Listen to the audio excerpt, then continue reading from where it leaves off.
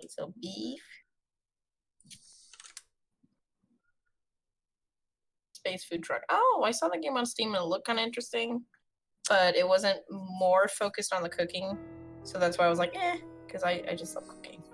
Oh, it's a cooperative. It's not even really a deck builder. It's kind of a deck builder. Yeah. Basically, there's a space food truck. The goal of a playthrough is to cook 3 dishes and deliver those dishes to the planets that ordered them. The dishes get progressively harder. So, like, dish 1 requires 2 common ingredients. Dish 2 on medium difficulty required 2 common and 2 rare. And then dish 3 required 2 common, 1 that you unlock out of someone's tech tree and you don't know who or where, 1 rare, and 1 ultra rare. The ultra rare is only found on 1 planet, and the galaxy is enormous. But you could, like, investigate, or like an NPC can tell you, hey, it's over here. Me and a buddy did 2 playthroughs of it. We failed the first one because it was his first playthrough. He was playing as captain and cook. I was playing as scientist and engineering. We kept not going anywhere, and we just got, like, crises piled on top of us, and we exploded. Oh, no. That's not good. Second playthrough was amazing. The chef basically got to, like... The chef could basically play his entire deck in 1 turn. And the chef is good at removing bad cards from other players' decks. So the chef made engineering amazing. So engineering could just, like, full heal the ship almost every turn. And then we basically just kind of occasionally lurched from planet to planet because the captain's deck and the scientist's deck were fucking unworkable. Oh, jeez. Yeah, sometimes with those co-op management things, you're like, this shit's getting out of hand. I don't know what to do, man. I wanted to move the scientist to the captain so the captain could just, like, keep giving all his bad cards to the scientist, but the scientist never drew the move to another room cards he had in his deck. So he just kind of sat like, there. So cool, great, that's good. Thanks for that. And I think the one time he did, the door broke, and I hadn't had an engineering turn yet, and it's just Everything that could go wrong did go wrong. Yeah. Yep. At least it makes it entertaining. Yeah.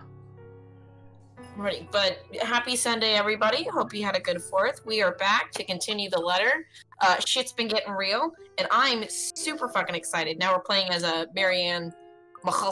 Yeah, Marianne. And I love how everybody else says her name. She's like, and they're like, McCullough, and she's like, that's not how it is said, but okay. Everybody just ignores and just chooses what her name is. Fantastic. Whoa, that is a wall-sized painting. 2 pretty ladies. A wall-sized anime portrait? Yeah. That's, like, kind of a hashtag life goal. Oh, right, relationships. So, Hannah loves us, which is awkward because she's possessed now. Yeah. So I assume that we're going to see that develop since, we're still decorating her house. Yeah. We don't like Isabella because that bitch was like, I didn't peg you for somebody who'd have, like, a cat. And she's like, oh, you collect cursed evil cats. And it's just like, no, it's a fucking cat. What's wrong with you? Well, he's a black cat, right? Mm-hmm. Cats are unlucky. And she's like, what? No, it's a cat. And what the fuck?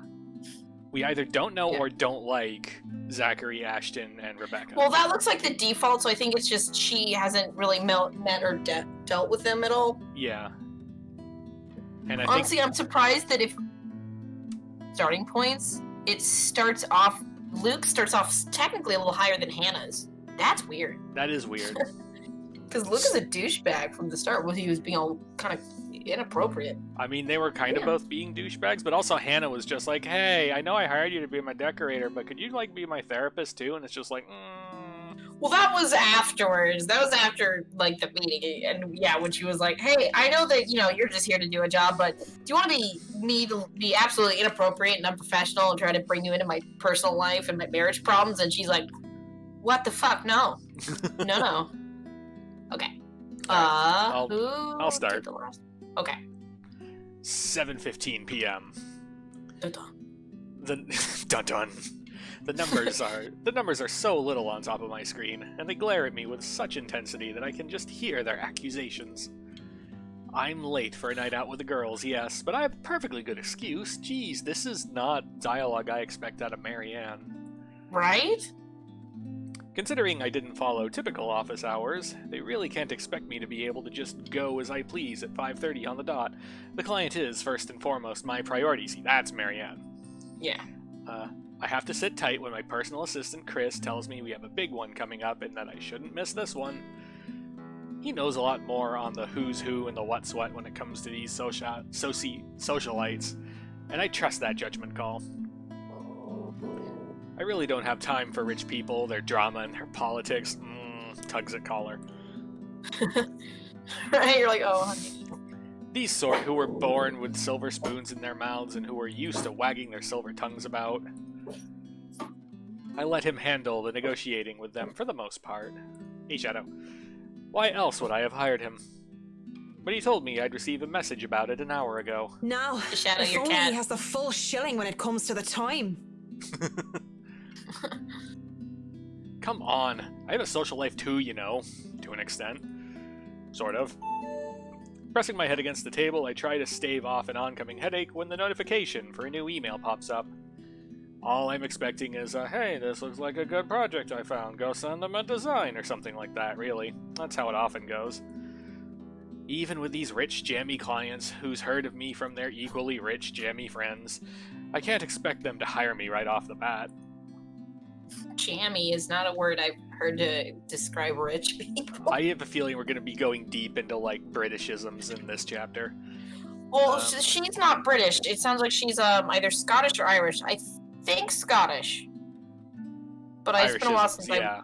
Right, Irishisms. Yeah, I forgot who had what accent. Yeah. Yeah.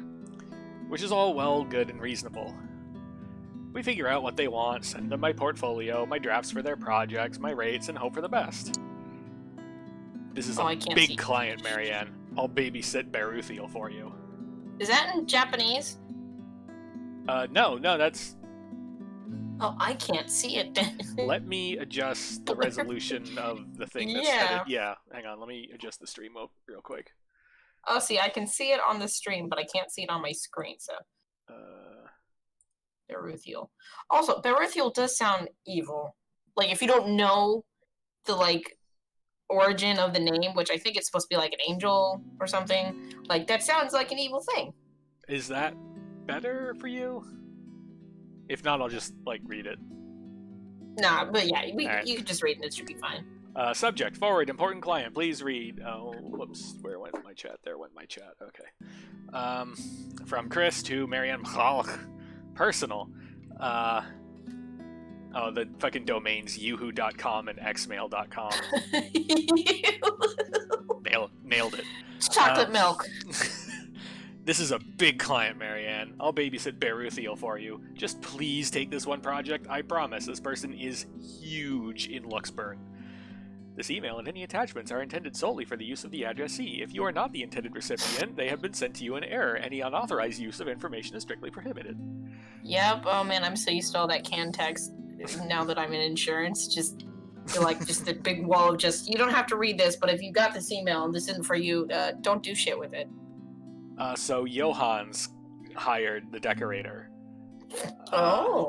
Yeah. Johann's. Ms. Parker, this is a formal request to secure the services of Marianne Michalach, hereinafter called the designer, as authorized by Hannah Wright, hereinafter called the client, for interior design work at Ermagerd Mansion, Luxburn, address United Kingdom. The client hopes to have the designer there on the 21st of October, Friday, with the time pending. But as I open the mail and see that I've been requested by the client specifically, well, certainly didn't expect that. It's pretty straightforward, too. Anyone else would probably be excited. They would be working with the Hannah Wright. She's just one of those rich socialites that everybody loves to talk about, no matter how hard I try to tune such nonsense out. It would have been enough for me to reply an affirmative to Chris and leave, but he has never pleaded for me to take a project before. We've worked with big personalities in the past, celebrities, bankers, and even a few politicians. My PA had been indifferent about those. So the question bounced. I can watch Beirut destroy worlds for you. Dude, Yep. if this cat turns out to be like magic or a demon that can like fight ghosts, best game, 10 out of 10. I'm buying it for me personally. Also, I might anyways, but fuck yeah. we're gonna owe Isabel a minor apology, but she still sucks, so.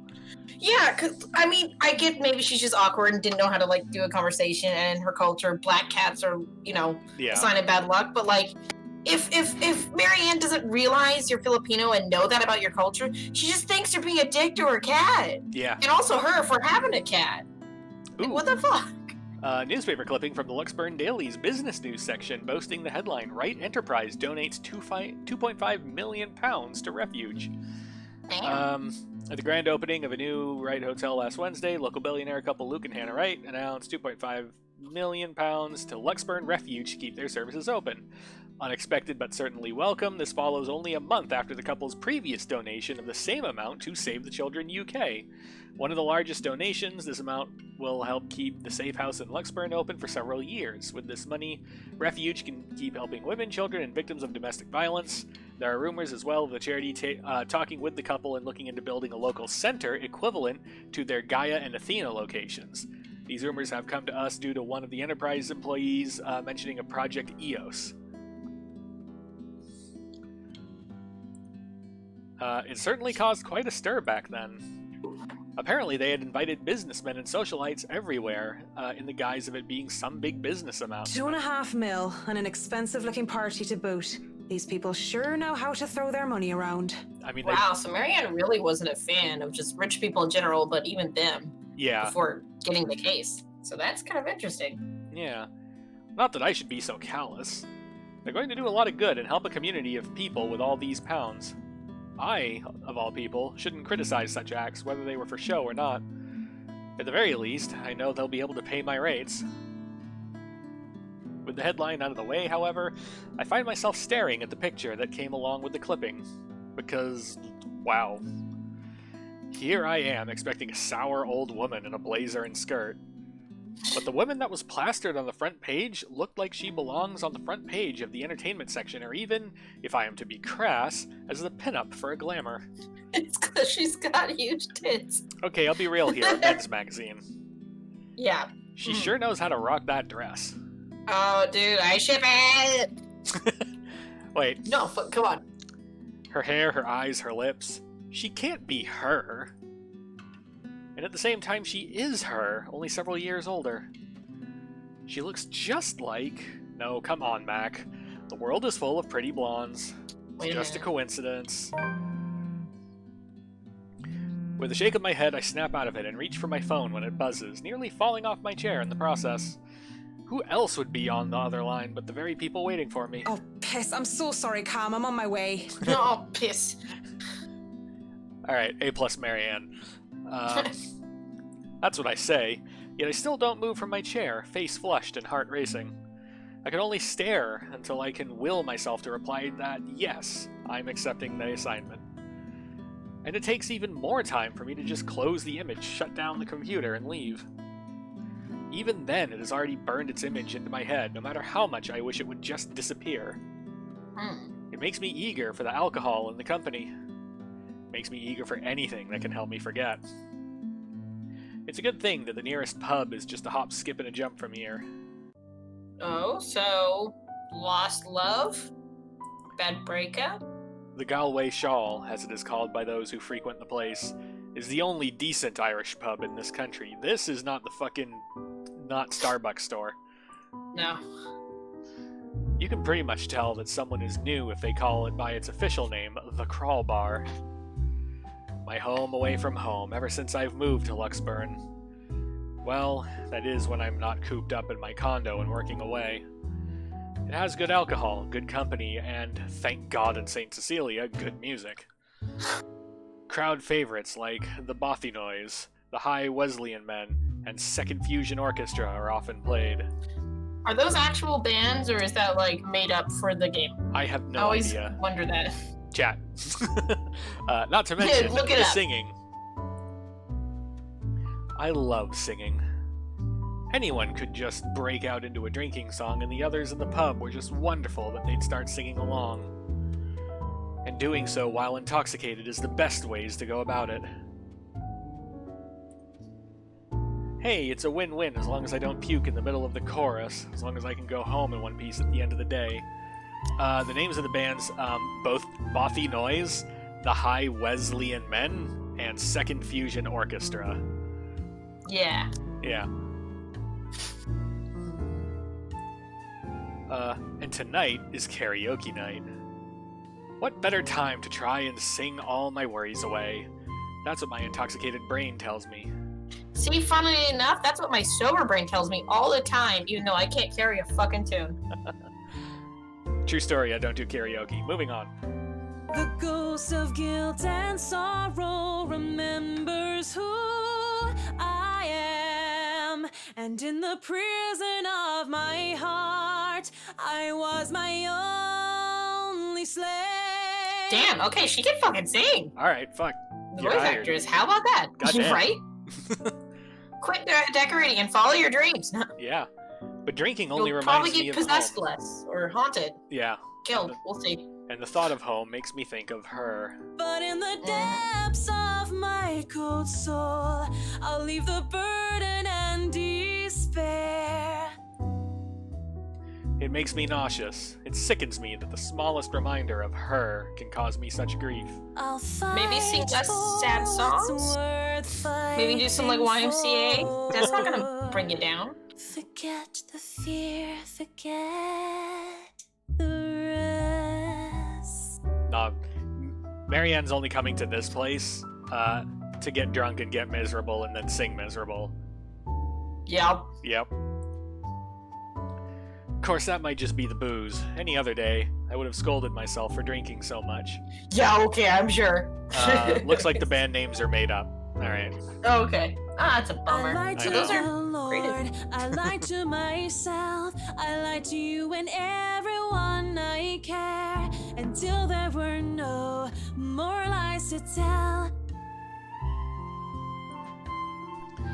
But I already have a client, and we'll be having our first little meet and greet in a few days. Cowardice is easier than being brave, but at last I found the strength I lost to sing my love letter to you. Oh shit, she knows letters. She's a ghost, get her. Name drop. 'Cause people can lie, but my lone heart beats true.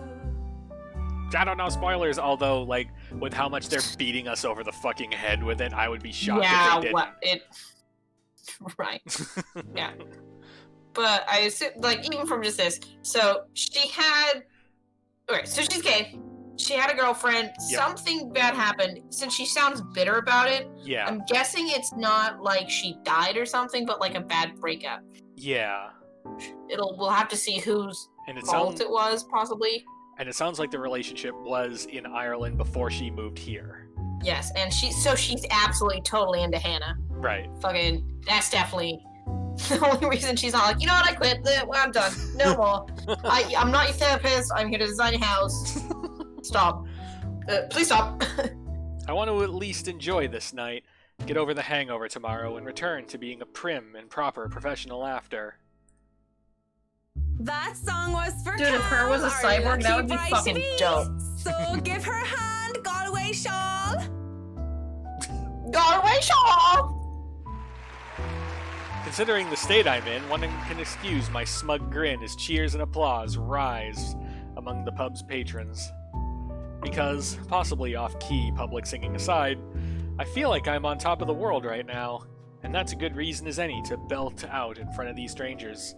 Like, I'm not a good judge, but, like, if any of that was on-key, I didn't fucking notice. Yeah, right? I mean, I don't know shit about music, and like you said, I'm tone deaf, but that sounded really fucking good. Especially for being, like, just singing, no music or anything. Yeah. With good drinks and good friends, there's nowhere else I'd rather be tonight. And I forget for a short while. And that song was brought to you by Marianne McCullough, everyone! A round of applause! That was so good. You rock, Marianne. Oh, please stop. You're just saying that. You know neither But you of know us you're know only the single Dune for one more Marianne. night. A toast to our shameless drunk singer. May your drinks forever flow and your notes be ever lovely. That sounds Wow, like even an her Irish voice toast. is kind of annoying. Yeah. If anyone deserves a toast tonight, that's Cam. Finally sealed the deal after 3 years, eh? Read 'em and weep, bitches. Also, who spells A-E-I? What the fuck? Irish. I guess. Kamala's diamond engagement ring gleams as she holds it up for all the world to see. She has reasons to be proud. 3 years of living together, and her boyfriend finally asked her the big question.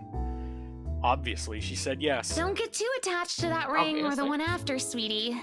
I was wearing a wedding ring not so long ago, and look at where I am. I mean, have you heard you talk, though? I'd rather scrape out my fucking eyeballs and put them in my ears so that I don't have to look at your face or hear it. It's so I can't stop annoying. I can't stop staring at the cigarette and just being like, go away.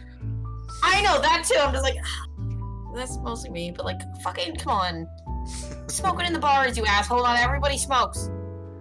Came here to drink. But enough of me being a downer. Cheers to a happy engagement! I'm sure your marriage will last longer than mine. Jesus. Of course, if something like Harna's divorce were to happen, I'd be there for Cam. Just as Cam had been there for me, acting more than just my yoga instructor. I can't be happier for my friend right now. Cheers! Cheers. Well, we both will be there for Cam, won't we? Harna and I. Harna. It's been a real bad year for her ever since her divorce. Clearly. She's such a nice person, even loaning me money to open a studio, and she didn't deserve what her husband had pulled. Cheated? No. I'm happy she's I don't smiling like this. again and pigging out like she used to.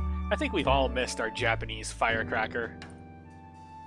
We met in yoga class, something I had joined to keep myself in shape and, well, honestly, so that I could make friends when I moved to Luxburn.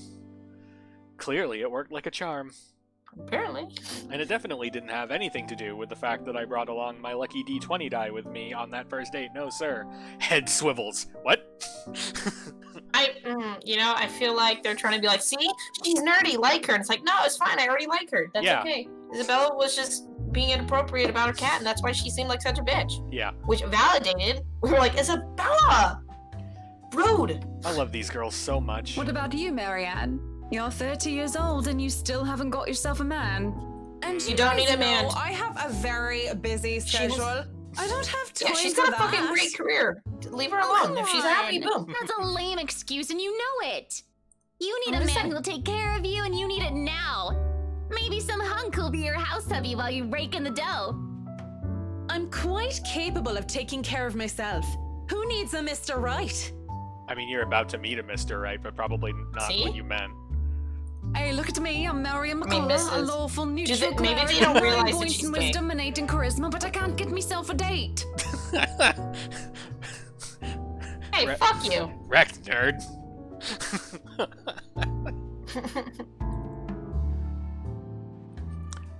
I mentioned druids and demons once. Once! They don't even know the rules or understand what the numbers mean.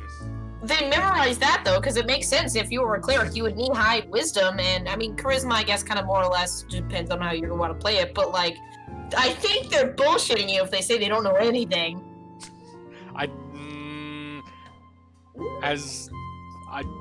I have one friend who tries like that, and it's just like stop. No, like exactly. Like if they clearly don't know, but like what she said was pretty accurate, but it could be because the lines are written by somebody who does know about D&D. Maybe.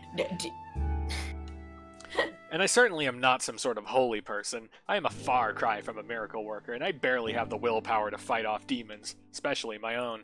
Actually, maybe she's looking for a Mr. Right, but a Mrs. Right.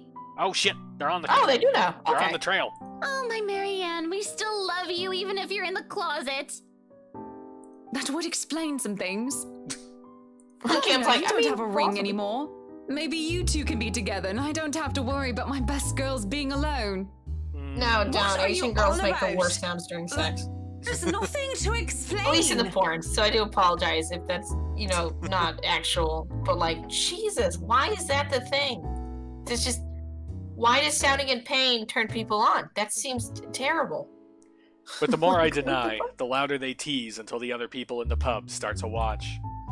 It doesn't help at all when Harna drapes her arm over my shoulders and leans in. Will I be all yours then? Will you be making me feel like a woman? Please go away. I know that they're just kidding around, but this doesn't make me comfortable in the slightest. So when Kamala notices my silence and Harna sees the expression on my face, they stop.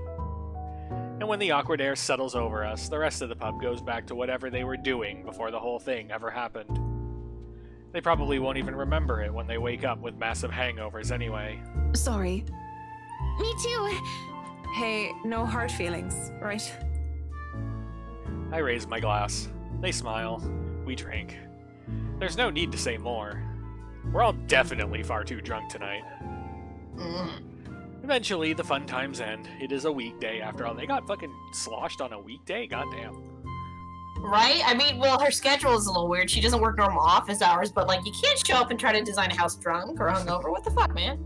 And with Harna being a nurse, she still What has the to fuck? get No, ready I'm for her pretty next sure shit. that it's, like, illegal. At least in America, like, you're not supposed, or not illegal, but, like, you absolutely against most hospital, like, regulations if you have to work within, like, a certain amount of time, you can't get fucking drunk? What the fuck? Cam also has a loving fiancé waiting for her at home, and she really didn't have to make a fuss about having left some buns in the oven when she took off early. Really, I understand. I was the one who insisted, who was determined to get pissed drunk anyway. Moving to the bar, I sit. Alone at last. Alone with a stranger. Uh-oh. I haven't seen him here before, obviously not a regular. He hasn't said word and just sits there, savoring his drink. With his whiskey served neat in one hand and lighter in the other, it doesn't seem like he's noticed me yet, and maybe I should go before he does look my way. Yeah, no, definitely. He's an asshole and he's trouble. Because he was pretty and he was blonde, and those two things plus alcohol never did me any good. Okay, so maybe she's bisexual. A thought too late. Judging by the way his flushed face and the dazed look in his eyes, he's as pissed drunk as I am. But whereas I feel like keeling over, he looks like he's still ready to take the catwalk by storm. On the catwalk. Yeah, the catwalk. Really, he just has the air of one of those men who think they own the world. Hello there, sexy. Please don't stand up on my I get to account. listen to him I talk. already like what I see. I love when she's like, I'm just gonna call you Whiskey. Stranger danger. Fancy a Yeah. drink? It'll be on me. But then again, I might be pleasantly surprised if he proves me wrong. Want some between the sheets? Sex on the beach? I'm talking cocktails, of course. Fat chance. But it doesn't matter, we both know how to play this game. And there are two different ways for the night to end. One thing or another is going to happen. The question is, what do I want to do? Oh no, that's fine. I'd rather order some blue balls or some AMF if you don't mind. Take the hint? He looks like he's about to say some witty retort, but stops himself and downs the rest of his whiskey. I order a mint julep, he gets another whiskey, and we start the customary small talk. No, just move away before this. Of course, the saying, ask me no questions and I'll tell you no lies, goes without saying.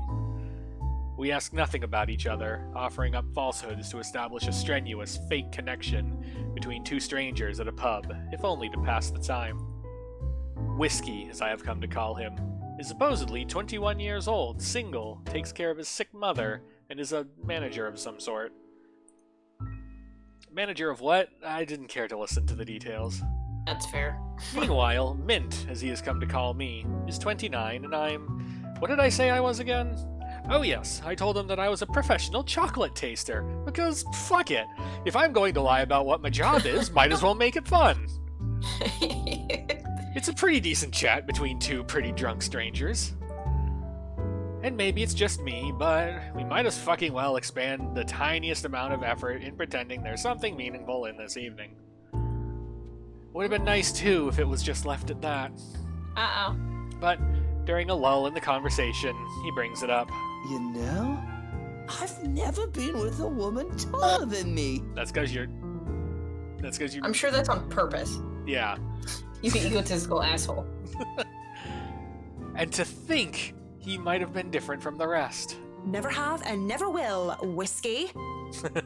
Whiskey? Can we go back to the history of chocolates? Did you know that chocolate candy was introduced in 19th century England as a healthier alternative to alcohol? Jeez. Well, I guess if it was like dark chocolate, maybe. Saint Lucy was the most beautiful woman of her time. She had men come from the four corners of the world just to see the pure light of her exquisite green eyes.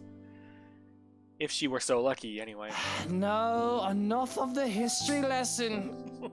Come on, Mint. You know and I know what you came here for. Oh god. Though not every suitor was gallant, and she was no fool, she had known that sooner or later she wouldn't be able to defend her chastity. Come on. There must be something that gets you going. Stranger danger. So she had taken out a knife and gouged out her own eyes. Jesus. This took a fucking turn. I mean, the game, that makes sense, so. There is something, but I don't think you can handle it. Oh. Stab him in the neck! Impressed with her devotion, God restored her eyes and made them more beautiful than before. He has a peculiar sense of humor, hasn't he? Because that only meant suitors kept going after Lucy, and she kept her eyes in a chalice to scare them away. Oh, I'm pretty sure I can handle whatever it is. Oh, God, just the tone is making me just want to, like, recoil. Ugh. I already showered, but I need another. Saint Lucy, help me. Help me turn away from sin. Help me with my own blindness. My place isn't too far from here. I won't No! take care of you if No. it ends up being too much for you. No. Marion, no, he's gross. No. And no one will be able to hear you if you try to scream. No. We're not the murderer. Marianne, you're too cool to be the murderer. You sure you want to go down that road, pretty boy? Wouldn't have it No, we any know other she's way. not. I'm pretty sure because he's not dead. Pretty sure this is before all that stuff, so. Oh, no. Well, it's a new day. You're up. Alright.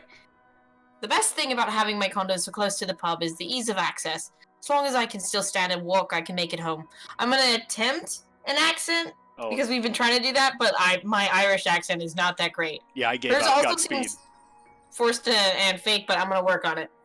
Maybe I need help from a kind neighbor or two to help me with the last leg if I've really gone overboard on the alcohol.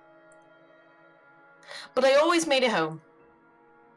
Sometimes with company. No, Marion, no. Of course, that always comes with complications, especially with the real clingy ones, or the ones who are married and rich and assholes. But okay. But it isn't anything a good tip about stalkers to the building security can't fix. I'm always nervous, though, even if this isn't the first time I've done this. And the first few minutes when we enter my room are the first few agonizing minutes where I try not to panic. Okay, Mac, so far so good. Don't let him smell your fear under all that liquid courage. He'll leave sooner or later and I'll never have to see him again, just like every other man before him. I don't like it. I'd like to say to myself the men I've brought to my place were more scared than I was. If there is no fear when I look into Whiskey's eyes, only delight. No! Oh, no! Take him out! Throw him out the window! Just slide it open and give him a shove. Yeah, just like rolled up newspaper, bap the nose. When he starts touching me, I don't even hesitate when I push him against the door. Roughness is to be expected. As long as he sticks to the script, everything will go smoothly. Now, I kind of wish she was a murderer. At least then I'm like, no, she's not going to actually bang him or so. She's going to kill him afterwards, so it's fine. We'll have our little tumble in the sheets. He'll leave, we'll forget about it. Somebody asked what I really wanted, I would have told them that I wanted a bed of roses, chocolate and music, maybe in an Irish castle. Oh no, you know what this means though? What? If they do bang, this was before she took the job, and so then like, 2 days later she shows up at the house and she's like, fuck! Oh fuck. Oh my god. Marianne, no! Ah, you dumb bitch! You dumb bitch! But all I really want is her. And that's never going to be a reality. That was my fault, of course. Because I was afraid. Because I was a coward. He would never hold a candle up to her. She was the light of my life. And I had to let her go. I can't even be bothered at the thought of her. Just a single thought of her makes my resolve to see this affair through waver. Wait. What is it now? Fuck you. Yes, what is it now? This is wrong. This wrong. To sex or not to sex? This game is So, great. Yeah, well- no, this is wrong. No. We're not gonna. No. No, I'm not discussing the choice, because the okay. choice is obviously this is wrong. Yeah, come on. Shadow, is this the thing you warned me about? Yeah, okay. Oh no. Alright. So we're going with this. We're both drunk. And Dude, This is wrong. Don't you think it's a bit fucked up that we're about to have sex and we're just calling each other by the drinks that we had? no. How messed up are we? Yes. Doll, shut up with the ethics and morality talk. It is seriously putting me out of the mood. Good. Well, at first I was on the fence, but now, please take me. What the fuck? What a douchebag. If you want to How leave about we now, push him out the Whiskey, I understand. I mean, with how smashed you are, it'd probably be best for you to sleep the night unless you want to be mugged. I'll fucking cut you. But I won't stop you. And this isn't going to happen. I mean, worst case scenario, I would have just disabled stream audio and video until it was Yeah. done and over with. Bloody hell.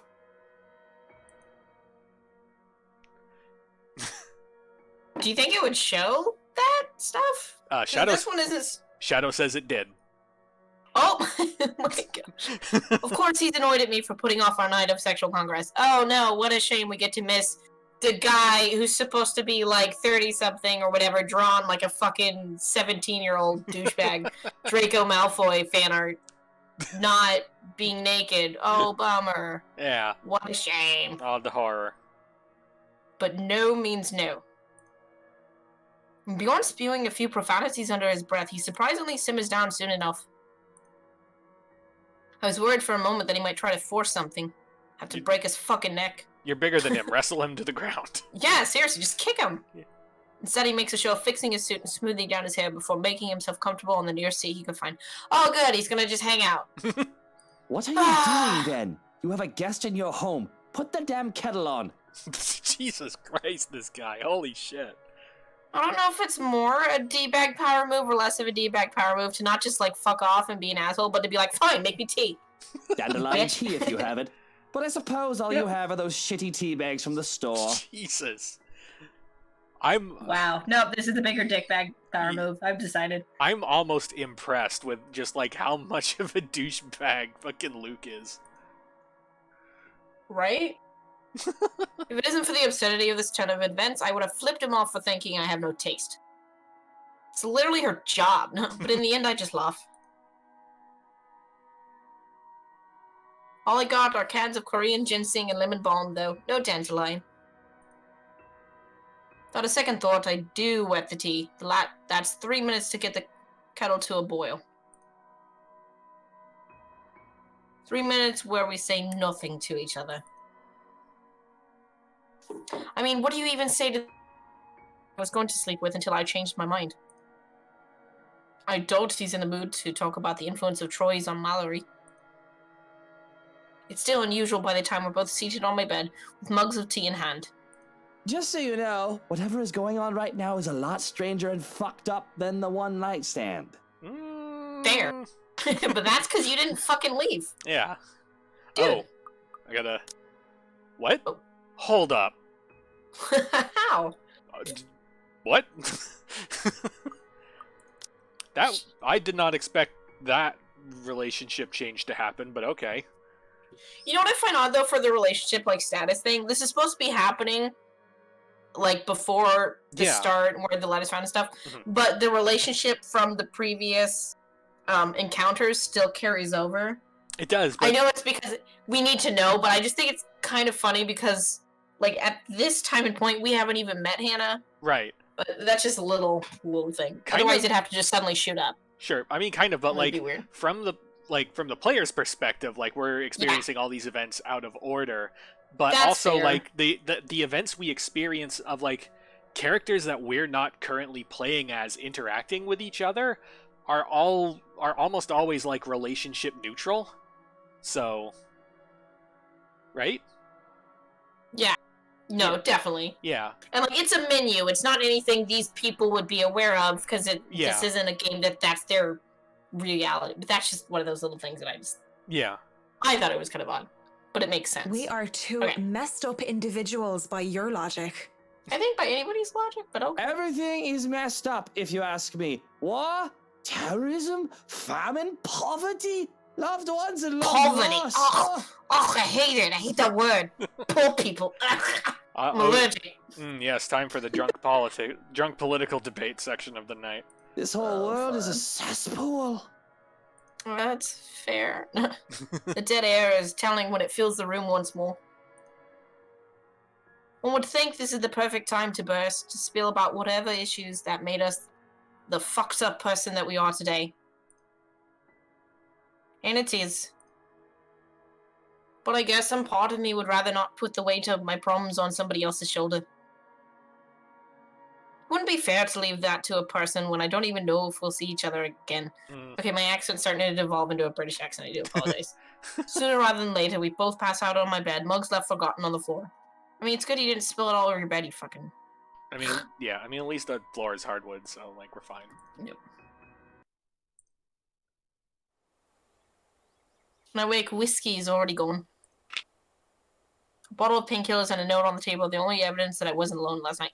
Wait, he just left you a bottle of painkillers as a thanks? Jesus Christ. Maz, wow, what the fuck? Can I be honest right now?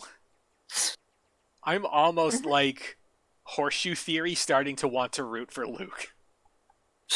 No, come on. Apparently, the way, like, there is some way, like a redemption arc for him where you could save him or something, and he's less of a douchebag. But I think my friend said that was like the hardest fucking route to do, Yeah, even like unless you're following a guide like step by step. yeah. So fuck that. If he becomes a little less of a douchebag, that'd be nice. But I'm still absolutely looking forward to him getting killed. I'm That just saying. he left a fucking bottle of painkillers and a thank you note. Like, That motherfucker is like, full too. holy Like that's shit. fresh. He just topped that prescription off. Like, holy shit. What the fuck kind of a one night? That's weird. I don't even question where these are from or just how he knew my real name. He probably went through your shit. Yeah. I'm just grateful for something to help with the hangover. I don't think that's what painkillers. Maybe they mean like Advil or something. That's a prescription bottle. And she mentioned it was a prescription. Yeah. Might as well. Not Mary Ann. I have a job to do. Oh, this is gonna be so awkward. Alright. Okay. Do There you you want... Alright. It isn't often that I think about drinking on the job. But after meeting with the Wrights yesterday really makes me want to break my self-imposed rules. Because first off, fucking damn whiskey was fucking damn Mr. Wright. And to top it all Right. off, they had somehow forgotten to inform me that they didn't own the Ermagerd mansion yet when they hired me. Oh my gosh, she's just having like the what the fuck is What sort of day. What sort of person does that? I mean, you Rich talked people. to. Yep. I could do nothing but twiddle my thumbs at this, however. Twiddle my thumbs and wait for the go signal. It's not like I can accept other smaller projects. This is a big job and I should be ready to start on it at any time. Not to mention that my PA practically begged me to be patient and wait this out. It was a hard decision to agree, but I did so in the end. Because I'm doing this for Ermagerd's mansion, not for anything or anyone else. Mm-hmm. I have a headache whatever I do anyway.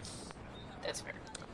I'd go to the pub again, but seeing what happened a few days ago, I'd rather not end up in bed with another potential client. That's really fair. And it might be a huge leap in logic, but a library is the next best thing after the pub. Well, I have to I mean, go. it's probably better for her to go there, but yeah. Gonna get drunk on books. I have to go there anyway. I need more books for Dad. Plus, I also need to return the ones I borrowed last time. Finding a new book or two to read for myself while I have nothing to do isn't such a bad idea either. Nice. So, on a Saturday morning, I find myself going to the only library in Luxburn to, hopefully, cool off. Yeah, don't try to fuck anybody while you're there, because I'm pretty sure the only like characters we've met who would be here is that old bear claw eating professor guy. Right. So. After returning an Urzeli and a poetry book by Henry of Podebrandy, Podebrandy. Henry of Place, I asked the librarian about the several titles on my list, though I don't have much luck on that front. Dialogue with Death has already been snatched, and she bluntly said that she did not keep Our Mathematical Universe for someone who didn't return books on time. I make headway at least when I ask about Siege and Rendition of Havana by Jacobo de Pezzulla. If you count her snarling and pointing at the history section as headway, that is. The history section is devoid of any other except for myself and a redhead, though I'd wager a guess that Red's just passing by to get to the classical literature section. So many books, so little time. Scanning the books and seeing so many wonderful titles gives me great pleasure. I remember when I used to read. And that's when I spot it. Hello, sailor. Why don't you come to Mama? What? It's not the naval battle book I was looking for, no. It's even better. Then why would you say hello, sailor? What the fuck? The newly acquired Irishism? The newly acquired History of Luxburn Architecture. First edition, too. I know I just have to get it. I've been waiting to get my hands on this book for so long. Steal it, no.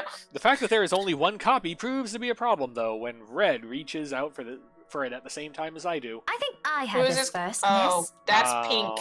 Yeah. No, that's pink hair. Yeah. I mean, maybe in the game it's supposed to be like realistic, so they're like, no, her hair is not pink because that's not a real person color.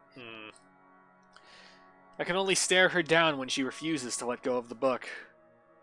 Refusing to let go of it as well, I raise a brow at her in the hopes that the fact that I was significantly taller than her would intimidate the girl. Newsflash, little bitches hate when you throw your height in them. It just makes them madder. Trust me. Even I then, can tell you that now because I'm short. even then, she refused with a rebellious look. This isn't exactly light reading, miss. Oh, what do you think you're the only one who knows architecture? Fuck you. I mean, do you even know which architect was at the forefront of 18th century Irish architecture? What is this, fucking Jeopardy? Right. A beat. She blinks and I can't help the smirk on my face, which is wiped off when she opens her mouth. Edward Lovett Pierce, who established the Palladian style through his work with Castletown House and the Irish Houses of Parliament. Good job, Marianne. You got fucking dunked Yes. on. Right? God, This don't bridge be was such a destroyed in bitch. this year to delay French troops while under the regency of Mary of Guise. This is not what I was expecting. Ha. Let's be honest, how many people would know these history facts? Probably people who want to get that book. I So, mean, aside from me, anyway. Going right to the obscure ones, aren't you? Easy enough. Tullybody Old Bridge in Clackmannanshire, Scotland, on the January of 1560, if we want to be specific. That's Hollybody Old Bridge in Clackmannanshire. Clackmannanshire. That's a made-up place, and no map will convince me No, otherwise. that probably isn't because that's the way some of that shit is named down there, over there. I don't care. It's fake, and no one will tell me otherwise. Suddenly, it's a game where we throw history questions and facts at each other. So yes, it is in fact Jeopardy. Back and forth in hushed tones unless we want to be thrown out of the library. Oh my god. After a while, it goes from some strange competition into this strange but friendly banter, if it could be called that. But, as fun as it is, the exchange soon slows down until we're grinning at how odd this whole scene is. Marianne McCulloch, my desire for potatoes doesn't quite match what the stereotypes suggest. Jesus. Rebecca Gales. What the fuck? The Scots' supposed hatred for the English wasn't enough to stop me from teaching their little spawns. What? Wow, okay, but I'm glad you can refer to them like they're not people, so cool. That's alive and well. Oh my god. Clackman and Shire wiki. You keep reading. Chat- I'm gonna Alright. investigate. Chat, it's not appropriate to just make fake wiki pages like that just to link them in my chat. Wow, they were thorough. By then, we had forgotten about our little tug of war, although she still holds the book in her hands. I had let go of it without realizing when she answered my first question. History teacher, then? Got it in one. No wonder you gave me a Oh my run for God. my money. Now, if we're talking about architecture, I'd blow you out of the water. Oh, I'm You're sure from you'd love where? to. Luxburn Uni? Okay, Oh, so no, just Saint Goretti's. What? Saint Corentis. Alright. So the nickname for Clackman and Shire is even funnier. It's called the Wee Country or County. Yeah. And No. when written, it's usually abbreviated to Clacks because that name is fucking ridiculous. The name is derived from 3 languages. The first Scottish Gaelic, Clack, meaning stone. Manon is a derivative of the Brythonic name of the Iron Age tribe, the Manaw, who inhabited the area, and English word Shire. So, wow, that's why that name is a fucking smorgasbord of... That's why it's a train wreck. Yeah. Clackman and Shire. Ah yes, Saint Goretti. You'd think a school would choose a more appropriate saint to name themselves after, especially when they have very young students. And I'm guessing you're an architect, if you're so confident about the subject. Interior designer, Miss Gales. Please, just call me Rebecca. You aren't one of my students, are you? Marianne, then. I could have said I was an architect, but there's no point in explaining why I wasn't one anymore. So, Wait, I've she never used seen to be you an before. architect? Damn. Apparently. I'd like to think I've met every history aficionado in town. I blame the rock I've been hiding under, of course. That, and I'm usually only here on the weekdays if time allows. Work often has me meeting clients on the weekends. Plus, I have to get that drunk must be sometimes and try to interesting work. fuck potential clients. That's my other hobby. Yeah. It allows Don't- for some creative freedom, sure. But it's like working with children sometimes. Though you probably have it harder working with actual children. So long as she doesn't try to fuck them. Jesus. You're good.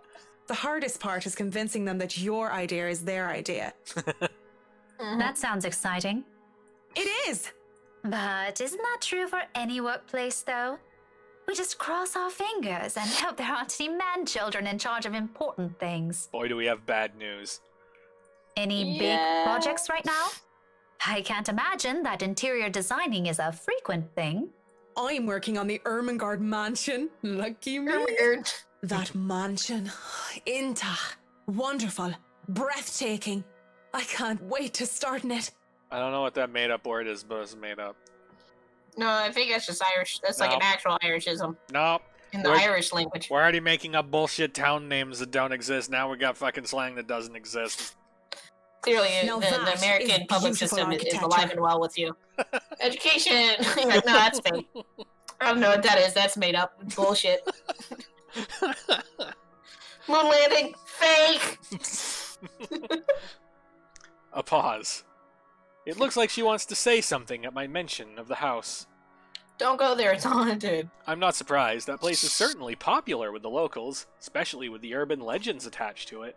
One of the realtors already is dead. I don't think we're at that point though. I think this is like the day. Oh. I think this is the day after she went to the mansion, and they were just like, "But they haven't bought the house yet." Okay. Yeah, because she was complaining about being hired, but they don't have the house yet. So I think that's the day we're on. In the next second, though, she seems to think better of it and drops what she's about to say. So, do you have a portfolio or anything I can take a look at? I'd love to see your designs. Maybe you have some on a tablet. I've met some designers before, and they're always going crazy over these virtual room apps or another. No, we do pen and paper shit. A tablet? Yep. Please. Callicrates didn't need those silly iTabs when he built That's the a fake Parthenon. fucking I thing. certainly don't need one to design a house. Shit, I was just kidding when I said we're fucking pen and paper. Yeah, like, Jesus, dude, no, we get an app, it's okay. The computer back at my place is all I have.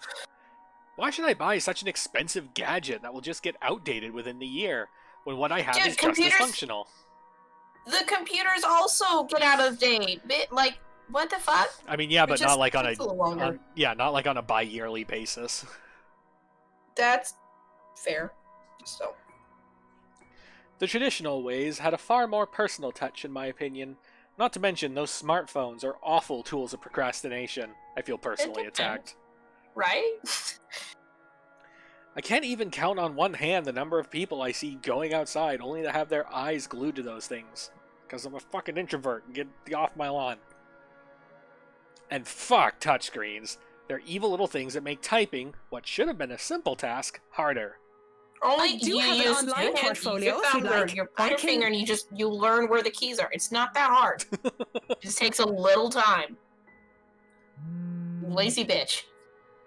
Speaking or thinking of the devil seems to have summoned it, because before I can even carry on, Rebecca's attention wanes as she pulls out her mobile.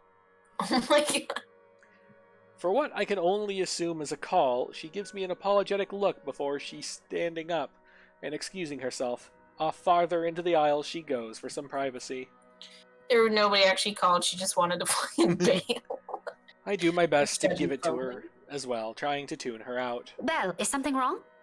Lunch at the coffee house? Sure, I can make it. I'm not too far. I can be there in 10. Ooh, this is when they had the lunch without Ashton. And Oh, okay. yeah, this is where, okay, here we are. So then tonight is when what's-her-face gets killed. Yes. Because she was all excited about the sale, and then the next morning, she hears in the news, she's like, what the fuck? Yeah. I Yeah. was just talking to her. Yeah. But with how quiet the surrounding is, she can't blame me if I overhear snippets of her conversation. When she returns with a sheepish look on her face, I know that our friendly chat has to be cut short. Sorry, I have to go and meet with some friends. It's fine. Totally fine. No need to even apologize. About the book. Her embarrassment increases twofold when she realizes she's still holding on to History of Luxburn Architecture. I don't give her time to think about it, as I put a hand up and shake my head. Fishing out a pen and paper from my bag along with one of my business cards, I hand them over to her. You know, I'm busy with work, so I might not even be able to take a peek at it anytime soon. You can go ahead and have it. But you'll have to ring me up when you're returning it just so I can snag it right away. Deal? I mean, it takes them a little bit for them to restock the shelves. Not if you'd go full Karen on them. That's fair.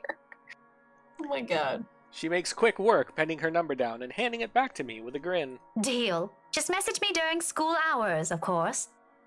You have a good day then. You too. With Rebecca gone, I'm left alone, standing in the history section. Nerd. Although my original plans were simply to sit down and read a good book, or our little pop quiz, if you could call it that, made the time pass by without any of us even realizing it. It was fun, and I do believe I made a new friend. Good job, Marianne. Aw, that's cute. Even with the talk of lunch, however, I don't feel like grabbing a bite to eat. There's still other books to read here, and I'm hoping to find something that will help me while I work with the rights. You're gonna need some liquor for that. Something like How to Deal with Arseholes Professionally 101, just in case. How to professionally decline becoming my client's marriage counselor, because I'm not trained in that field. How not to feed my client's alcohol habit. Yeah. I've dealt with a lot of uppity, snooty, and rich clients before, but it's still better to be safe than sorry. Because Luke Wright just takes the fucking cake, and he probably manages to eat it too. Probably when he's not too drunk to get it in his fucking mouth.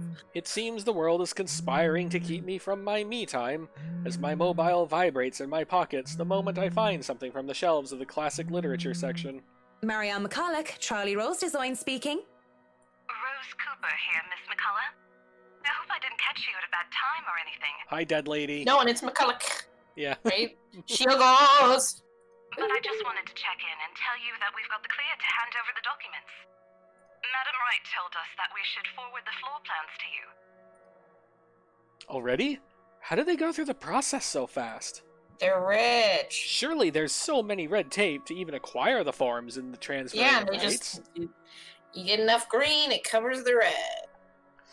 No matter how rich the rights are, it shouldn't be this quick, right? So, if I can email. I'll be sending them your way. Actually, I'll need I'd actually paper like copies. A I physical don't. copy of the floor Oh my plans. god, I was kidding. I need you to like sign them in triplicate and like fucking Nothing is more annoying than being like, I can just email you a thing. I see that you have an email on file, or I know you have one. They're like, no, actually, could you kill a tree and mail me a copy? Yeah, could you Fucking make just sure to use the like PDF. make sure to use the fucking Pony Express too. Seriously. Oh, I suppose that's fine. I'm not at the office right now, but I can inform Miss Santos of your request. She's the stupid one that you hate. Yeah. I'll make sure to drop by the office after lunch if that's fine. Not a problem. Right. Well, cheers. Right. Cheers. Shame I'm going to die after this. Thank you. I don't know. I just don't. Is there some sort of deeper miscommunication when we last met? Probably, but These things take time. It's been, what, a day? Less than that, even? There isn't even a point in trying to make sense of these people who seem to be larger than life. I like that they're at least like, this is not how the real estate process usually goes. Yeah. What the fuck? So I like they're acknowledging that for the story. As it looks like I'm on the clock starting today, I might as well eat. Grabbing some fish and chips from one of the street food stalls, I find a table to spend time with a copy of Marquis de Sade's The Crime of Love, since Rebecca left with the book I wanted. I've read this one before, along with the rest of his works. This would be the 18th time, in fact.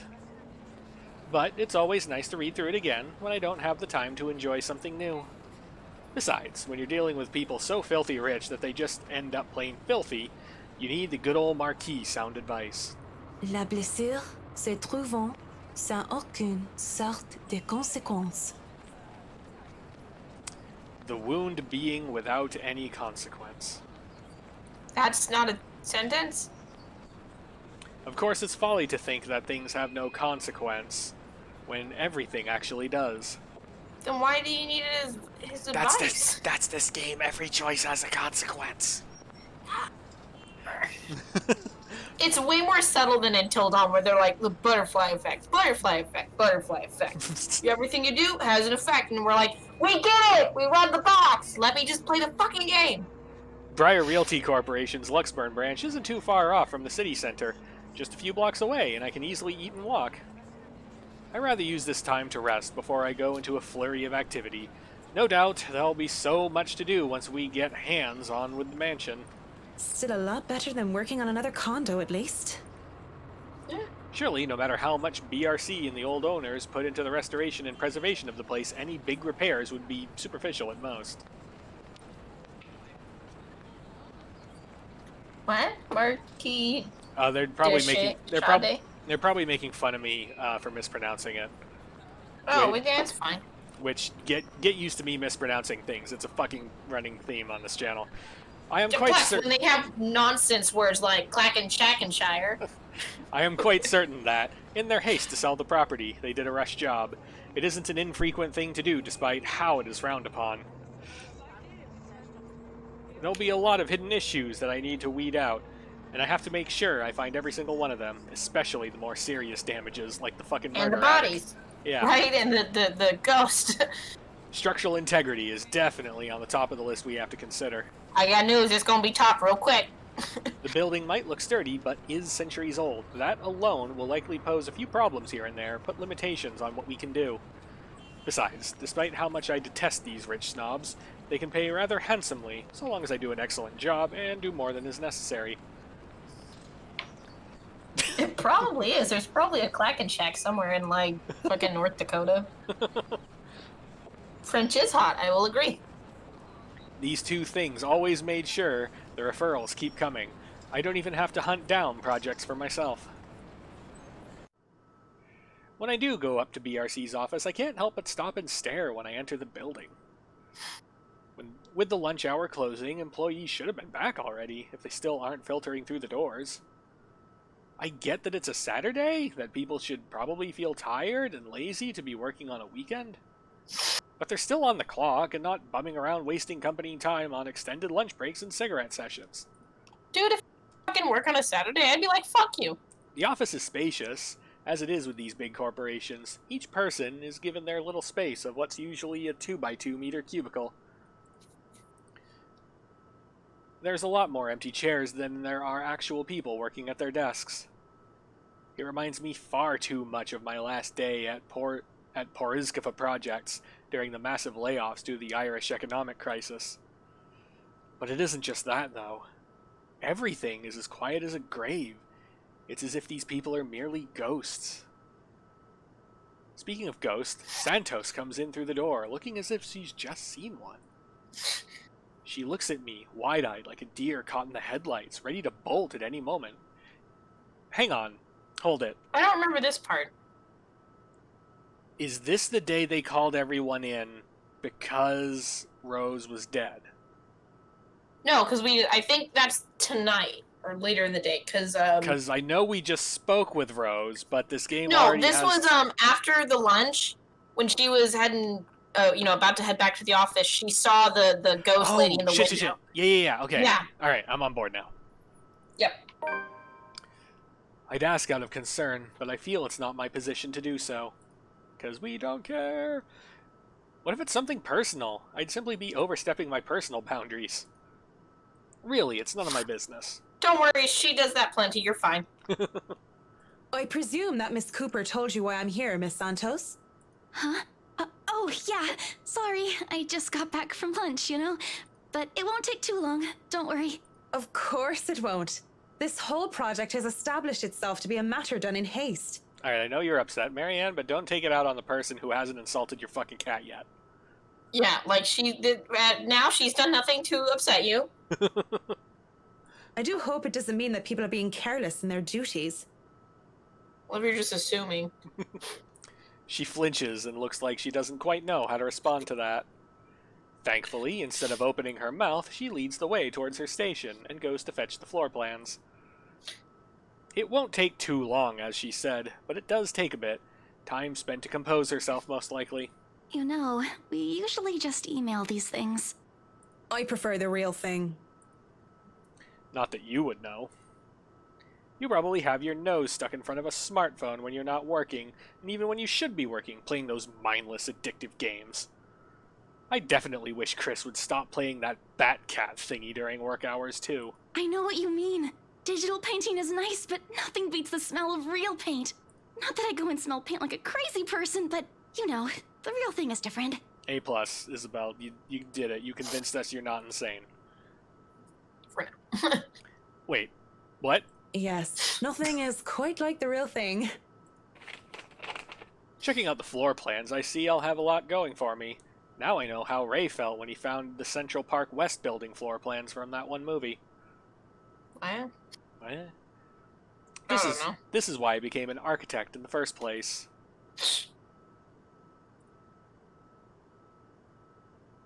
Generally have a decent memory, but do appreciate confirmation or correction if I don't recall what happened. Yeah. Yeah, because I generally will be pretty good at remembering the timeline, I think, for the most part. But this shit's all happening and it's kind of out of order, so we'll see how my timeline's able to stay in my head. And also, it's been 2 weeks since our last stream, so it's also like a memory gap for us too. Yes. Yeah. So if Take a bean. Yeah.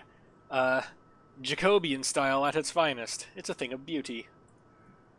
Look at these gorgeous rooms. The delicate harmony between empty spaces. I'm not gonna lie, that is a really pretty floor plan. I play a lot of design games, so I'm into it. I get it. Which one of these is the murder attic? And speaking of empty spaces, there's something rather odd about these ones. I feel a bit silly saying it out loud because I've never lived in a big house, let alone a mansion. But during the tour, I had the distinct impression that the rooms were bigger. What does that mean? Maybe the scale is wrong? It's not much of a problem. And it is an old house. What? There had been little details here and there that I would have liked to address during the open house, too. But it was all forgotten in the wake of Miss Santos's incident and the trouble with ownership. Yeah. The wine cellar is going to be a problem. I shudder to think of what sort of repairs they did to the place. I mean, apparently fits thousands of wine bottles, so I don't know. Right, but if, the stuff down there was no longer, able to properly control temperature and moisture, and they just, ripped shit out and just, put in substandard crap, then they'll have to, do it over again. Plus, I'm not actually listed on because it would be. They have the first floor, second floor, ground floor. It would be the basement. It'd be underneath it. No, if So anything, how we much just- actual space? Oh, where's the kitchen? It's on the Oh, there. No, yeah, no. corner. It's got the wine kitchen, cellar. Wine cellar. Yeah. It's got a square that shows the entrance to it, but like, Oh. where is actually the wine? How far does it go under the house? Because if Sure. it fits 1,000 bottles, like Sure. what? But I don't know. She can figure that out. Have Yeah. fun. There might have been things that were swept under the rug, pushed to the dark corner of the rooms, and hidden away in barrels. Water damage could have been covered up. There had been floods due to heavy rains in West England just last year, after all, and if there's any sort of damage to the house's foundation, that's going to be a lot of work. They have the money, I'm sure. I was not able to look at the attic as well. For all I know, a whole family of vermin could have made their nests there. Working with pest control is always the worst. Don't worry. Instead of rats, you get a ghost. Yeah. You're welcome. Big old zombie girl. Rip your teeth out. The sheer size of this place is staggering. Even if I did just say it was a lot smaller than I thought. I might just be biting off more than I can chew, but who doesn't like a good challenge? First things first, I'll have to... So, do you want a coffee? The one from the staff room is pretty decent. There's really no need. I'm sure you have rules against it. Why would Probably you? not. Probably not. Rules against clients, bringing they're like, someone whatever. coffee? Yeah. That's Yeah. ridiculous. And even if there were regulations against it, nobody's really here to tell Sir John. I've already brought 2 mugs, and I'm not going to drink them on my own. Come on. What the fuck? What? You brought a coffee. Maybe she doesn't like coffee. Calm down. I have to stamp down my annoyance at being distracted. Seeing the girl, the young woman, though, it looks like she has a lot on her mind. Yeah, ghost. If babbling is her way of dealing with stray thoughts, I'm not really the one she should be babbling to. How should I respond? Alright, so we hate Isabel. But do we want to give Marianne information? I think so. I mean, she already doesn't like her. I'm kind of leaning I don't have time for this, because, like... Alright, let's consider what is about to happen. If we ask Isabel to talk, we're going to get a lot of nonsense that some of it might be accurate, but Marianne would never believe it anyway. No, not until later when, Hannah's fucking possessed. Right. And even then. So... Is that, like, is getting annoyed... Is making her more annoyed with Isabella, which actually, now that I say those words out loud, it's fine. Is it worth it? Yeah. Like... I feel like either one of these, I don't have time for this, is gonna make Isabel be like, oh, okay.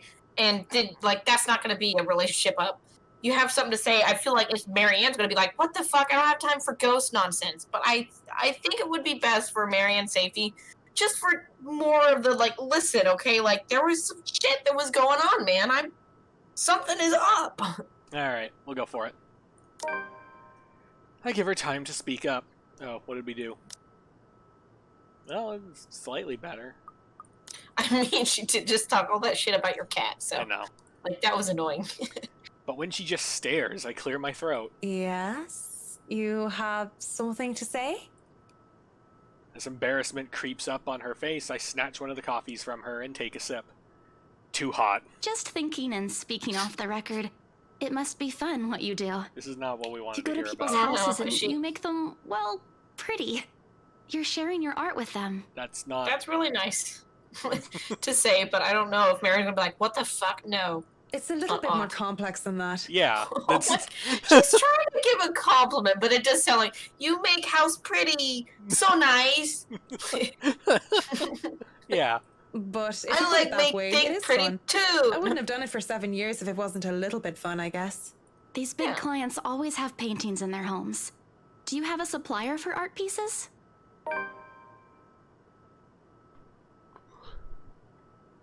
I didn't expect to hear such question from her, seeing how well she handled herself yesterday. And tomorrow, don't worry. And tomorrow, too, yeah. I didn't doubt then why she was assigned to an important sale like the Ermagerd mansion, despite the little accident she had. Now she just looks too young, too nervous, and unsure of herself, although her enthusiasm must make up for that in spades. Well, that's what happens when you started in a high school classroom setting and you draw them like she's 17. Yeah, that's what happens when you're the adventures of fucking high school real estate agent. I was so fucking confused. In fact, I wouldn't have believed it if she had introduced herself the way she is at the moment. Why, watching her now, she actually looks like she should still be in college. That's Cool. overshooting a little bit. Acts a bit like it too when I think about it. I thought she was a teen slumming it out in the mansion when I first saw her there, lying on the ground. I mean, she was unconscious, so... She's a Like, what the homeless fuck? high school real estate agent. What's she doing in this fucking house? It's hiding and shit. Surprise! Make us pretty. Want to share my art too. Ooh. Well, also Isabella she had been going for art in some form or another, but then her dad has cancer, and so to help her family afford his treatments and stuff, she went to get a job as a real estate agent. Yeah. So I think that's why she's like, art. I like art. Surprise, surprise, she turned out to be one of the estate agents handling the property. I don't even know what to make of that whole meltdown that happened with that strange document. Okay, so we have seen the letter. Yes. Yeah, because at the open house. Right, yeah, we she showed saw it. Hannah saw it. Luke saw it. Mm. Rose saw it. Mhm. Or no, actually Rose didn't, Rose... but she died anyways. Yeah. So what the fuck? The chainmail letter giveth and the chainmail letter taketh away. If I were the client, I would have been very upset. She'd be in hot water for it. The clients usually support artists of their own choice. If they don't, I'm always happy to refer those that I know. That's cool. They're very picky. I don't think a hobbyist will have an easy time getting their work sold. Hey, Oh, I'll have you know, I was a shit. student of the fine arts. Okay, what you have? No. No. Okay, settle down, liberal arts major. We get it. Your degree is just as valid. And yet, here you are, selling property. Maybe you weren't a very fine student of the Wow, arts. okay. Jesus. Wow, this is turning into a fucking cat fight. I just wanted her to remember that, like, there could be a fucking ghost, because there is. Yeah, this is not the conversation I thought we were gonna have. Maybe I took that a bit too far. Yeah, fucking maybe, Marianne. Like, calm down.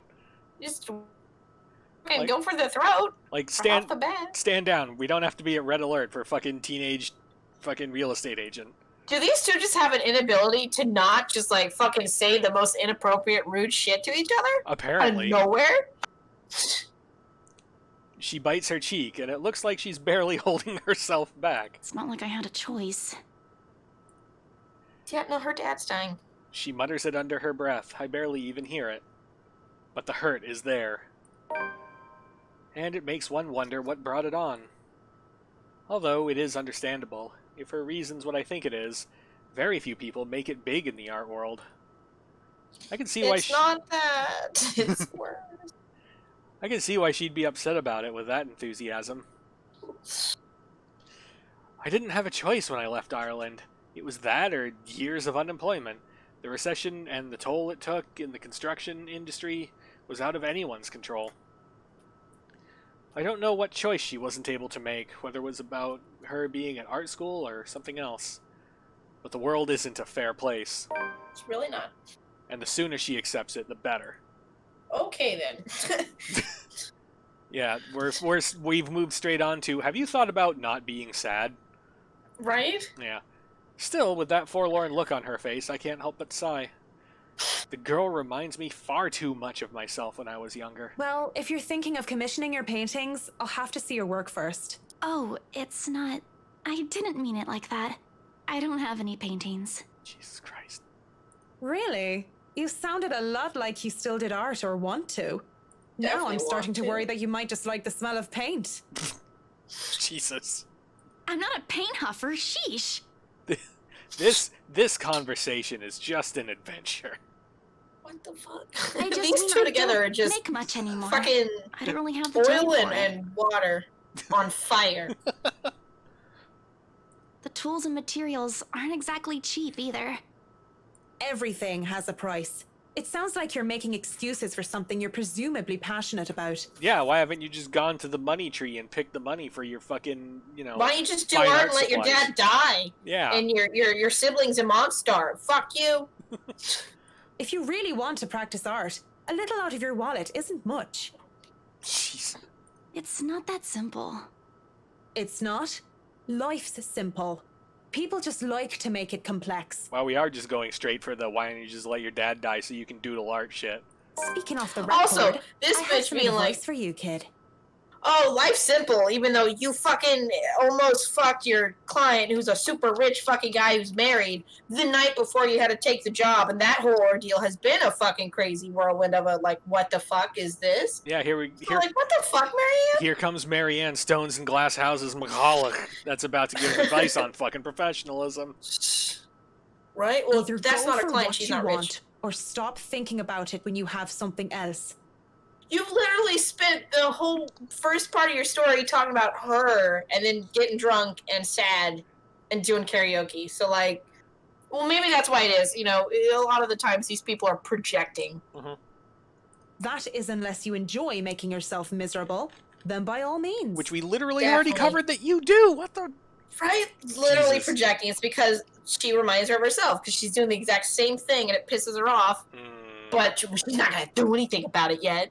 You know, if you wanted to look at the floor plans without me bothering you, you could have just said so. And we almost did. Would you have left me alone? We'll never know now, will we? A strained air settles in the room afterwards. It doesn't help that she doesn't immediately leave, as she said, lingering awkwardly by the door with that downcast expression.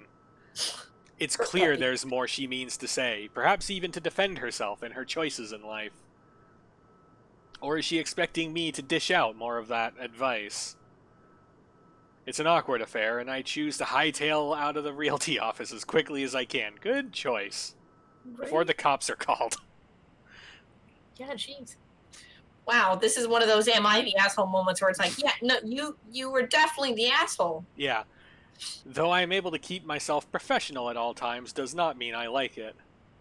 And seeing that most of the day has already gone by before I realized it, I choose to head back to my flat instead. Despite today being a Saturday. No fun, but at least this way I can definitely avoid another unpleasant encounter. Oh, but life's so simple. Considering how much I'll be seeing whiskey in the near foreseeable future, I have a feeling I'll need all the rest the weekend can give me.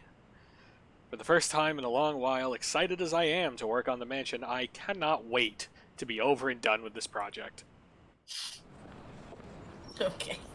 Monday couldn't come any sooner. After taking the floor plans with Miss Santos the day before the last, I spent most of my Sunday drawing up plans and calling in my suppliers. Although no design choices have been made yet, I'm quite sure that they want high-end appliances, the most expensive materials, and the most pretentious everything. They usually did, these rich types, based from experience at least. Given how badly this whole thing started, it wouldn't hurt to be prepared. That's fair, you're gonna need a Ghostbuster kit. Right? You're gonna need like some crucifixes, holy water, and some like salt circles. I have to check myself, make sure I'm not playing with my gloves as one of the other building tenants takes the elevator up with me. Makes me self-conscious when the woman's eyes go over me, and I'm sure she was going to point out some perceived flaw in my physical appearance. No, there are people like that. But I'm saved from being paranoid when they went off a few floors later. Still, the ride up to my floor is nerve-wracking. The Royts live at the very top of the penthouse, the creme de la creme when it comes to condominium and urban living. Just getting across the place is an ordeal of its own. I had to jump so many hoops, so many security checks just to secure a keycard. Not only because of building management, but because of the Royts' personal security. Rich and paranoid. Sometimes, when you have that much money, that's fair. It's something felt like I'm being interrogated for a crime and not visiting a client at their home. Even when their personal assistant called in to help out and verify my presence, the process is aggravated rather than hastened. That's because Johans is like super protective of them. Also, he probably just thinks it's funny to fuck with people when he can, just a little bit. Maybe. He's a butler. You gotta get your kicks somehow. Speaking of the devil. Yes, Johans is so good. The elevator door opens and I'm greeted by none other than Whiskey's not-so-little lackey. I do apologize if I kept Mr. and Mrs. Wright waiting. But I'm here now and I'm ready, so if I may, where are they? They've just woken up, but they should be down soon. I'm surprised to see you made it through security. And only 5 minutes late. You said I'd be no for record. security soon, and it took half an hour. Define soon in this context. Goddamn. Not as long as it can cook. I'd make myself comfortable if I were you. I'm going to go and put the kettle on. We get it. This is England. About the He's tea, putting the I kettle don't on. want to intrude or anything. The sir does not like being woken up by the whistling. But who am I to deny tea to a guest? He shows me the couch before drifting off towards the kitchen, quietly pulling out a teapot, cups, and all the sorts of other things in preparation for tea. I ignore the animosity towards his employer that his words implied. I wouldn't be too surprised if Whiskey's own people didn't like him. That's fair, he's a drunk alcoholic asshole. Yeah. So, accepting the quiet and isolation instead, I brace myself for what's to come. In this case, soon apparently means more than 5 minutes or even 10. I sit in their living room, just waiting. And when the kettle starts whistling and the tea has been served, I continue to wait. At least the silence is relaxing. But then there's a crash. Drunkie's up. Yep. I nearly spilled tea all over my lap in surprise, and I look up expecting security to come running. No, they're used to this shit. Even the man at the kitchen counter continues to fix breakfast like he heard nothing. I don't want to speak up about it because he looks far too absorbed in his cooking, and I don't want to be the cause of burnt food or worse. However, there's something in me that just wants to figure out what that was, although I am normally not this nosy.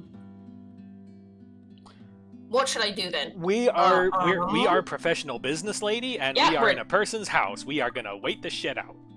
Yep, nope, we're not gonna wander around some rich guy's apartment, especially because we already almost fucked. Yeah. So, let's avoid that.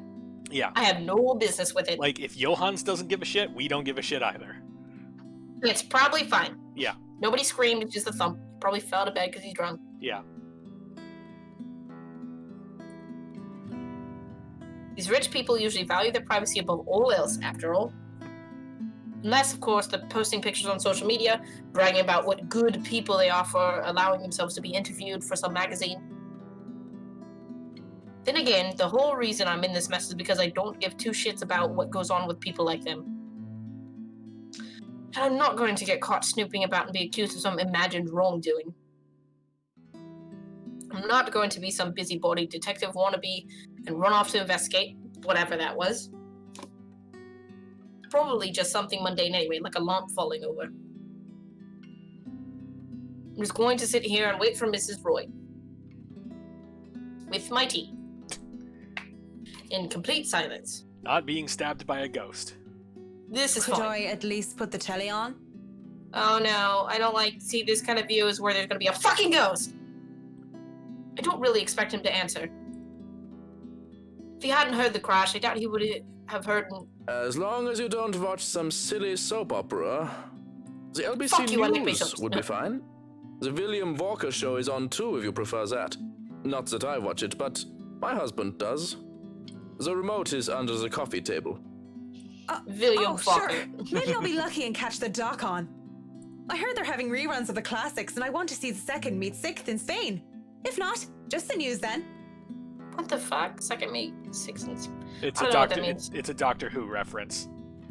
Oh! That's what you meant by the dog. Yeah. Okay, thank you. I've watched the later, newer, the like Yeah, that's a reference to like the classic series because there was an episode where it basically had a crossover of the second Doctor and the sixth Doctor. I don't remember really any of the episode. I don't watch that much classic Who, but I do know that episode It's hard to exists. find the classics, the original stuff too. I know they had like a couple episodes from some of the earlier seasons Mhm. here and there on Netflix as like just a. They're like, here's what we Yeah. have. Yeah. Thank you. Back when it was still like. I'll let black you and get on white. with your cooking now. Did he just ignore the crash a while ago then? Whatever. Touching the remote, I turn the TV on in hopes of filling the silence. Trying to, anyways, because the thing won't turn on. It's on it! No. And doesn't that make the silence more awkward or what? I know I might not be the best with tech, but I'm sure I can work a simple television remote. The batteries must be dead. And you're gonna be dead too. Oh no! Oh, fuck! Yep. Whoa, in this one, that looks blonde. That's blonde, yeah. That's different. Because the ghost that we've seen up to this point has black hair. Yeah. So that's worrisome. There's blood everywhere. Help me, it says in red. I look at my own hands and find them clean, yet I can see my grisly reflection gaping back at me. And though there is no staining my skin, I can feel the sticky, warm feeling of blood dripping down my cheeks. I should be worried. Instead, I feel my attention drawn towards her. Her beautiful blonde hair, her soft lips with skin so fair and swaying hips. Hang on. This is Monday. Yep. We can't be post-possession already, can we? Cause Rose only died like 2 days ago. You know, I don't think she gets possessed until the Friday after. Yeah. Until, like, the coming up Friday, I think. Yeah, okay. Yeah, like, because we just got the floor plans today, or the day before. Yeah. And Yeah. so we haven't even started renovating the house, and we were working on that when they had the party. I want nothing more than to hold her, tie my lips on her neck, and run my fingers through her hair. Hold the shit up. Are we getting possessed again? Is this possession part 2? I don't know. She laughs and smiles when she looks at me, but I think from what she says, this is supposed to be the woman she was in love with in Ireland. Where are her eyes? So it's not Hannah. No, it's the story of the Saint Lucy. Oh. Temptation is gone, and in an instant I recoil, horrified at this reflection I'm seeing. Only to back into something, or rather someone. What the fuck? Oh. Oh? Mrs. Roy stands there, twirling a lock of her blonde hair, a soft smile on her lips, and a hand on her hip. I almost back away, but I ground and remind myself that this is my client. And whatever I just saw, well, it wouldn't be too far-fetched to say that perhaps I'm going a bit daft. It would be preferable, of course, to think this was all a trick of the light, or the makings of an overactive imagination. Good morning, Mrs. Wright. I'm sorry, I didn't see you. Have you been standing there long? No, I just came down and saw you were having a hard time with the telly. We must have forgotten to change the batteries. Are you all right, dear? You're looking a bit pale. No, I'm just Irish. No, I'm fine. I had breakfast already, Mrs. Wright. I just need... Well then, you mustn't have had enough breakfast. I'm all for a good diet, but that's the most important meal of the day. Johans is cooking up pancakes. Pancakes will make anyone feel better, he always says. I will do You can literally... sit down and tuck in. I will do anything you say, Mrs. Wright. Please don't murder me. You'll feel Right? right as rain once we get some fluffy, syrupy goodness in you. And are you sure you're fine, Mary Hen? You're shaking. Yeah, no shit.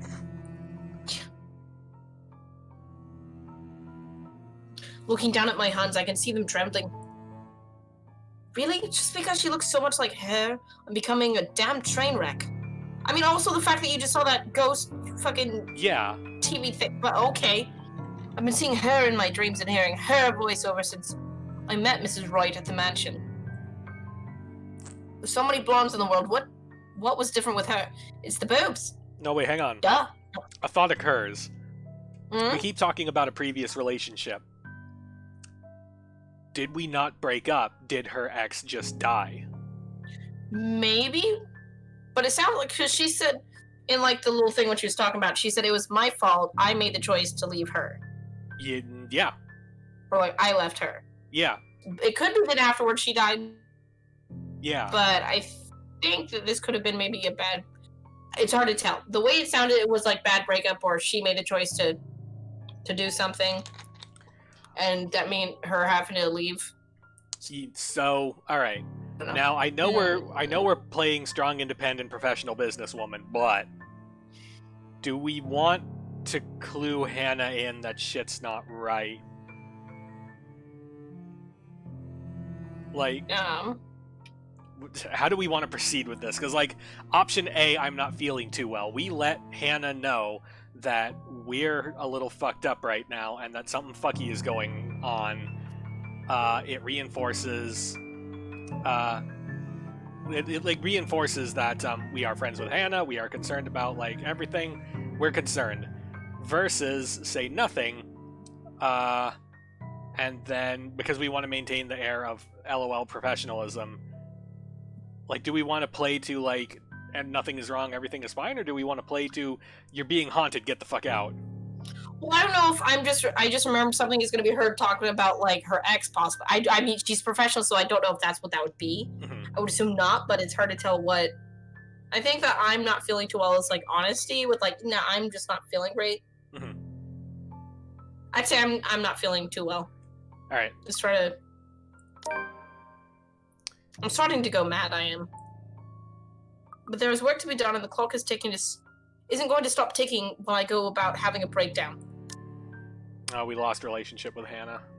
Oh, damn it. I guess the other one was the honesty, and this one is just like, no, I'm just not feeling quite well, but it's fine. Damn it. Okay, I read that. No. I should go to the loo, splash water on my face, and snap out of it. At least until the end of the day. If I can just last that long. I think I just need to excuse myself for a minute, if that's all right. Man, we meant to do the honest thing. It's just it's hard to tell what. Yeah. She places a hand on my arm, gentle as it can be. What? No. What if you suddenly fall over or faint while you're all alone? You can just sit down right here and I'll go get you a glass of water. Also, why don't we Like save real some quick? We beer. need to save more often, I think. That's how you are nowadays, no? Ooh. Drowning everything in booze. We're hearing. Oh no, so I became an alcoholic, and that's when my girlfriend left me. So that's what it's sounding like. No, I don't want anything to drink. Just. Oh, no, Marianne. I must have said that forcefully, judging by the look on Mrs. Wright's face. Yeah, no, we heard it. You did. But why does she care? It's not like we're friends. This is business. I'm either well enough to conduct it or not. Why would she pretend to be concerned when I am simply a means to an end? Marianne? No, we fucked up! Damn it. Yeah. We should probably save before choices, just in case. Saving after choices is the way to go. There's no going back, only forward. Okay. Just saying Mrs. Wright reminds me too much of her. And maybe I'm starting to see and hear her again when I shouldn't be. No, definitely not a normal thing. I've tried so hard to leave everything behind, to forget them and move on.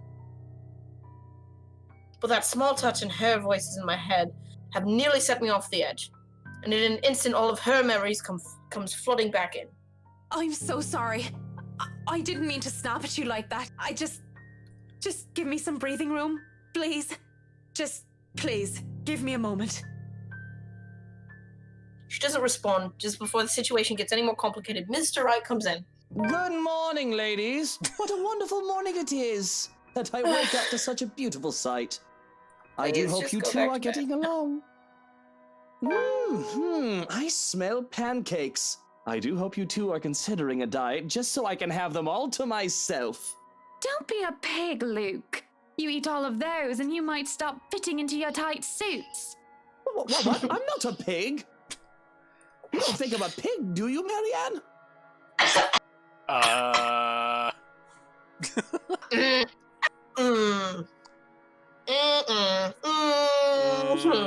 No, professional. Yeah. With a saucy smile and playful wink, I can't help but think you are a bit of a pig, Whiskey. I don't know, Mr. Wright. I'm an interior designer, not a zoologist. Oh, snap! Hell yeah. The only styles she must be familiar with are statement of works. I don't know what that is. Well, don't be a Rich bore. people humor, You but two might not be in a rush, but I'm going to go ahead and feast. They're pancakes. Everybody chill the fuck out. If you dawdle too long, he'll hog all the syrup. They're not just pancakes, they're Johann's pancakes, alright? That's fair. They're probably delicious. They're made with buttermilk and just melt in your mouth. Fluffy goodness. Yep. Waffles are still superior, but that's okay. Rich people are so eccentric. Come on then, we can discuss business over food. There is no denying the clients when they invite me over to the table. Though it is too personal to share a meal in their home, it would be terribly rude to deny their invitation. Plus, free pancakes. Oh, those look delicious. Besides, the pancakes did look and smell heavenly. Jesus. Yep. Right? A bowl of clotted cream, fruits, syrups, jams, and other spreads are laid out next to them, making for a colourful arrangement. If this was a brunch with friends, I would have gladly helped myself to the whole lot. Alright, real talk? If they made another game that was just like people Food. going around to other people's houses for meals, fucking snap purchase. Dude, I would love that. You just get to look at like delicious food, and like they're really good at like the back and forth, day-to-day, fun little conversations and relationship building. I love that. I would love if they just had like a Sunday brunch game. Somebody tell them to quit making the smut and make me Sunday brunch. Right? There's my visual novel. Gimme. That's the fucking wave of the future, the new visual novel trend. We're gonna move away from like stupid titty sims, and it's all gonna be breakfast sims. Here we go. Why not both? the Sunday brunch and fun. There you go. Fucking brunch. Have a delightful conversation and just like plow. Boom. Pretty pictures of pancakes and titties. You know what? That would be like a 10 out of 10. Fucking breaking some new sales records. Right? Right. But as it is, I accepted just a few pieces of pancakes and topped it off with lemon and sugar. You know, I was a tiny bit serious when I said I wanted a helipad. Oh my god. He's like, just in case that's still on the table, I'm just saying it wouldn't hurt to have a helipad. And you're not serious about the greenhouse, the vineyard, and the stables? Well, I do want those too, but I know you'll agree to those. Jesus Christ. We're talking about interiors here, honey. You don't handle exterior designs, and whatever handles those sorts of projects do you, Marianne? I'm able, actually, and willing to take a project of that nature. I was an architect in Ireland before. Of course, that's another contract entirely. I also suggest we finish the house itself before working on any additions to the rest of the property. There won't be any problems about ownership this time, will there? Pardon if I'm crossing a line, but the acquisition was rather quick. Oh, don't you worry. We've got everything sorted this time around. I've talked to Miss Cooper and Mr. John from BRC, as well as the old owners. Everything has been paid in full, and all we're waiting for is the paperwork from the land registry. They're letting us move in as soon as we please. It's not like they were living there in the first place. That's good to hear. It's haunted as The shit. problems that could arise from renovating another person's home would be... well, let's not dwell on it. Well, hold up. Are we ever actually gonna meet the old owners? No, probably not. They want absolutely nothing to do with this shit. They got it in their family. They realized, oh no, this is fucking haunted as shit. Get it out. Done. It's done with this family. That's probably true. No more bodies. Dude, if you knew that it probably wasn't just legend, and they probably already had their own house stuff, they're like, you know, it's not. At the very least, even if it wasn't handed upkeep for that kind of shit, you have to have workers at that point. Yeah. People to clean the windows and dust. Because, like, you're not going to fucking go around doing that. That'd be a full-time job for just, like, 1 or 2 people. Yeah. Fuck that. First Plus, they're off, probably we'll older. want to know how you want the place to look. It's pretty furnished as is, but I understand if you want to modernize the whole thing. Actually, I'd prefer to keep the place looking as it is, but at the same time, I want modern appliances. Yes, You worked no, on everybody, the Ludgate's come on. Christchurch summer residence. I do remember there being an oven I thought was a simple drawer before. That sounds weird. Also, what Christchurch just seems like an overkill for a statement. Make them look vintage, antique, blend in with the rest of the decor. Customize appliances then. I can't find someone for that, and if you can't tell me what you specifically want, it'll hasten up the process. We're talking I about wish I was electronic fortunate enough appliance to have manufacturers. personalized appliances. If you have a This preferred sounds so brand to nice. work with, Splendid! So, what is next on our agenda? All the other interior designers we've hired in the past did not have us this involved. I stole. What sort of half-baked designer did this? If I knew who they were, I would have words. This isn't the time or place for it. However, instead I use this brief pause to pull out the floor plans I brought with me. If I know why the other interior designers didn't involve them this much, because one of them is a fucking womanizing drunk that is competing for worst asshole in the world. And the other one, it just like passively aggressively vents about her marriage 1,000% of the time. Yeah, it needs like justification and confirmation. It's like, I can't say shit. Yeah. This is my job. You Yeah. fucking get me fired or like blacklisted. Damn. We'll have to figure out what you want to do with the rooms. Here, we can have a quick run through. What is that little room next to the master's bedroom? Oh, as far as I could tell when I saw it, it's a second bedroom of sorts. Next to the master bedroom. It's so fuzzy. I'm waiting for it to pop up Oh, sorry. on the stream so I can see it because I can't read with the blur of this game. Okay, master bedroom. Yeah, so there's the master bedroom, there's quarters, and then think there's that must stairs be to the the- attic? Maybe it's the quarters. Maybe is what he's talking about. Could be, yeah. I assume that would be for like a live-in servant or just servants things. So It's amazing how different the interactions between Marianne and Hannah have been for you compared to... I don't know if that's a good thing or a bad thing. And now I'm Used, concerned that we fucked apparently, everything up already. For the ladies in waiting who Kind has of. served Lady Charlotte Ermengarde, which is strange, as that Yeah, isn't okay. the norm for these sorts of houses. Mhm. I wouldn't Well, know. we're not stuffing Johans in there. He won't fit.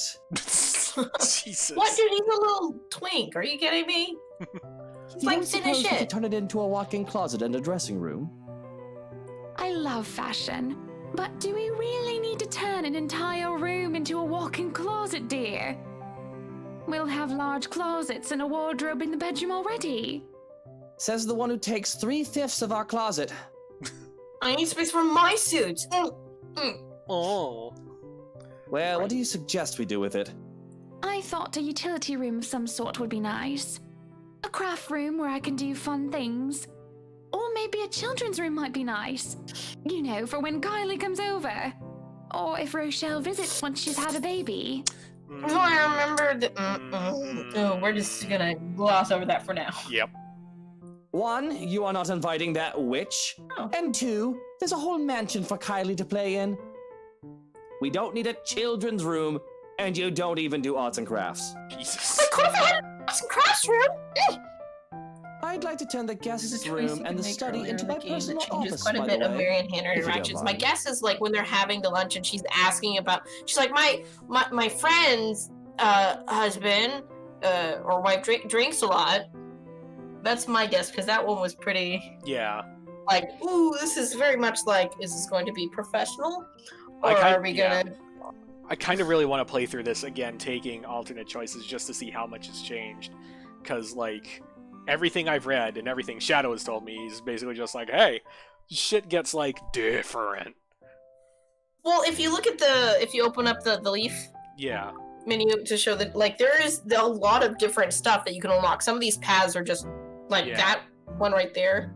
Yeah. That, like, there's the whole different tree of just stuff that can happen. And it could be two completely different places and scenarios. So Mhm. it is really cool that this game has a lot of replayability Yeah. for being not only a visual novel game, but a choose your own adventure. Because there's so many choose your own adventure games that, like, there's only a couple little differences, and then like the very, very ending, because it's just so much time and effort to program more. But I think that's why it works so well with these choose your own adventures.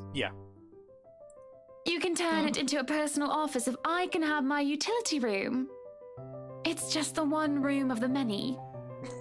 I'm taking that room for myself, no matter what you say, dearie. So you might as well take this deal. You're always out doing business anyway. The real problem is the theater. Whatever are we going to do with all that space? That's fair. Show movies? What are you gonna fucking do with the space? Fine, people look we like could they turn it into our watch own movies? personal cinema, I suppose. Might as well have it, if you plan on not having a telly in the parlor. Yes, well, I don't want guests to be glued to the telly when they come over for a meal and some tea. By the looks of things, we can keep the rooms as what they are on the ground floor, though. The ballroom would be perfect for parties. Do we really need a dining hall, though? I don't suppose we can't convert it into a garage. That seems like it'd be kind of an odd place to put the garage. Yeah. It's at least right into the fucking kitchen. I mean, you'd go from foyer to garage. Yeah, foyer to garage to kitchen. And there's no door from the kitchen to the gallery, so you'd have to carry meals through the garage? What the... No. Ooh, this guy's a fucking idiot. What for? You can park your cars outside. Or build a garage outside. What Yeah. about that room, right there, in the northwest corner? That's sleeping quarters for the household help? Oh, that is perfect! Johans will be glad if we have other staff members who stayed in. It'd be convenient so they don't have to make the trip from Luxspawn to the mansion when they're needed. You'll definitely need a lot more people to maintain Yeah. a property of this size. Unfortunately The for them, mansion because this is place really hard as a lot shit. bigger than I thought. Well, maybe you shouldn't have fucking snap bought it. Jesus. Right? Like, Look maybe at you all should have, these I don't know, looked rooms. at the fucking I thing. didn't even know there was a music room next to the parlor because of what happened. Then why'd you buy the fucking house? There Like, when you was a showed up, grand like, no, piano that's not in there necessary. too, I'm already when buying we it. checked during the tour. Did you hear that, Luke? Maybe you can take up playing the piano again. Oh, you Posh. should have seen him when we were younger, Marianne. It's not like I was very good with the thing. Oh, hush you. You were no Mozart, but I loved hearing you play nonetheless. He'd come over to my home and he'd play such fun tunes. He'd sing too, and I'd dance, and it was just... Mr. Roy playing the piano? I can't imagine it. But the earnest way in which Mrs. Roy said so told otherwise. Anyway, what do you think of these plans, Marianne? Are we not even going to consider one of my requests? Not even just a closet or just a garage? Now, that Maybe the isn't closet, fair, the is garage it? is stupid, You're though. not the only one who's going to be living here. I hardly see how that's unfair. I told you you're getting your office and your theater, the greenhouse, the vineyard, and the stables. That sounds fair, doesn't it, Tables into a fucking Marianne? garage.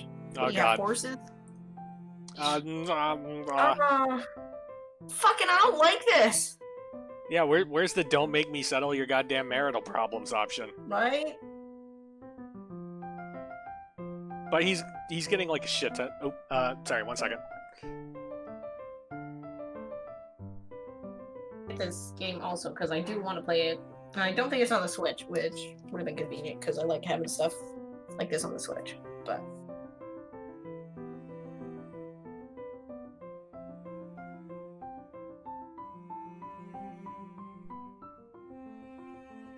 Okay, sorry about that. So no worries. yeah, our options are side with Luke, side Honestly, with Hannah. I don't give a shit about Luke in this playthrough at the very least. So yeah, it sounds fair. No, like I'm kind of ironically getting on Luke's side just because he's so fucking ridiculous that like Right? It's starting to like go from like Ernest just like I fucking hate this guy to Jesus Christ, this is just a joke. yeah, This is just over the top. this is just funny now. So yeah, we're gonna side with Hannah. Yeah. Relationship. Mrs. Wright has her points. Luke goes down, Hannah goes up. That's fine. It's already way higher from when we almost fucked, but instead just hung out Yeah, for some fucking reason. which was weird, but all right. Weird, but better than marital affair. Yeah. So I'll take it. Mrs. Wright has her points, though. I really didn't want to butt into this fight of a husband and wife because fucking that's not my job. Yeah. Stop. But with the way you two were looking at me to settle this, I might as well just keep to the facts instead of giving opinion. Mr. Wright, your plan isn't quite feasible from an architectural perspective. I'm not even sure how much we can do without closer inspection. Well, the one about the garage, at least. A walk-in closet is easy enough, but the garage? See, a garage isn't architecturally feasible, and it isn't going to be financially sound as well. She We're didn't say already that going to one. spend a lot on She your said the other first part. requests. You have several acres of land to park on already. What? You Did could build a calculate that on the fucking fly? garage. I mean, she was a financial analyst, so Yeah. that she might actually know about. Financially sound my foot. You're probably just thinking up of imaginary numbers. It was literally her job, so probably not. Maybe. Might I don't I know. remind you that I was a financial manager? I also looked over and approved the expenses of our other houses. I know the rough costs of these things by now, love. Masters in business administration, major in accounting. Sometimes I think you forget that I'm not as dumb as I act. Oh Masters. So wouldn't that make her a doctor? Right? Or no? no, No, it's that's just a step masters. Yeah. Oh, okay, I forget. Yeah. That catches my attention more than anything. It sounds more unbelievable than Whiskey playing the piano. She really didn't seem like the type. Business administration and accounting? What university? Luxborn U, of course. Go Lux Dragons. Red and gold. Hello, fellow poor people who like the sports. Right. Excuse me, how about we move on this chit-chat ahead and do whatever else needs to be done sometime today? I had to cancel my appointments for this, you know. Mm-hmm. We might as well do a proper inspection with the designer this time, just to get it out of the way. Yes, no time like the present. You want a thorough inspection? Might as well do it now. We You actually need an took another inspector. look You at the going through property the house doesn't yesterday, count. though it was brief. But I'm sure you would want to see it yourself, to spot anything we might have missed. You only need one house to love. Not if you're rich. What if they decide they want to not be in a place for like 2 months and then just want to go to another place? Yeah, sometimes you get bored of your fourth house, so you just need to schlep it over to like the safety backup mansion. Like I just bought my first house, my husband and I, in December, and like we have 2 living rooms and a kitchen and a bedroom, and then our like office and a small tiny little like music room, extra room, closet, whatever.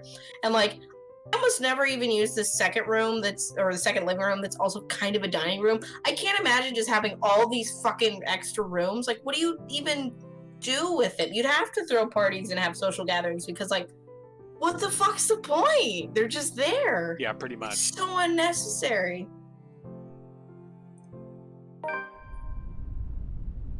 Is it still? It's just night. That's afternoon. Okay. Riding to the Ermagerd Mansion in their Royce is an awkward affair. Not only am I worried about scuffing the expensive leather seats, but I'm also worried about getting in the middle of another couple spat. Oh, don't worry, there's plenty. Poor Marianne. With the tension thick in the air, I can feel them staring at each other anytime. Nobody's saying anything. Up until Mr. Wright tells his valet to turn the damn radio off. And for a moment, I think that he might start. But instead, he just stays quiet, and so do the rest of us. In the end, the sufferable silence stays. For half a second, I'm like, what was that sound? But it was just a car sound, so okay. Yeah. I have never been so glad to see a house. Don't worry, that'll fucking change. Right? Stepping out of the car and up to the mansion at the end of an uncomfortable ride, I could finally take a deep breath of fresh air. Beauty of the place never fails to make me gaze and wonder every time I see it as well. Shame it's haunted as shit. Right? Fucking God. Mrs. Wright moves towards the front door, keys in hand, and I can already hear Mr. Wright plotting. And I can already hear the ghost stabbing. Alright, Johans, Yep. we're going to go in, but I want you to look around the place. Familiarize yourself with it. Know every nook and cranny, every inch of the lot. Go and see where we can put that vineyard and the other things we talked about. We'll want to know where to station security as well, so go around the perimeter and figure it out. Scout the property and circle the perimeter on foot.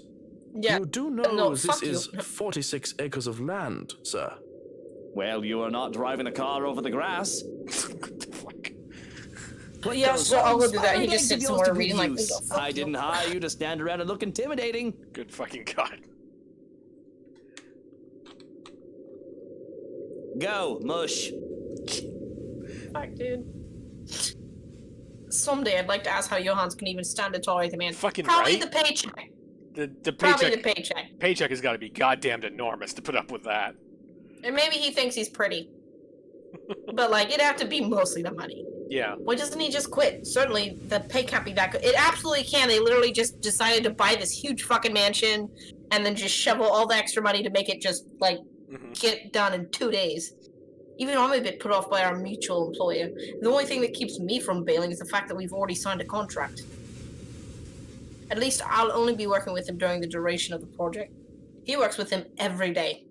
Sometimes I think you hired me to make me suffer for your amusement. Okay, no last us. Someday I'd ask. I feel a bit bad for him. Us too. Yeah, dude. Poor Johans, he deserves better. Yeah. If it's any consolation, he'll be away from Mr. Wright, if only for a little while. He is definitely not doing that all on foot. Fuck that. We're able to enter the mansion after a bit of standing there in the sun. This wretched strange sunlight is far too alien and rare. Oh my god, you guys! God forbid, it's not rainy. Y'all just fucking wilt. It's fucking live in California. It's like fucking 98 outside. I got sunburn after the first time I went swimming. Fuck.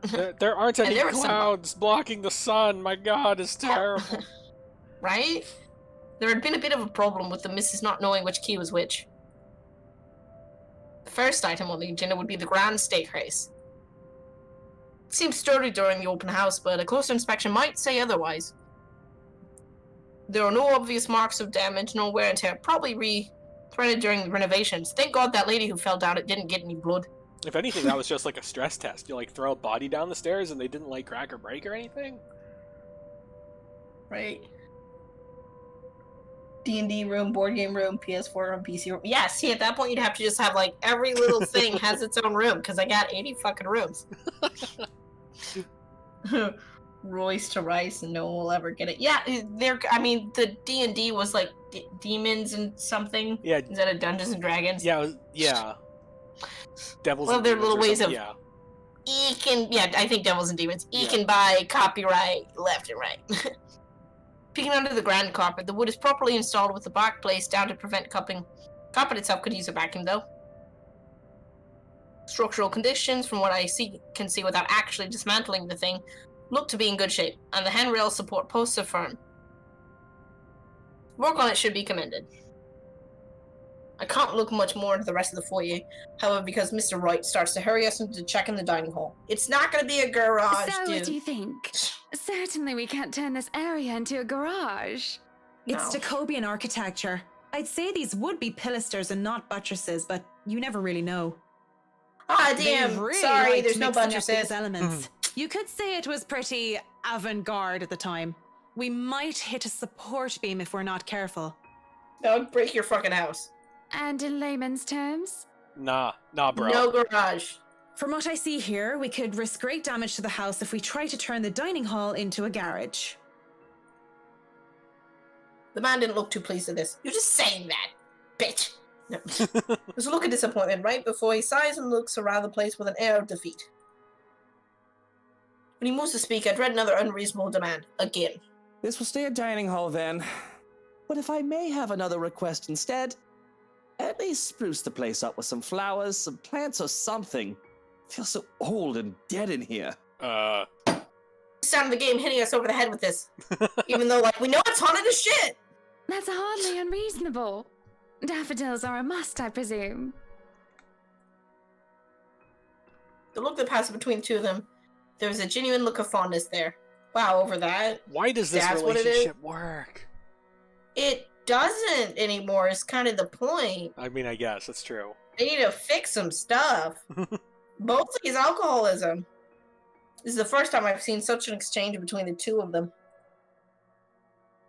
If anyone ought to seem like this, there's little doubt they loved each other. At one point. Of Yeah. course. And I want a garden full of them. No, this game is not going to make me feel anything for Luke, except disgust and a need to have him just get killed off as soon as possible. Yeah. Oh no, I would. Especially over fucking daffodils. You As- can do better, game. As much Try as again. I'm starting to like get him as a Yeah. joke, I'm still 1,000% on like Team Kill Luke. Yeah, no. Yeah. Maybe at some other time, because like he said, the playthrough is apparently one of the hardest ones, is his redemption arc, so. Mhm. I'll just be around Which here makes sense. He's such an downstairs if insufferable anybody needs me. That leaves Mrs. Wright and I. He's quite fond of them, you know. I can imagine. Obviously. He looked terribly upset when we told him he can't have his garage. I meant the daffodils. We always have a vase full of them in every house we own. Somewhere, I'd like to think. They may be about his mother. He never talks about her. I don't even know her name. It's because his mom's a Wait, ghost. what? But no, I'm sorry. They've been married how long? And he's probably well off and like had a couple. And she doesn't even know his mom's name. How That's- fucking hard do you gotta work at that to keep your mom's name like from your wife of years? My guess is either That's dead or weird. my guess is either dead or adopted.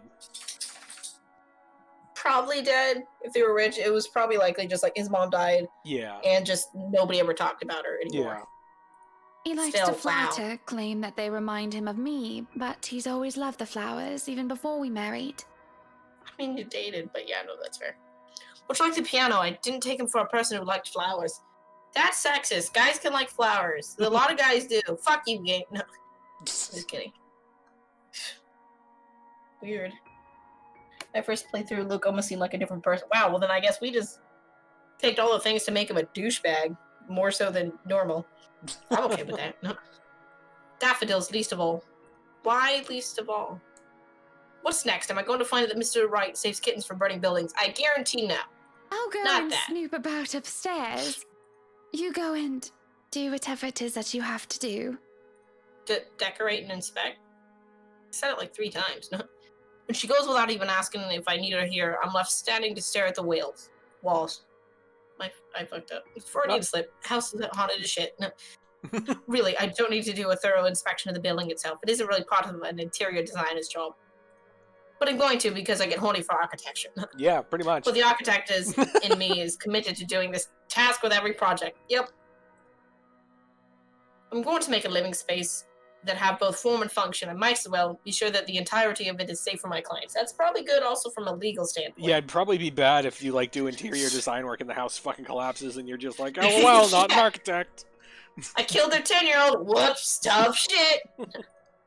Should have read the forms. If I fuck up your house and it kills your kid, I'm not responsible. Since I'm already here, I roam around the dining hall to check off my things. Or things off my punch list, if you will. When it's time to move on, I hesitate. Mr. Wright said he would be somewhere around here on the ground floor, and I really didn't want to be alone with Whiskey. That's fair. I have to look through the place eventually, sure, but on the other hand, I can do it later when he's gone. I sense a choice incoming. I can go upstairs if I want to. Okay. Which floor should I go for? Now, pump the brakes real quick. Yeah. If we go to the first floor, that's Ghost Town.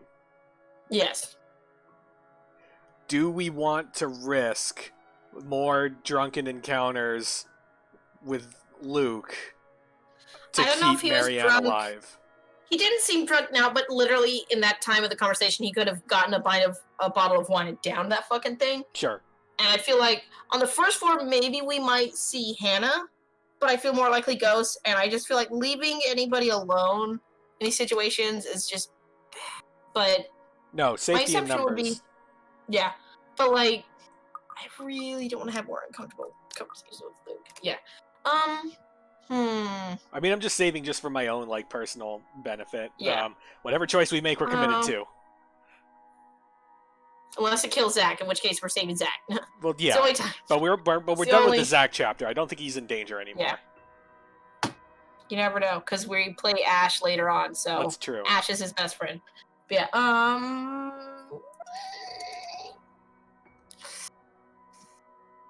God, I don't want to say first floor and then Marianne get fucking killed by the ghost. Yeah, I guess because we know that Luke's down there, ground floor, just so Marianne doesn't get fucking ghosted to death. Because, like, fuck. Yeah. Although... I don't... Entertainment value? We could learn... Because, like, first floor, we might learn more about the ghost. And, because, like, Marianne is seeing different shit. Marianne is seeing blonde ghost. Like... Yeah, because, like, even when Zach saw the ghost, he saw the ghost around Hannah, and then in the pictures it looked like it was just Hannah morphed, but he saw the ghost with the dark hair. Right. And Isabella saw just the ghost with the dark hair. Right. So, that is weird. Let's first floor ghost adventure? Yeah. Yeah, fuck it. It'll be more entertaining. And fuck it. It seems like they've given us, like, as long as you don't do something blatantly dumb, there's usually a way you can save yourself from the encounter. Usually. So, let's get spook silly. Yeah. We're hot of this shit. I've already seen enough of this floor during the open house. Of course, I know this is just a convenient excuse. I just don't want to be in the same room as Whiskey anytime soon. Fair. That's fair. Yeah. So I might as well just go upstairs first. Also, I love how for every character's viewpoint, they find ways, for the most part, of, like, giving the characters nicknames or short and different names and stuff, so it feels very individual. Yeah. Like how Isabel calls Ash Ashhole. Yeah. And Yeah, and Hannah, she says Mary Ann instead of Marianne. Yeah, Hannah gets like Which is everyone's names wrong. Right? And it's just, I think that also helps highlight, like, she's rich and it's okay for her to do that because she's rich. Yeah. Nobody's going to correct her. So I love that, how they're able to work those little personality tidbits into, like, what we can see. Because those little things, they're not always saying it out loud. I mean, Marianne is absolutely saying whiskey way too much instead of Luke. But I love that, how well that highlights the characters and their personality and differentiates. Yeah. It's great. The banisters on the ground staircase landing are solid and at a proper height. Any lower and they would be trouble. There's a small catch in the carpet, though. But as long as nobody tries to run down the stairs until it gets fixed, things should be all right. Isabel. That's probably where she fell. Yeah. A ghost didn't push her, she just tripped. Glass? Ort. Restored, no doubt, in the image of the last lady and lord of Ermengarde. Oh god, that reminds me. When my last D&D group did art on a title page for one of our campaigns, I gotta send it to you. It's like peak art. Sorry, it's peak art. I'll have to see that because it sounds hilarious. Or was it supposed to be until Lady Charlotte's fiance was brutally murdered? Because this house is haunted as shit! By a witch. A witch of all things, from what I've read. I think the historians of this place would be a lot more scrutinizing, filtering out stuff like that. Because it's not fake, so it's a ghost witch. It's a zombie witch. The husband was killed by the witch. Right, Is the witch the one who's haunting? Or is it supposed to be Lady Charlotte? Although, like, in all the art and stuff, like, the painting is of a blonde lady. Right. What if there's two ghosts? Oh, shit. Because Marianne's seeing a blonde lady, or, I mean, it's only been the once, but blonde. But then everybody else is seeing this dark-haired lady. You know, I didn't think about that. Man, this is extra haunted as shit. Okay, let's go. I'm amazed they bothered with it instead of replacing it with some generic cookie-cutter design. Because that thing is fucking beautiful and was probably expensive as shit. Like, why would you? Yeah. This entire place alone would have cost roughly 500, even £1 million for this entire piece. Lady Charlotte Ermengarde and her beloved. Looking at the mosaic, it's not too far a stretch of the imagination to believe that the depicted images could be Mr. and Mrs. Wright. I also assume that is why they are both blonde, for that parallelism. Yeah. And what the fuck's gonna happen to them? Yeah. It can be easily assumed as such if one doesn't know the history of the mansion. Really, a place like this should be protected by the government as a landmark. Instead, we sold it for money. Capitalism. Yeah. But what can I do about it? I mean, let's not invite the public to get fucking cursed to shit. Then the whole town's gonna be fucking haunted. And we're gonna die. It's gonna be a problem. Oh no. No. We're in the murder hallway. No. Walking to the East Wing, I tried to go into the theater, but is met with an obstacle. The obstacle that is locked doors. 2 doors, and both of them are locked. But that one isn't. I'd be frustrated. Would be if I already had snuck off while the Wrights were having their little business meeting with Miss Cooper before to take a peek. Oh, Marianne, you naughty architect. No. If what Mr. Wright wanted, we'd have to install a powerful projector, the type they use in cinemas, and a projection screen. That probably is like, what, a couple hundred, maybe 1,000? They could just... That's like wiping their butt money, okay? Yeah. Like, it's fine.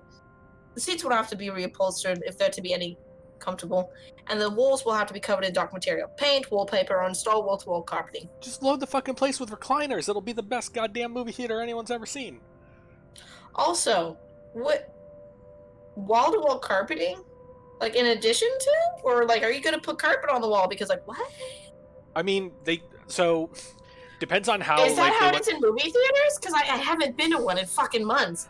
But I guess when, like, we're walking down the wall, like, the walls are soft. Yeah, the walls are soft. Like, it's not straight up carpeting, but it's like a sound dampening material so that it's better for acoustics.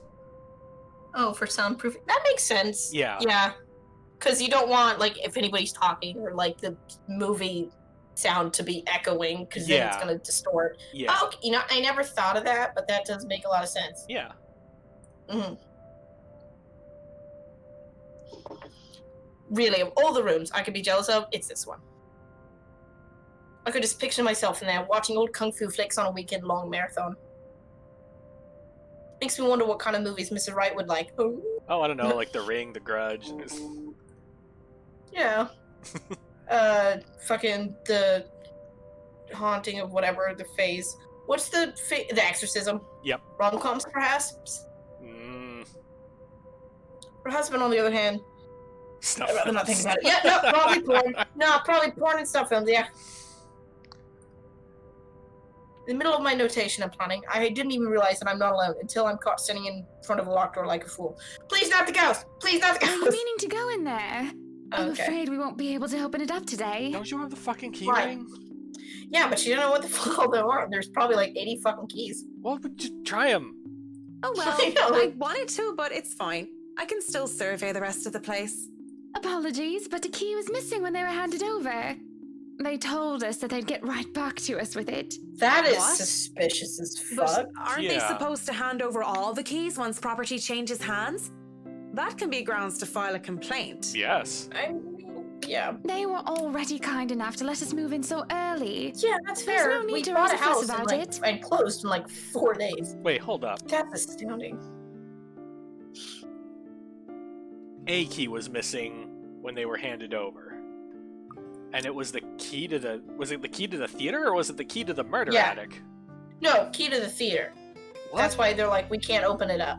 That's fucking weird. That's not I the know, room of all I the fucking rooms, right? Yeah. Worst comes to worst, we can call for a locksmith. Just kick the fucking doors and replace them. Who gives a shit? Like, fuck. There is the air is heavy and somber when she grows quiet and glances out the window. Out towards the vast expanse that surrounds that would be their house. What would be their house? Fuck. Their home. Then she looks back at me with a sigh and a bitter smile. Flowers. Yellow flowers. Daffodils, dandelions, and sunflowers and the sort all up front. Just a whole garden of them. That would be They'll make lovely. the house look lovely, won't they? Sure. I mean, on the Of outside, even though course. it's a murder A house. garden is a wonderful addition to any home. Yeah, and the yellow contrasts great with all the red blood that's going to be flowing out of the fucking walls. Sledgehammer that shit yourself. Dude, I would fucking love if, like, you bought a house, you're like, okay, we're gonna just tear down this wall. I'd be like, okay, just tell me, like, where I need to not hit to not make the roof break down on, like, my face. And I'm just gonna fucking just slam some fucking walls, just, gah! That would be so cathartic as fuck. Mm-hmm. As I say this, her eyes roam over me, scrutinizing and thoughtful. I have to hold back the shiver that threatens to run down my spine at being inspected so closely. Ooh, look at it, the shiver. Yes, it must be She's nice. scare aroused now. We're still talking about the gardens, yes? Mm. Of course. I mean, not having to worry about what another person thinks of you. What do you mean by that?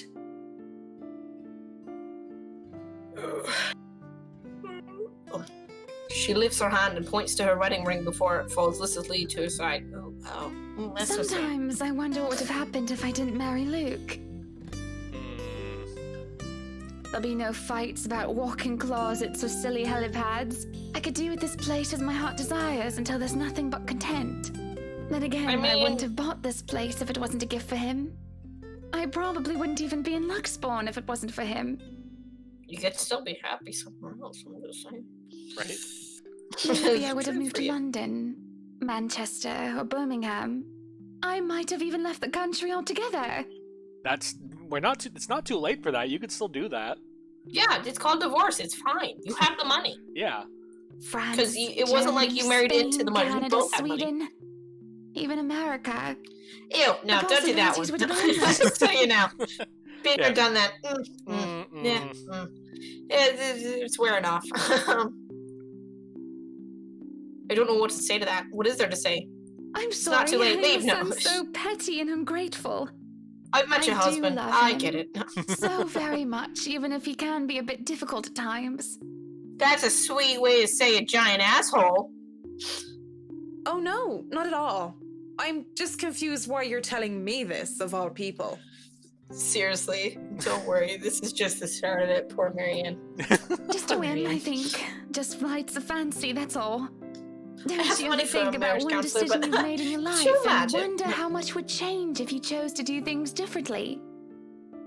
Literally, that's try like the not whole to dwell point on of the this past, ma'am. chapter. But I do, because I'm a fucking liar. Yeah, I just got done yelling at a fucking high school real estate intern about not dwelling on things. Right? The keyword is try, of course. Thinking of the past brings up too many ghosts. Wow, they're just going. We're just dropping the scalpel and going straight for the sledgehammer here, aren't we? Oh, yeah. This fucking people spell subtlety. Subtlety! Memories of her. But I do wonder what would change if I had just said yes when she asked for me. Oh? I just want to know. Maybe she'd still be with me. I return to the present, just like I said. I try not to dwell on the past. Why don't you decide your own, or you must have been quite the... Are we encouraging divorce, or are we saying, stick together? I think that, at least for what we've been doing with this path, we should be encouraging her independence and finding her happiness. Yeah. Instead of trying to just tell her to be content with what she has. Yeah, so we're going with, why don't you decide on your own? Yeah. Yeah. Mm-hmm. Relationship. Divorce seems simple enough. Huh? Oh. Yeah. Wait, it went down? It went down. Oh, what the fuck? Fucking make up your goddamn mind what you want, Hannah. Jeez. Like, us telling you to make up your mind shouldn't be like, well, fuck you. No, like, come on. Jesus. Fucking, I'm tired of all of our choices being the opposite effect of what we want. I mean, it doesn't have to be as difficult as she makes it. Oh, no, it's because Marianne just gonna say it like she was talking about. Yeah. It's probably... Why don't you decide on your own? Jesus. Yeah, no, we just went straight for it, didn't we? Alright. I meant nothing against Miss Wright, of course, though whiskey buggered me to no end. Oh, no, he didn't, because buggered is a bud thing. No, like, the actual definition of bugger is, like, butt stuff. Apparently, I believe. By law, she would be owner of the house. Well, like property ownership, anyways, which is a rare thing as far as I know, especially among these highbrow types. Sure, they could actually love their spouse. I don't doubt the possibility. But money is money, and it makes people do the most horrible things sometimes. It's your house. You can paint the whole place pink if you want, and there's not much he can do. She's just asking everybody. Somber expression she has changes to a look of contempt. Oh, I could, but we are husband and wife. Equal partners in marriage, Marianne, though I can see that you don't understand. Oh, why is everything turning into a fucking fight with this lady? We're just trying to be good to you. Yeah. Say you don't need to listen to him and shit. I know, we were trying to, like, alright, we were on team, maybe fucking Hannah's redeemable, but, like, maybe... I'm starting to drift back. Yeah, like, she asked for all this stuff, and, like, I know what she wants us to say, even though at the first we're like, I'm not gonna say that. Like, you're just my employer. I don't know you. Mm-hmm. I'm just trying to do my fucking job. Yeah. And now she's like, you know what, it's none of your business. You don't even know what a marriage is like anyways. He's like, you told us? Yeah, just like, I know what your marriage is all about because you spent a whole fucking breakfast talking to me about it. Yeah, Jesus, and how miserable you were. And how mine. He's not going to go behind his back over a room. And how dare you suggest that? Oh, jeez. God, I Jesus wasn't Christ. actually suggesting, I'm just saying. Yeah, like fucking... You don't have to obey or cater to his every whim, because you are an individual, you dumb bitch! Fuck. How do I even talk her down without causing further offense? You don't, just nod and smile. Nod and smile. It's in my attempt to shake off my own drama that I end up tripping right into theirs. Because really, I have no business meddling in the affairs of my clients unless it is involved interior designer. Okay, so that seems to be, I think, the key. We took the just try to stay professional. Option. Yeah. Yeah, just keep out of the shit. But like on the other hand, like this has been like a week of her just being like, be my best friend, and then like the one time we take tell me about my marriage and why it's not working. And then like the one time we fucking go for that, she's just like, how dare you? And it's just like fucking pick a lane. And she was liking us when we were keeping it professional, so apparently we need to try to stick with that. Yeah. Fine game. Play your fucking game. And here I am, opening my mouth and yapping. I do hate to see a good woman down. That's not what I meant by it. I just mean that maybe you don't have to get the approval of your husband all the time. Oh no, that sounds worse. Mary Ann, ace counselor. Or well, okay, fine. I know nothing about married life, Mrs. Wright. You're right about that.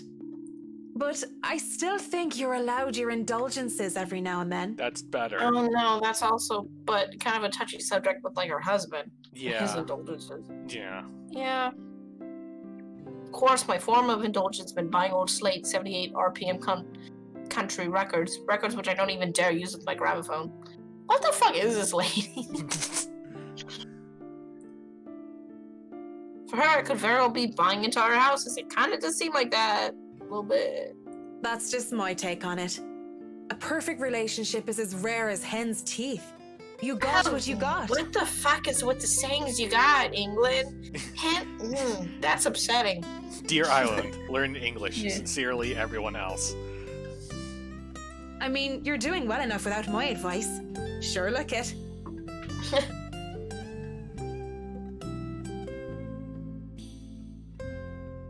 That looks to placate her somewhat. She looks away and starts to favor the view outside once more with a faraway look in her eyes. Feel free to look around the rest of the house. Everything but the theater should be open. Like this murder hallway. We're gonna get killed by a ghost now because we pissed her off. Or maybe Just something. call if there's need of me. Maybe. Of Who course, fucking Mrs. knows? Wright. We made the ghost mad and we're gonna get stabbed. It really shouldn't have opened my big mouth in the first place. This sort of thing only gets me in trouble. Okay, we get it. That's gonna be the new. Keep it clean, keep it simple, and stick to business. That's it. Well, Alrighty. we were doing that until she fucking wanted us to be her friend, and then we were her You friend. know, and we're like, okay, you know what? We'll do this for you because we care. No more of that. Yeah, lesson 1. Don't be rich people's friend. Done. Be professional because they're Yeah. literally chastising us. It's nice. They're like, listen, if you want Marianne to live, Well, but I failed to do that just because of a pretty face. When she turns to leave, she glances back at me before disappearing into the foyer. I look out the window from where she's standing. And I move on. Oh, thank God there wasn't a fucking ghost. Yeah. Alone with nothing but my thoughts and her. Finally, some peace and quiet. Thought the old biddy would never leave. It's utter madness, this hearing things. No, it really is. I'm rocking is stressed, though I don't know what exactly I'm stressed about. Are you fucking kidding? Have Maybe you it's- met these two people? Also, maybe it's the voice in your head. Yeah. Meeting Mrs. Wright was really throwing me for a loop, I'd be worried. If I'm developing some sort of psychosis or disorder, well, I'd call a doctor. You Okay. should I'm just saying. Call the priest first. Yeah. Hopefully it isn't that. Not right here and not right now. Like, we went with science and they gave us Bear Claw Professor, so, man, I don't fucking... I know. Let's... I mean, it could just be that personal talking cricket, the conscious, so to speak, and I'm only noticing now. Though if it isn't very helpful. No, this isn't how your conscience works. That's not how your conscience is not like a literal fucking Jiminy Cricket on your shoulder. No, it's not an explicit, like, your hearing aid voice. Yeah. Like, no. Pushing the dilemma of voices in my head aside, I go back to work. We're just gonna gloss over that, it's fine. Yeah, whatever. We got like a voice in our head that probably might be trying to kill us, but whatever. I got fucking a sink to look at. I can't believe how spot on you guys were with that. With what? With now what we're supposed to be doing? I think Shadow was commenting on the fact that we nailed that there's 2 ghosts in the house. Oh, hey! Oh, Bear Claw Professor. Oh, yeah. Yeah, I sent you the thing about that, right? Yes, I Yeah. know you made that joke, but like later they're like, no, that's legit. I'm calling it.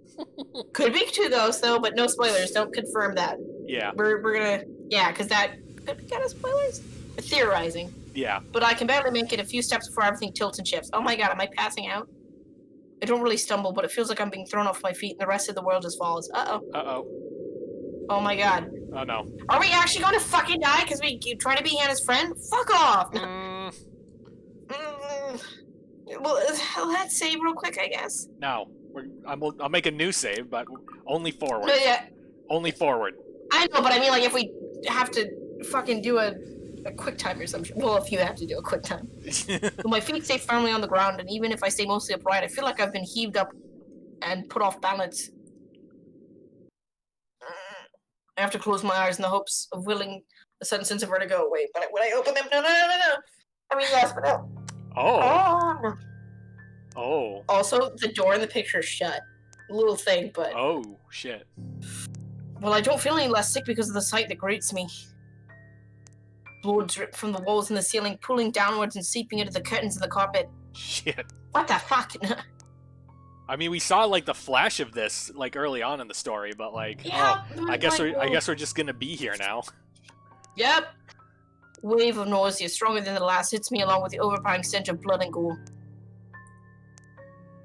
I want to bolt. The rational part of my head is telling me to flee. And I would have gladly done as it asked if I only didn't hear her. In here, Marianne. Come on. I have something to show you. There's totally... Wait, hang on. Is our second ghost gonna help us fight the first ghost? Maybe. Or, remember how the first one, we know that they can kind of mimic, like, the voices, or at least the voice actor bits that we've heard, but distorts them? Yeah, because this one's not this distorted. No. And this is like a new voice. I'm thinking that there are going to be two ghosts. Yeah. Because the whole approach and the thing is different. The other ghost, it was like there and it was making sounds. It didn't, except for the call that Rose did that she said she didn't make later. No, but that had like the weird staticky that was the distortion thing. That had the weird staticky thing in the background, and we don't have any of that right now. So then you think there's like a good ghost and a bad ghost? I think there's a bad ghost and a ghost of unknown affiliation. That's fair. It could also just be a bad ghost, but yeah. a nicer way to, Yeah, like a bad Hansel and ghost. Gretel, the candy house instead of just being a fucking evil witch. Right. Well, yeah, we have the bad ghost, and then we have the bad ghost that wants to like murder the first bad ghost and is willing to use any meat puppet to do it. Yep. Yeah. Okay. I could have ignored it. Would have ignored it if I only heard it in my head. Uh-oh. But I swear that this time it's coming from one of the rooms. It's from the murder hallway. Much further into the study. Oh. No, different. Okay. But I feel compelled to pay attention. I can't just turn around and leave. No, we sure you can't. Absolutely fucking can. This has been a whole game of people unable to turn around and leave. Why fucking start now? Right. Not when it's her. I don't even think as I follow the sound of her voice. Okay.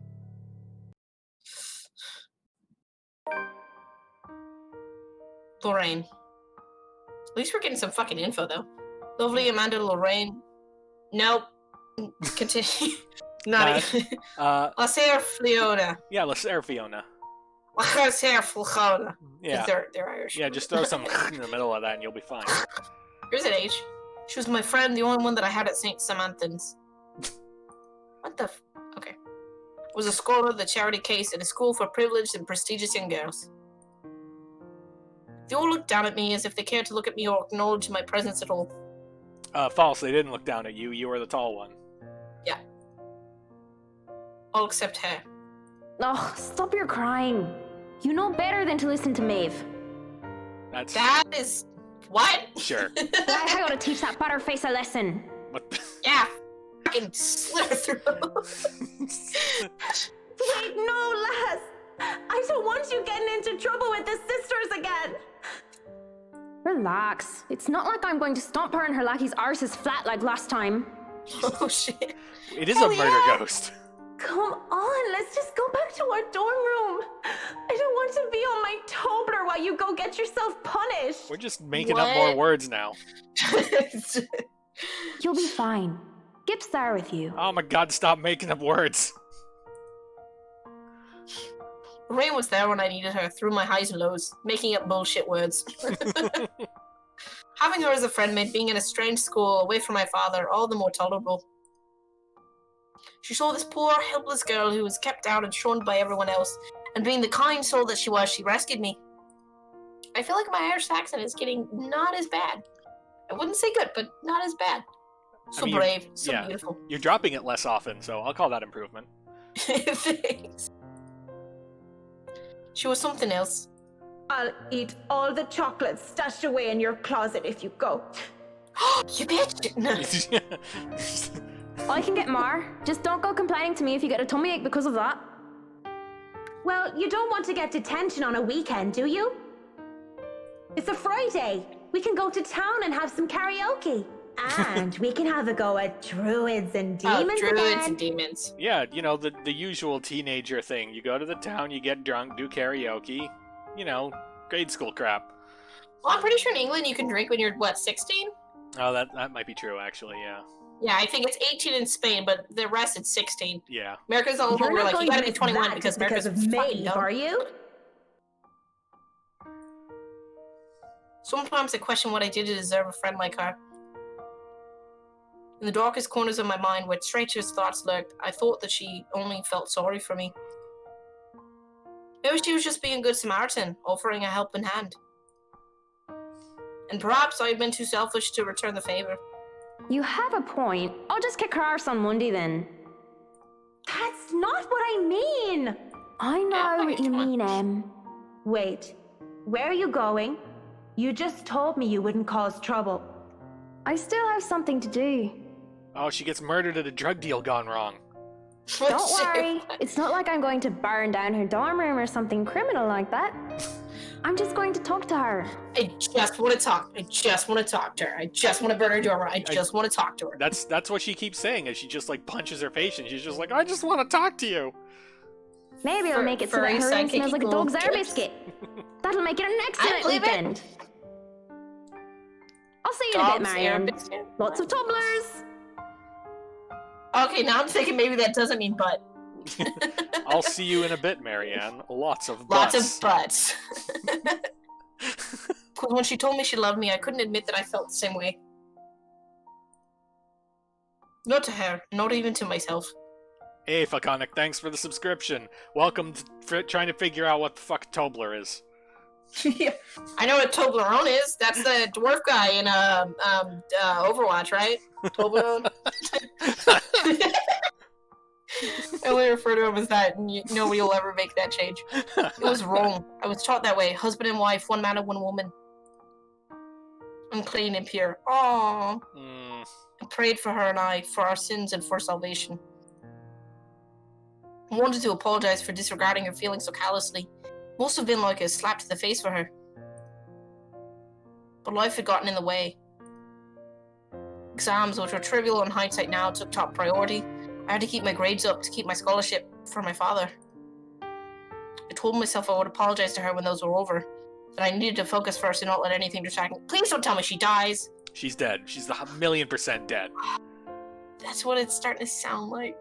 It'd have been easy when she avoided me like the plague. She was upset, I get that. Okay, no, we're back to Ghost. Okay, no, never mind. Yeah. No. Meanwhile, in the present that we want absolutely nothing to do with. Here you go, enjoy the fluff. Murder Ghost! Yeah.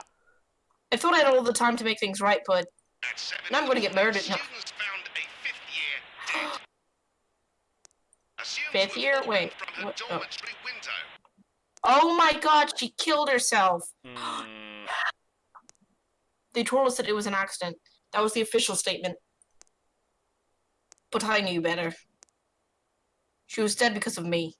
Oh, fuck. This is... Maeve had a hoot and I kicked the bucket, didn't she? Uh-oh. This is a bad ghost.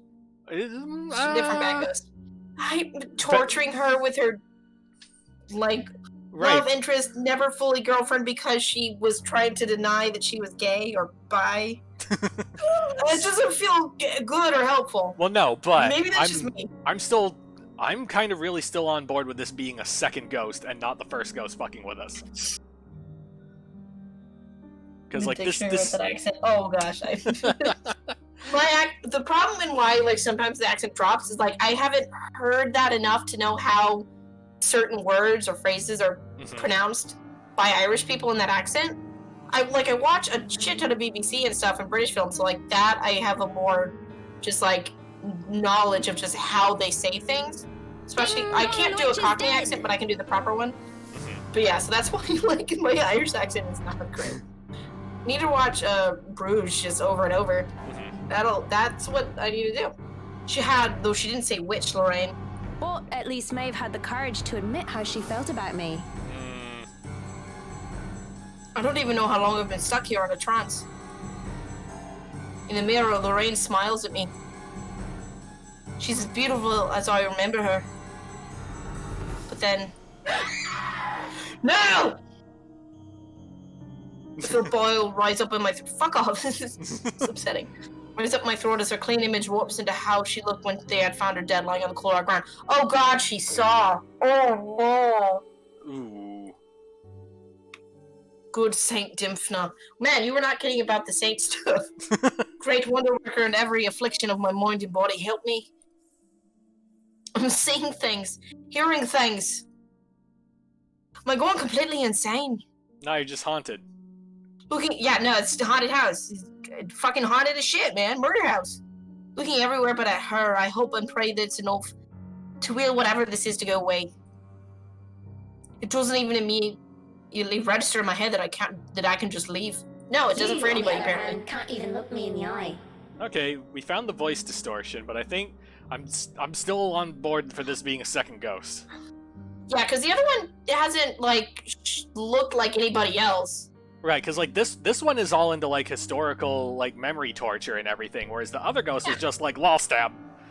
Yeah, because like if it was the same ghost, why not turn into Rose when you're fucking with Isabel at the office, right? Yeah. I would have fucking freaked her out even more because she knew Rose was dead at that time. Yeah. Yeah. This isn't real. You're not. You're There's dead. still more saying so. I'm dead. Because of you. And you won't even look at me. It's because you're all gross. No offense, but like... My breathing quickens and I can feel my heart being torn apart by her words. I'm so sorry, Lorraine. Look at me! I'm looking! Fuck! No. I can't take it because she's right. It was my fault. The least I can do is look at what I've done. Now it's trapped! Lorraine, broken and bleeding, looks at me with such hate-filled eyes. An unnatural smile stretches across her face and I can always see malice in it. No! And she lunges at the mirror, ripples around her form, the glass parting like the water surface for her. Oh God. She grips my shoulders and I can feel her nails dig deep, sharp even through the fabric of my clothes. There you are. Get ready for a quick time, possibly. Right. Because we haven't had any choices since then, so we're just there. Yeah, no, Okay.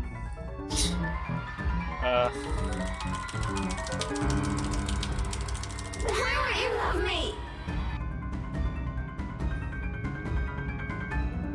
Apologies spill from my lips as tears cloud my vision. She did love you, she just couldn't admit it. Something about her dad in exams, that is complicated. Yeah. But I won't give in to this madness. With every bit of strength I have left, I struggle to get away from her. She grips and threatens to choke me. I endure, I escape. Fuck this bitch and fuck this house! No. And without turning back, I stumble back out. In my panic, I don't even care to look where I'm going. Who are you running into? No. With one hand on the wall to steady me, I just hobble as fast as I can away from... Apparently it's nighttime now. I mean, we were... Yeah. I don't know. It was that long. Like the sun was already setting because apparently they decided this hall only exists in that time of day. Sure. From what I'm seeing. Sure. And like, from like sun setting tonight is actually pretty quick, unfortunately. Yeah. Yeah. Away from that mirror. Freedom is bittersweet. I'm freed from the madness, it seems, as running out in the hallway reveals it to be in pristine condition. But it means I've turned my back on Lorraine again. She was gonna fucking kill you or something. I have no plans of stopping, not until I know I'm safe. Good. I'd be forgetting a scene. Probably. I don't think we're forgetting a scene. Because, like, if this is original Ghost, this is a hard drift from, like, the MO we've seen so far.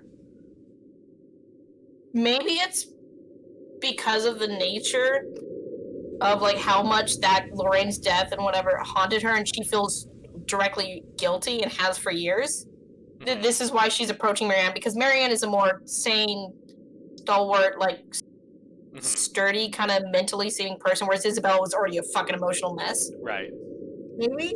I don't know. We'll see. Yeah. Maybe he's one ghost. I'm on board. Too, but, yeah, I'm on board with the 2 ghost theory at this point. Yeah, but we'll see. There's probably people who've already played it. If there is one ghost, like, no, you fucking idiots.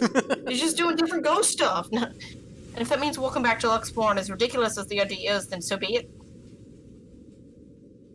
Someone suddenly grabs hold of me, however. Fingers digging deep into my shoulder, and my heart nearly stops. My body seizes, and I nearly scream. Marianne, you look awful. I mean, not awful, but... I don't mean like that, but... Are you alright? Not alright. Mrs. Wright, And then vomit. No, vomit cry. Aww. Oh. Thought thinking I sought comfort seeing that it wasn't her. Oh, this time Hannah's the one like, well, what the fuck? I'm just your employer. Calm down. It's a sudden impulse thing to do, and I have been in a better condition. I wouldn't even dare of doing such a thing. Responding to Shadow Walker in chat, remember when Zach met Kylie, the little girl in the park? Fuck, no, right. So that was a little different. However, there was still the noise that was not present through any of that contact. Plus the smile. Like the grin that was like way too fucking big. The 2 big giveaways are the smile and the noise, and we had neither of those in that. So I'm still on board for second ghost theory. Yeah. Yeah. I don't know. We'll see though. Yeah. Yeah. I did forget that though, so that is fair. What if that was also the second ghost for some reason? No, that followed all the hallmarks of the first ghost. Because it was also like the help me. Like that's the other thing is that yeah, there was no help me going on. This one was just like fuck you.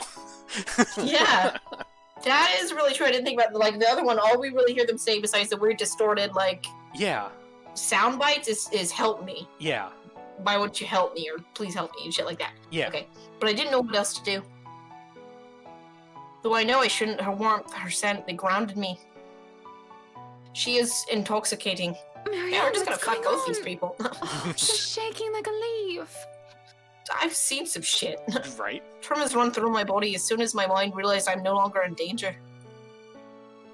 I wanted to cry, scream about what I've seen, but like a scared child, I couldn't control myself. Just nuzzle in her bosom. And one couldn't reconcile with what I'd seen. That's absolutely fair. I should just write it off as a figment of my imagination, and I can still feel her nails cutting into my skin. Are your shoulders bleeding? Because that would be a dead giveaway. Are you sick? Yeah. Should I call for a doctor? Call a fucking exorcist. Yeah. This house is haunted as shit. Mrs. Wright. Just get the fuck out of this house. Feeling a little woozy and lightheaded is all. Let's get you somewhere to sit down then. Come on, I'm fine worry. right here, thanks. Aloy. But a whole lot less complicated than telling her I was attacked by a dead girl. That's fair. Yeah. I mean, there is that prince who was murdered by a witch, so maybe there's always going to be a dude ghost. Maybe, Is but fucking this house haunted as shit. I mean, yeah, so far, some people could just be dead. Like we only have, I think, confirmed of 2 ghosts at present. Possibly more, but definitely like 2. Yeah. Okay, when the feeling of fear eases off, I feel nothing but shame for my actions. I quickly back away as I clear my throat and nod my face. I think I've had enough looking around. If it's all right with you and Mr. Wright, I'll meet you outside. If you're sure, I'll have the car started. Do you need assistance heading downstairs? I'm all right, ma'am. Probably fine. Just go on ahead and I'll be right there. If I nod my head, leave me be, let me die. Seems to placate her worries, though, only for a brief second. Before she heads down, I don't miss the concerned glance she shoots my way, hidden quickly under another smile. I won't begrudge her for it, that worry. The look on my face must have been a strange enough sight on its own. Even I am still reeling from whatever that was. Her voice still whispers in my ears. After all these years, she's still... No, Marianne. Shaking my head of the thoughts, I drag in a breath and fall shortly after Mrs. Wright. Whatever has happened in the past, it's long gone. Only memories now. And fucking ghosts! Those are things I can no longer bring back. It's already dark as we make our way out of the mansion. God, everybody has anime tragic backstory. Fuck it, no, like... That's how they got haunted. I know! Isabel's dad has cancer, her family's poor, struggling. Fucking Zach's parents loved him and owned a bakery and then was fucking killed by a racist. Yeah. Shot it fucking where you could hear. And fucking Marianne. Fucking this. Yeah. God, I'm gonna laugh at that. She's like, no, my life's okay. I decided to be a detective. You know, I'm cool. I like rapping. I'm not good at it, but that's okay. Detective. It's good catch up. Fucking detective. He's just like, nah, my shit's fine. Yeah. No lights. We're only illuminated by the headlamps of the Wright's car and the stars up above us. Sight of them helps me compose myself much more than several minutes of being alone did.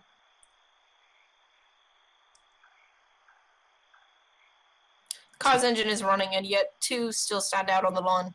Yeah, don't say shit. Mr. Wright is busy, eyes up to the stars. And Mr. Wright, arms crossed, has his head down on the ground. Oh, wait, no, his eyes down on the ground. He's just like, arms crossed, head in the ground, like, fucking cat, my fucking tiny home garage and this bullshit. It's the crunch of the grass under my heels that brings their attention to me. About time. What took you so long? Thanks for Fucking, your. I saw a ghost. Fuck you. Thank you for your concern, Mr. Person who came out to help me. I hope he gets haunted as shit and he just freaks the fuck out. Oh, hush, dear. I'm sure she has her reasons. Marianne doesn't seem the sort to idle. Sorry, Haunted I was as just shit. checking on something important. See, My fucking business sanity, I'm is out. business and they take time, love. You should know that better than anyone. So, Marianne, what do you think?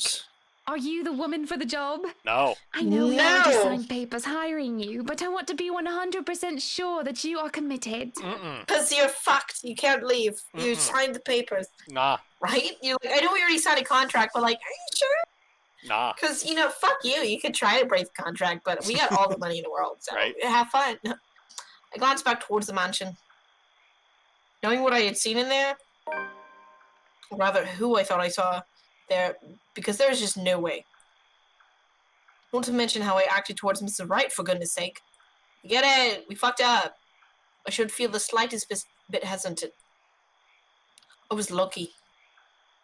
I've seen enough films to know what happens when a promiscuous woman enters a haunted house. That's fair. This is my chance to turn it down, make excuses, say that I'm not up to the task.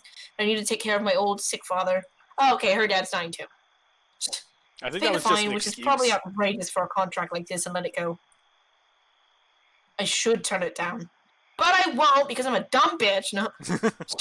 I know for story reasons, but for some obstinate reason I can't. In the same manner, I haven't let go of her, of the regret that has shadowed me since that day. Much as I hate to admit it, even to myself, seeing her again, mischievous glint in her eyes, the loose tendrils of her hair curled around her forehead. It's something I've terribly missed, and now that it's here, almost within an arm's reach, my father would tell me, sometimes you just simply have to go through with it. Consequences be damned. And while I really don't have any logical reason to say no, yes, you 100% do. I'm gonna call this logic. Not getting fucking got by a ghost in a fucking murder house. Okay, that's fair. At least not something a client like the Wrights would want to hear from a professional designer. Your house is haunted as fuck. I'm out. You don't have to tell them I'm sorry the house is haunted. I have to go now. You just tell them I'm sorry. I have to go get my arm amputated. Bye. I'll never see you again. Like, or she just bangs the ghost. Only if she clips those nails. I'll tell you that now. Yeah. At least not something a client like. Oh yeah. Okay. It's certainly an interesting project. You can be sure I'm seeing it through the end. Which will be very soon because you're going back into the fucking murder house. Such dedication. Yeah, I know we almost got fucked up. Oh, I do love the determination. You won't when you get Yeah, fucking it was a time possessed. like that, weren't you? Oh, this is gonna be fun. Hearing her voice once again sends a chill running down my back. I can't wait for this day to be over. From the mansion through Anselm, I rode them in silence. Rode with them. There's some refrains of that. I don't know what that was, you guys. But as soon as we hit city proper, I asked to be dropped off and bid them goodnight. Oh, wait.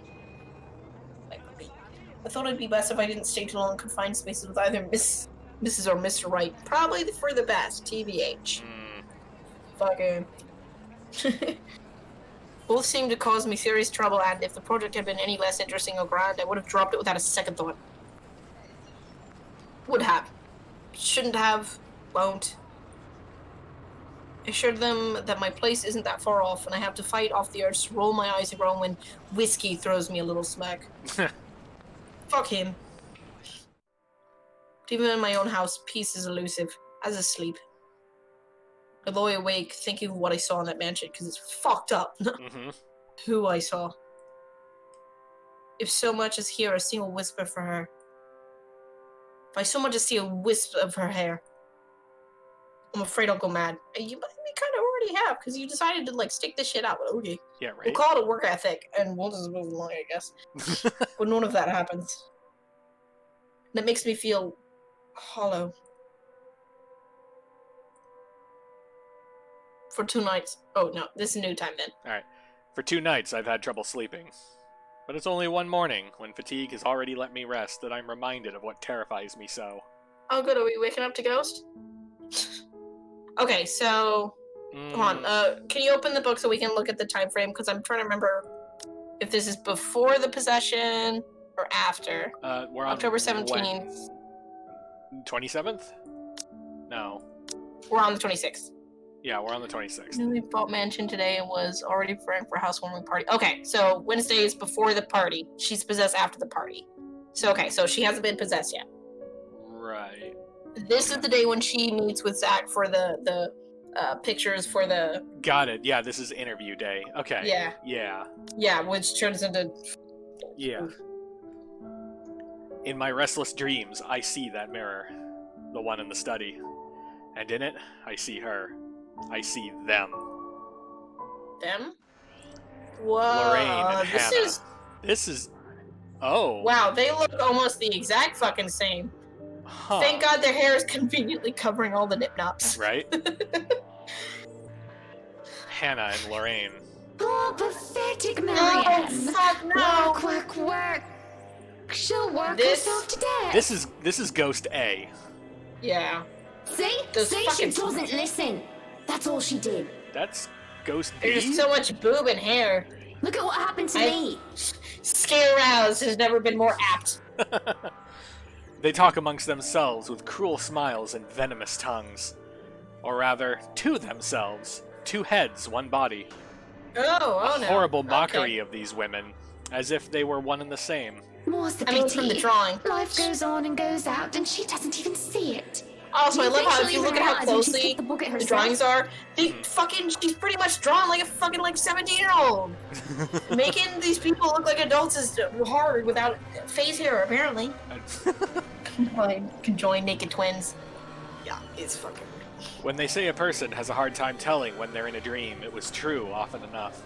This is not one of those times. Even with this bizarre sight, even with the obvious implication that this isn't real, I can't help but feel distress. Likely. Real or not, this is distressing. Is that any way to live at all? She might as well be dead. Cruel fate that she's alive and I'm... well... Kill yourself, that's not her fault. Though they speak saying. into each other's ear, tones low and hushed, I can still hear them as clear as day. Their whispers pervade the air, heavy and oppressive. That's They- a stage whisper. They bury and dig into my head like tiny maggots worming their way into my skull. It's only Okay, then okay. that they take notice of my presence. No, I don't like that. Eyes turn towards me, and I can only feel small under their scrutiny. And boobs. Caricature smiles etch on their faces, mimicking each other grotesquely. Oh, Marianne! How long have you been standing there, dearie? Come join us, Marianne. We won't bite. Unless you ask, that is. Have you been looking at us? Spying? How scandalous. Here. Such a naughty girl. I'm sure you were just waiting for something lewd to happen. weren't you? No, that's the other game, not this one. No. You know she will not admit it. She thinks it wrong. You've said it so yourself. Yes. She thought me wrong, impure, abnormal, because I loved her. Abnormal. Abnormal. My breath Oh, no. hitches and I open my mouth to protest, but they stop me, screeching. Come on, Miss Christian. The mirror that holds them cracks, lines spidering across its surface. Do not lie. We know the gluttonous thoughts you try to deny, girl. All those desires you bury beneath that sickening guilt. You act the martyr when you turn the bed you lie in into your own hedonistic hell. You are nothing but a tainted soul with filth-stained flesh held together by falsehood and pride. You don't even know me? Jesus. Yeah, what the fuck? They look livid. They sound living. And when it looks like they would lunge, I wake, feeling like the wind has been knocked out of me. Yeah, that is quite a fucking dream. Jesus. With a groan, I squint and find a certain fluff ball sitting on my chest, looking as pleased as Punch. She is the overlady of the cats, queen of despair and destruction of nice furniture. Though I can't stay mad at Her Majesty because it feels like she did something good this time. I was having a nightmare, but I can't even remember what it was about. What? That just goes? Fuck off. Trying to recall leaves a terrible pit in my stomach. Maybe it's probably better that I don't remember. Good I was morning, gonna pet my Garfield. kitty. Who's Yeah, a good we're, kitty? we're patting this cat because this cat scared away the fucking ghosts. Are you Thank you, hungry? kitty. Is that why you woke me up? A Her content, kitty's hungry. a content purr comes from my sweet dear before she jumps off the bed and trots toward the kitchen. See, you don't need a man or a woman. You got a cat. It's fine. On the other hand, it Life takes of me it- a bit before I roll out of bed and start my day. Mornings before work is always a quiet affair. Shower first, then a mug of coffee and a bowl of oats. Sometimes I do stretches, and I always check my work email. The Wrights will be moving into the mansion today. I don't think the paperwork is officially done yet, but it isn't too far-fetched to think they were allowed to start their move despite that. Rich people like them will always find ways to get what they want after all. I'll be leaving you again today, Beth. So you behave and make sure not to shred up my new covers, okay? Also, could you keep, Nah, like, the two-headed ghost away? Thanks. And don't That'd worry, be great. I didn't forget tomorrow is Black Cat Day, so I'll throw you a party. But What? only if you behave like a proper lady. Is that actually a thing, or is that what she calls her birthday? Because that would be adorable. I don't know. She barely gives Kitty me birthday. she barely gives me a glance as I say that before going back to her own food. Yep, that sounds like a cat. Cats. Yep. Still better than humans, most of the time. Step down from dogs, though, eh? Okay, mine decided to fuck off. Whatever. Too bad I have to work with humans. You just become a vet, a groomer. I don't know. There's plenty of stuff. The place is already busy as soon as I get here. The foreman, one that I've recommended to the Wrights for his work ethic, is early as usual. Already he's instructing men here and there with the bigger loads. I have no chance to talk to him as Ms. Wright appears and greets me with a smile. Mrs. Wright, I hope everything has been to your liking thus far. Good morning, Marianne. It has been delightful, and these men have been very helpful. Look at all this. It's so busy here. I'm getting tired just looking at them go. No Yes, complications to be so rich. far with the movers Jesus. or the previous owners of the mansion, I hope? Oh my god, they're all so menial! Look at them lifting lumber like that! That's so cute. That one just threw up. Whatever If he was lifting anything, was the too only one heavy. being problematic is Peasant. Luke, if I'm to be honest. Yeah. In the That's not UK, a the surprise. last Thursday of October is in fact Black Cat Day. Huh. Oh, Alright. He neat. That can be is cool. such a diva, but I do like that about him. He can be. She stops, looking up at the upper landing, where Mr. Wright comes through with two other movers and the mirror from the study. Oh, do be careful with that it fucking- mirror. We wouldn't No, want break anyone that getting fucking- hurt because of broken glass. Why are you even having it carried around? Just ghosting it. Fuck that. You did say you didn't want the mirror, and I keep getting distracted by it. Oh my god. If I'm going to turn the study into my office, I'd rather not have it there. That's fair. Where can we put this? In the study. Well, you are not putting it in our room. Just fucking break it. Get rid of Why it. don't you give go, a I shit. don't know, put it in the wine cellar for now. We can figure out to store it in the attic or somewhere else later, yes? You heard her, boys. To the cellar it goes. Yes, that sounds like the best place for evil haunted mirrors in the dark fucking cellar. Yep. Perfect. The movers bring down the mirror one step at a time, no matter how much the man tells them to hurry. An unsettling feeling grows in my stomach as I see our reflection in the bloody thing. And I look away, not wishing to risk anything. Yep. If I see Lorraine's image in the mirror now, I wouldn't know what I'd do. Scream, cry, throw up. I don't have the Get luxury scared. of privacy right now, and I am not going to break down in front of all these people. As soon as they go into the kitchen, I realize I'm holding my breath. I let out a sigh of relief when I think nobody is looking, and I go back to the task at hand. It'll be a terribly busy day, and there's no need for me to even think of anything else. I talk with the foreman, fill him in on which room is which. It seems I'm doomed to not get any significant work done without being interrupted when it comes to these particular clients, however. Marianne, dear, have you had breakfast yet? Oh, now it's time for the Oh my break. god, this lady's just obsessed with me eating. Okay, so previously, you know how like we made the decision of just like, okay, like we've been your friend this whole time, maybe we'll try being your friend once? That conversation hadn't happened yet because the breakfast hadn't happened yet. All right, huh? Fuck! Oh well. I just think though we're supposed to be professional with Marianne. It seems Yeah. she's like, don't.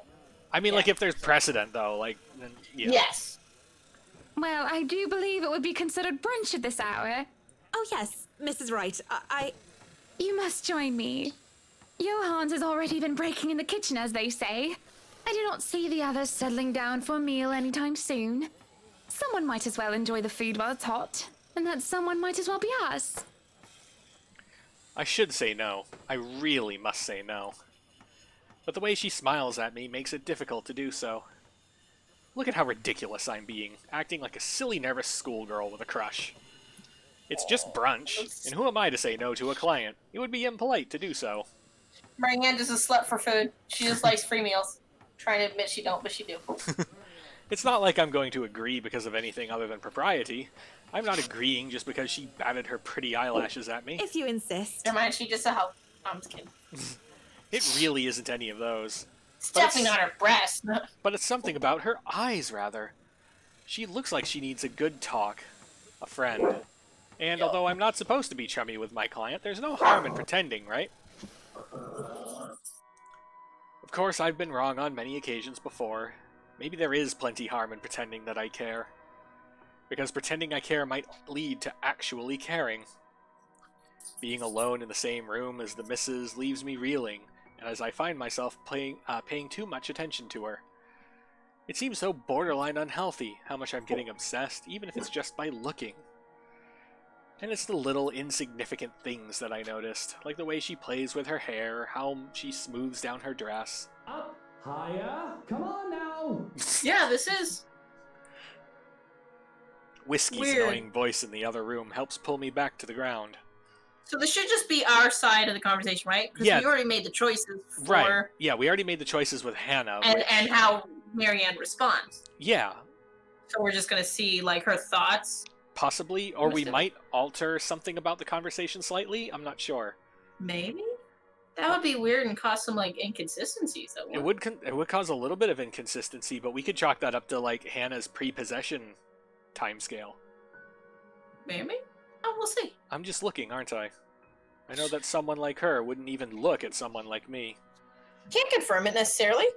Still, there's some time to turn around this bad decision. I'd really like to thank you for inviting me to breakfast, Mrs. Wright, but I already ate, so I should really go back to work. A plus, Marianne. We tried that excuse last time and it didn't fucking work. Yeah. Nonsense! Nope.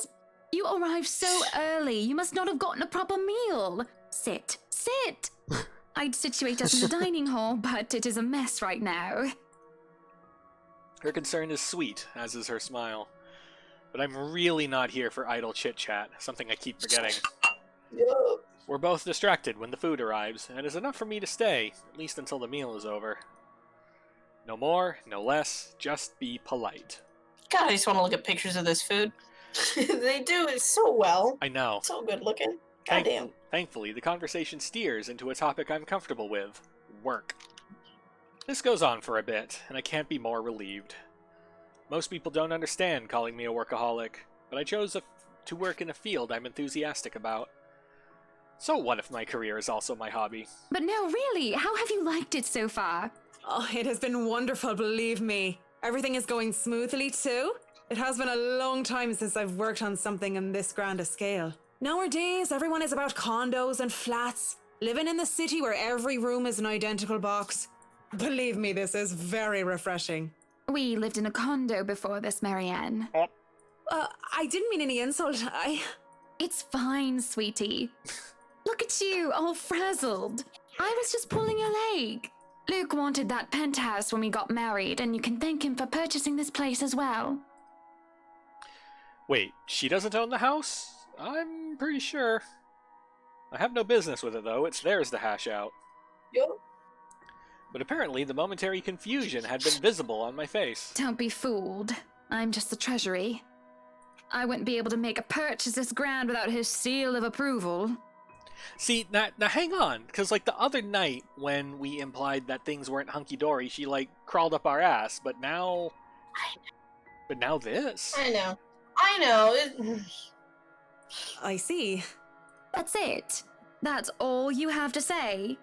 Yeah, yes. Fucking were you there this time? You just fucking bit my head off because I'm like, look, you don't have to. Why don't you just do things you like too, right? It's also your house. He don't own you. Without warning, this nice friendly chat devolved into something horrible. There were a million fucking warnings. I know. Something sad. But I really don't know what to say, Mrs. Wright. We were talking please of no don't- topic in particular, and... Luke. We were talking about Luke. I remember this part. About him not eating breakfast with you? About him treating me as if I were some treasury. I don't fucking know. Despite my general dislike of the upper class, I sometimes feel pity for them. Sometimes. They may have all the money in the world, where material things aren't a problem, but they don't even see what they've become, where they've ended up, or what they've done most of the time. They're just shut in by their own trap, forced to play along with society's expectations, and do anything to stay where they are and to keep what they have. A world where even people feel or are treated like they're mere possessions. When someone is at the top, the only way for them to go is down. That's fair, but like being at the top and going down sounds better than just being at the bottom. Yeah, I've worked with many Hannahs and Lukes and Whiskeys, but I've never been one of them. I don't pretend to understand their world any deeper than that. I merely know what I've witnessed before. She looks lost, speechless at how she betrayed herself. My pity for the likes of her returns. Nothing but pity moves me as I speak before she can say anything else that might ruin or break her. I won't speak a word, Mrs. Wright.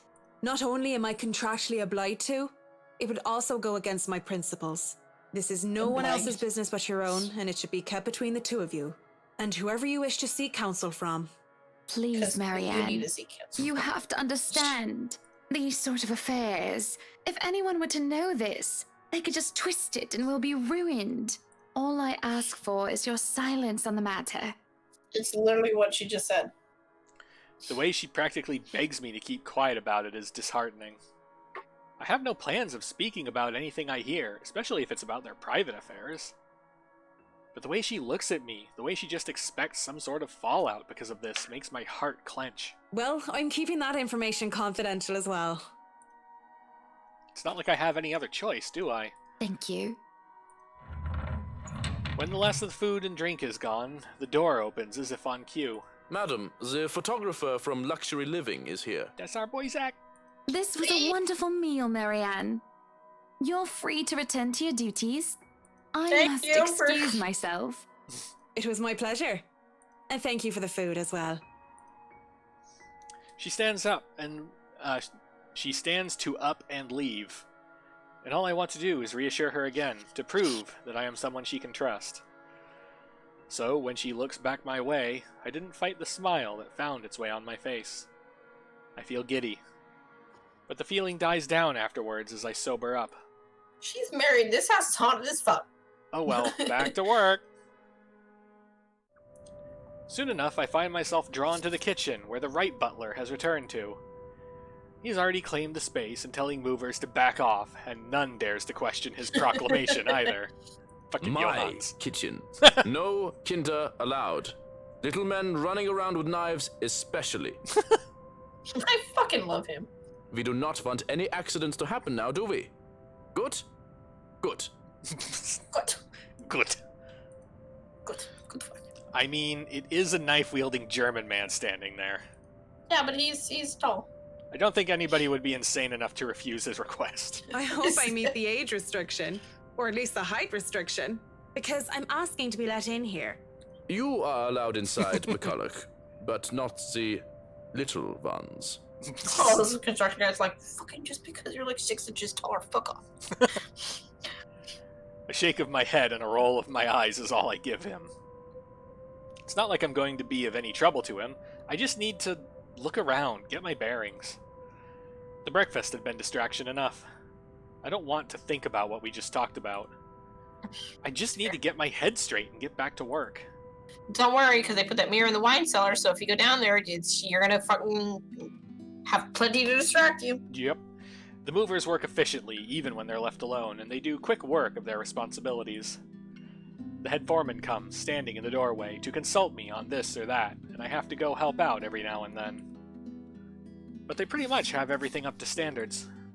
They skip lunch entirely, not even realizing when they do so. Nevertheless, all is well as the butler gets to heating up the leftover bubble and squeak from breakfast and makes a generous batch of fish and chips for them. Most likely simple in comparison to what he serves to the Wrights, but well done nonetheless. That smells good. Want to wrap up some for me to go? See, she slept for food.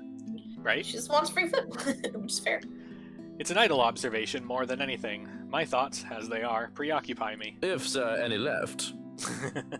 One can't go wrong with fish and chips. Everyone loves them. Even my husband. And he's American. Well, good for you. Yeah, we you know us Americans, we can't help it with fucking fried everything. Oh, yeah. I really do hate getting so up close and personal with my clients. It's a distraction. It's obvious to me that I've gotten my priorities all wrong when I can't help but think about what I heard, what I learned about the Wright couple. These things have a way of creeping up on a person. Thoughts, ideas, whether they are fact or fiction. They creep up and fester, crawl and writhe in a way that twists. I hear giggling, delighted and mocking. They creep up, and the sensation of fingers ghosting briefly on my arm causes me to freeze and hiss. Don't! I half expect her to be there. Whoa, no need to scream bloody murder! Different sentiment, but statement still stands. Don't! Yeah. Dude! It's just me. Quiet down before you break glass. Fuck you. But it's just whiskey. Don't do that again. Ever. I don't like being scared, though I don't believe in the likes of spooks. Being startled is not on top of the list of things Mary Ann liked. Lucky for him, I have nothing within reach, or he would have gotten on friendly terms to something like a rolling pin. What was with that reaction? Were you really scared? Yes, you child. Yes, this Jesus. man is hot as fuck. Has Johans been telling you ghost stories? He just loves to scare people. Because Johans is the smartest fucking person in this building. Right? Isn't that right, Brother Gurium? Fuck you. You do not know me? The butler's expression is unreadable. He's just so used to dealing with this shit. He's like, Yeah. you know, whatever.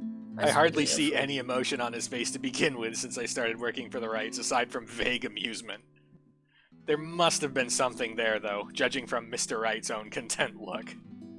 The expression on Mr. Wright's face is almost cruel. What the fuck? But neither of them spoke, even as Johans leaves the room to serve the workers their late lunch. So, dude, leave Johans alone, dude. Marianne, what are you so jumpy for? This place is fucking haunted. I was just thinking about all the urban legends the movers have been telling me about this place. Don't tell How me gross you your believe in that fucking bullshit. hands feel. They're nothing but tales made up to scare children. Timmy, Billy, don't you dare go up to that big mansion and get in trouble there. The ghosts are going to get you. Jesus Christ. Fucking chewing up the scenery with his voice acting. That's a man. boring way It's to kinda look at it, fantastic, but though. that's Yeah. usually what it is anyway, no? Like I said, I was just thinking. So fuck off. It would be a relief, actually, if those rumors of this place being haunted is true. That just means I'm not going bonkers. But then there's an actual fucking ghost that's trying to kill you, so like, how Yeah. much of a relief? Hearing, let alone seeing, a dead person isn't exactly the symptoms of a healthy mind. Definitely not. Sure, it means there would be such things as ghouls and goblins, but at least I'd be sane. No, I think I'd take crazy over actual there's threat to my, like, health because I'm gonna get fucking ghost murdered. Yeah. On the other hand, Yeah. there would actually be a dead girl walking around. If you could And that, excuse it's the not cool. inane question, Mr. Wright. You haven't noticed anything weird here? Wrong person to ask. Yeah, he's too drunk all the time. A simple enough question on the surface, yet I notice the man stiffen as the question leaves my mouth. Oh? I wouldn't have noticed it if I wasn't watching his reaction intently, but in his eyes I see something dangerous. That depends I on don't your like that. definition of the word weird. Are we still on the topic of this place being haunted? Yes? Yes. Because no, What were... things have not started to fly around, and we have yet to require an exorcism. I don't think Well, my Bobby head says would yet. like to do the whole 180-degree turn thing. I think it might. I don't know. I mean, I'd be okay with it. we are 1,000,000% asking the wrong person in this mansion. I know. Well, maybe that, but no strange people? Aside from my usually weird butler and all the weird men traipsing around touching my things? No, not really. That's how movers work. What were you gonna do? Move it yourself? I fucking doubt it. Yeah. Why do you ask? Dude. Have you noticed anyone strange while you were here? Because you must report it to Johans and he'll have security handle it. Real talk, Johans would kick the shit out of a ghost. I think But it's what these he's like. reports better not be about ghosts security. and It's like, no, things that Johan's go just gonna bump in the kick some night. fucking ass. I don't want to waste manpower on the boogeyman or senseless witch hunts. Spooky. I'll keep that in mind, Mr. Wright. But no, it's nothing like that. I Just guess the my mansion is just strange for almost me. girlfriend who I It's a loved when I unique was a kid project. in high school killed her Yeah. ghost in a mirror, but that's fine. That's normal. That's not. Yeah, she's That's not a ghost. I'm She's, sure. she's not dead. She was alive previously. Yeah. No strange so men or that's women fine. lurking about then? It's not, except for you. A dead teenager would technically qualify as strange. Yeah, but she wasn't walking around. But yeah, the whole I see dead people thing isn't going to go over well. None that I know That's of. fair. But I'll inform Johans immediately if something comes up. I'm serious, Mint. You see anything, anyone suspicious, and you report it. Immediately. Do not refer to me in that fucking name. Also, Gonna get. yeah, like, hang on. Bro pivoted hard. Bro has seen something. Yeah. Yeah. I think that goes without saying. Dick. The concern he have on the talk of security is quickly gone. His arrogant, smug smirk returns, if a bit subdued. Whatever smarmy remark or innuendo he has at the ready never comes, though, as voices from the dining hall ring out. So, is this a full-time job for you then? Nah, Oh, yeah. I just freelance mostly for magazines, our boy. newspapers, and events. Is that gay? Can't really call it a full-time job. Wow, this place has, like, no sound insulation whatsoever. No, because it was built like fucking 200 years ago. It's fun and it puts That food wasn't on a the thing. table, but it's not what I really want to do. At least not all the time. That would be the magazine photographer, I presume.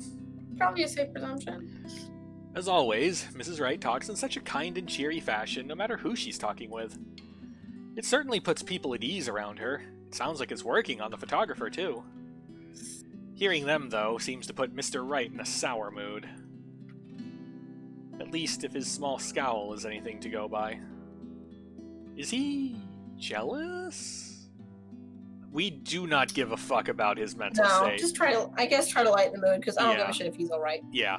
You're not gonna go out there and join Mrs. Wright? Alright. I don't care. Yeah. I hope he hates everybody. Yeah. He dies. You're starting to look strained. If you want your picture taken so badly, I'm sure the photographer would oblige. What is it that you want to do then? Film. Documentaries mostly. but cinematography is a lot more difficult than photography, right? I was working on this thing, actually. We need to get you away from the butler. You're starting to sound like him.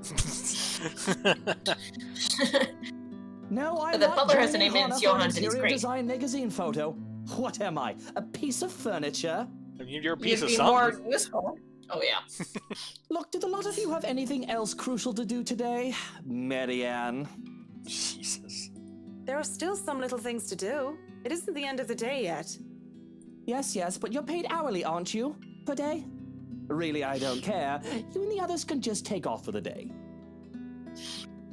Why is he dismissing us early all of a sudden? Is it So he can because get he's drunk some... and then confront his wife. Yeah. Is it because he's some sort of asshole? Nah, that couldn't be. It's definitely not this Yeah. guy. Is this about the possible security threat? No, highly fucking. Did my question get him all wary and paranoid that he would just send the workers and I away? I realize that threats are of actual concern to these rich and powerful people. I imagine, whether anyone wants to or not, they get a few enemies here and there. Yeah. But, Especially if you act like this guy. yeah, but I'm sure this foreman and his workers can be trusted and are of no threat. Well, at least I trust the people I'm working with. I understand if he doesn't. He doesn't know them from a can of paint. Still, won't it be safer if there are people around who can watch their back? You're the boss. Yes. My being Hot paid as by shit the house, day yes. aside, I won't be held responsible for any significant delay caused by your decisions. I'll try to get around that, of course, but I'll just remind you of the fact. What? Whatever. Yeah, Take fuck forever you. with the house. I don't give a bloody So I damn. gotta get food started real quick. It'll take me like 2 minutes. Alright, But you don't have to stop. That's fine. alright. Also, this guy, Jesus Christ. Don't you worry, you're still getting your money. Just sod off. Go crawl around a pub and find yourself a good lay. Fuck. Paranoid or aggravated as he might be, this conversation certainly didn't have to warrant that sort of remark. Maybe I will. Walking out of the kitchen, I just accept the fact that whatever he says will go while under this roof. Ms. Wright and the photographer are still far too busy in conversation to notice me, even as I make my way through the dining hall. Besides, I didn't want to ruin their fun. Well, it wasn't really a big thing. People didn't like Blue Fonzie very much. People don't like a film about colors.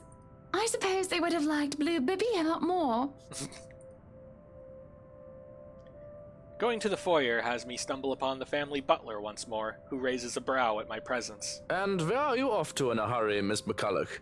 The foreman is looking for you. The Bratwurst wants us off the clock. He's dismissing us early because of... Oh, I don't know. He just wants us out of here. I'll go and call a cab for you then. It would be for the best that you leave when he asks you to. I don't doubt it. Because he's a fucking asshole. Alright. My ride back to the city doesn't take too long to get here.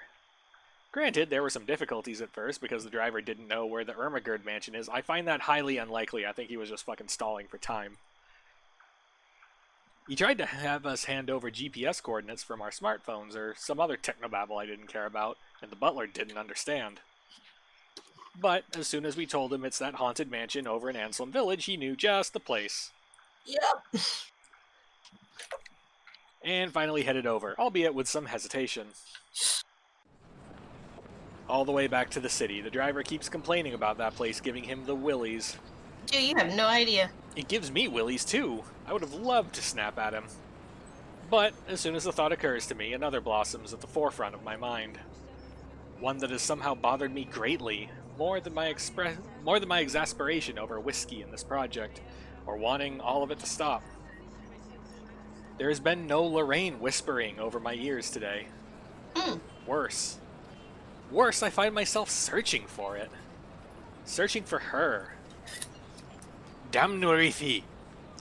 Loose ends. Fucking bloody loose ends everywhere. I thought I've already moved past this years ago. You clearly haven't. And it does nothing to help me curb my frustration. If anything, it only ensures that I want a stiff drink. And where else would I go to drink? Tuesdays are for karaoke. Wednesdays, improv.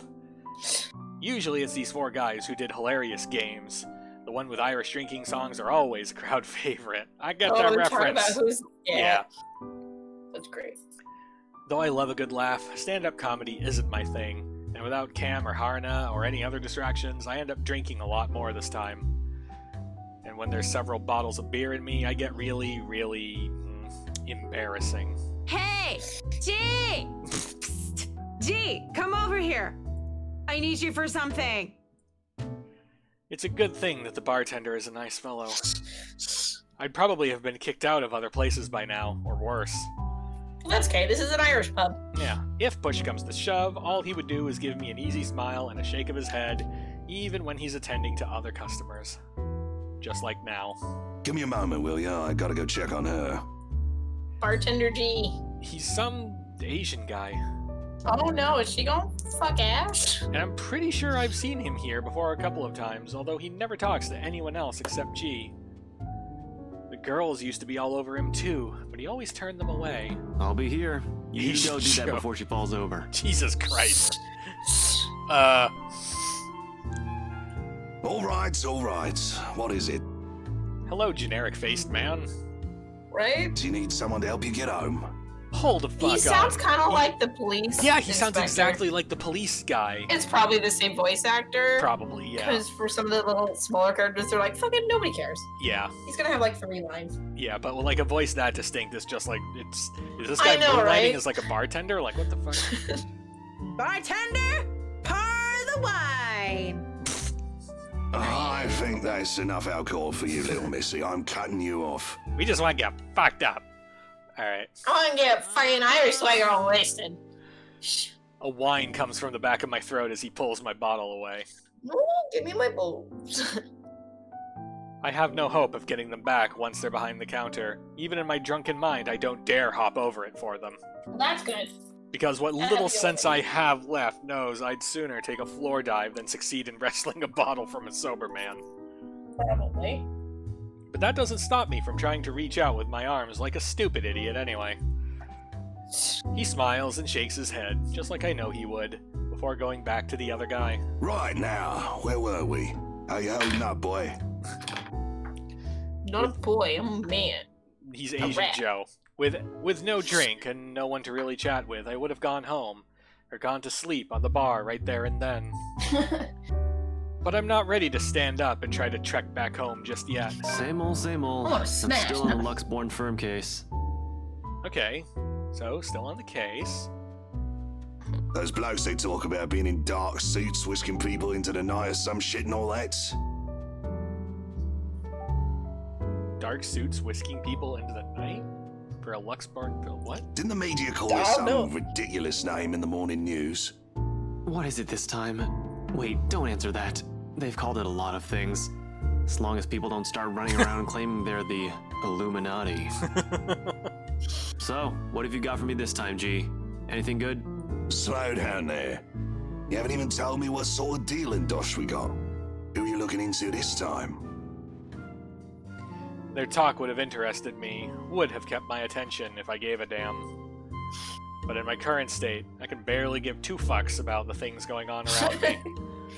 All these words are just buzzing, barely surfacing from the sea of sounds that is the pub.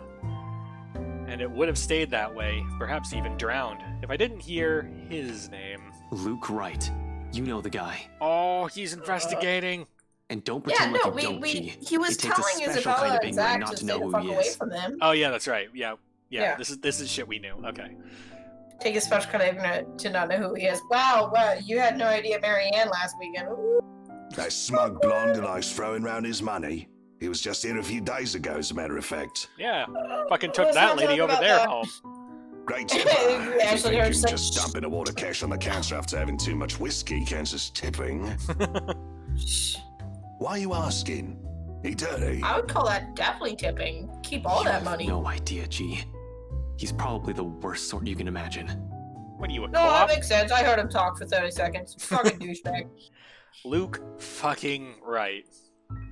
Fucking whiskey. Even without him, I'm still hearing about the guy. What the absolute fuck? That's fair. Despite this, I find myself getting up and sauntering over to join them before I pipe up. Keep your head Is down. this smart talk about Luke fucking Wright I'm hearing, eh? That's like Private conversation here, lady. No, let me dish all about him. Aren't you a fucking detective? Jesus Christ. Yeah, but he needs like actual important stuff. He doesn't know who she is.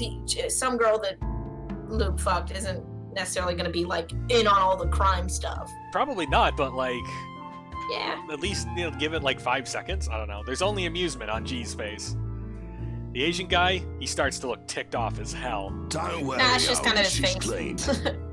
And she might be able to help you with your predicament. Of course. A drunk's just stumbled through here with what I need. Yep. I mean, yes? Yep. Get rid Also of now me. it's like home. No offense, lady, but you're smashed. Thanks. So. Yeah, damn right I am.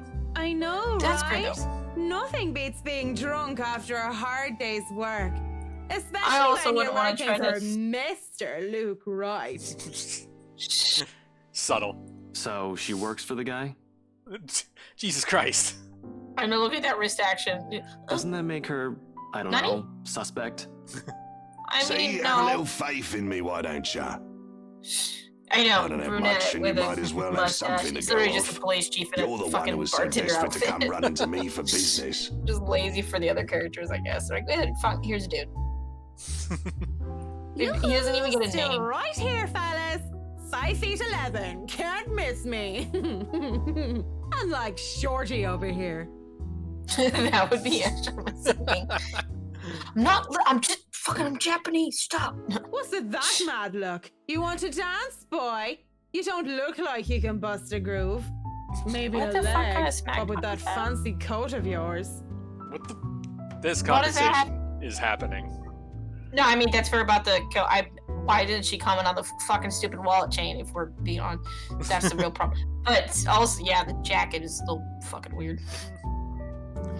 To add insult to injury, I move directly behind him and use the top of his head as an armrest. Jesus.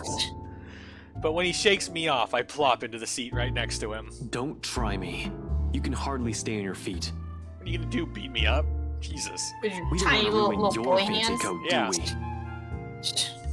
Ah, children, the both of ya. Thank you. I mean, Wait. he literally looked like he's like 14. No, Well, you're like still fucking what's with standing the after fucking all that, wallet are ya? chain? Yeah, he is kind of like boy detective superhero, right? I'm sorry, an actual fucking detective, except in the fucking anime, Yeah. where Light, which I'm pretty sure Light was also supposed to be like, what, 18 maybe? Like, that is not the outfit for a fucking real detective. Also, how are you a detective at like, what, 24, 5? Fucking, that's not how that works. That's because he showed up with a parka and they were just like, we have no choice, hired.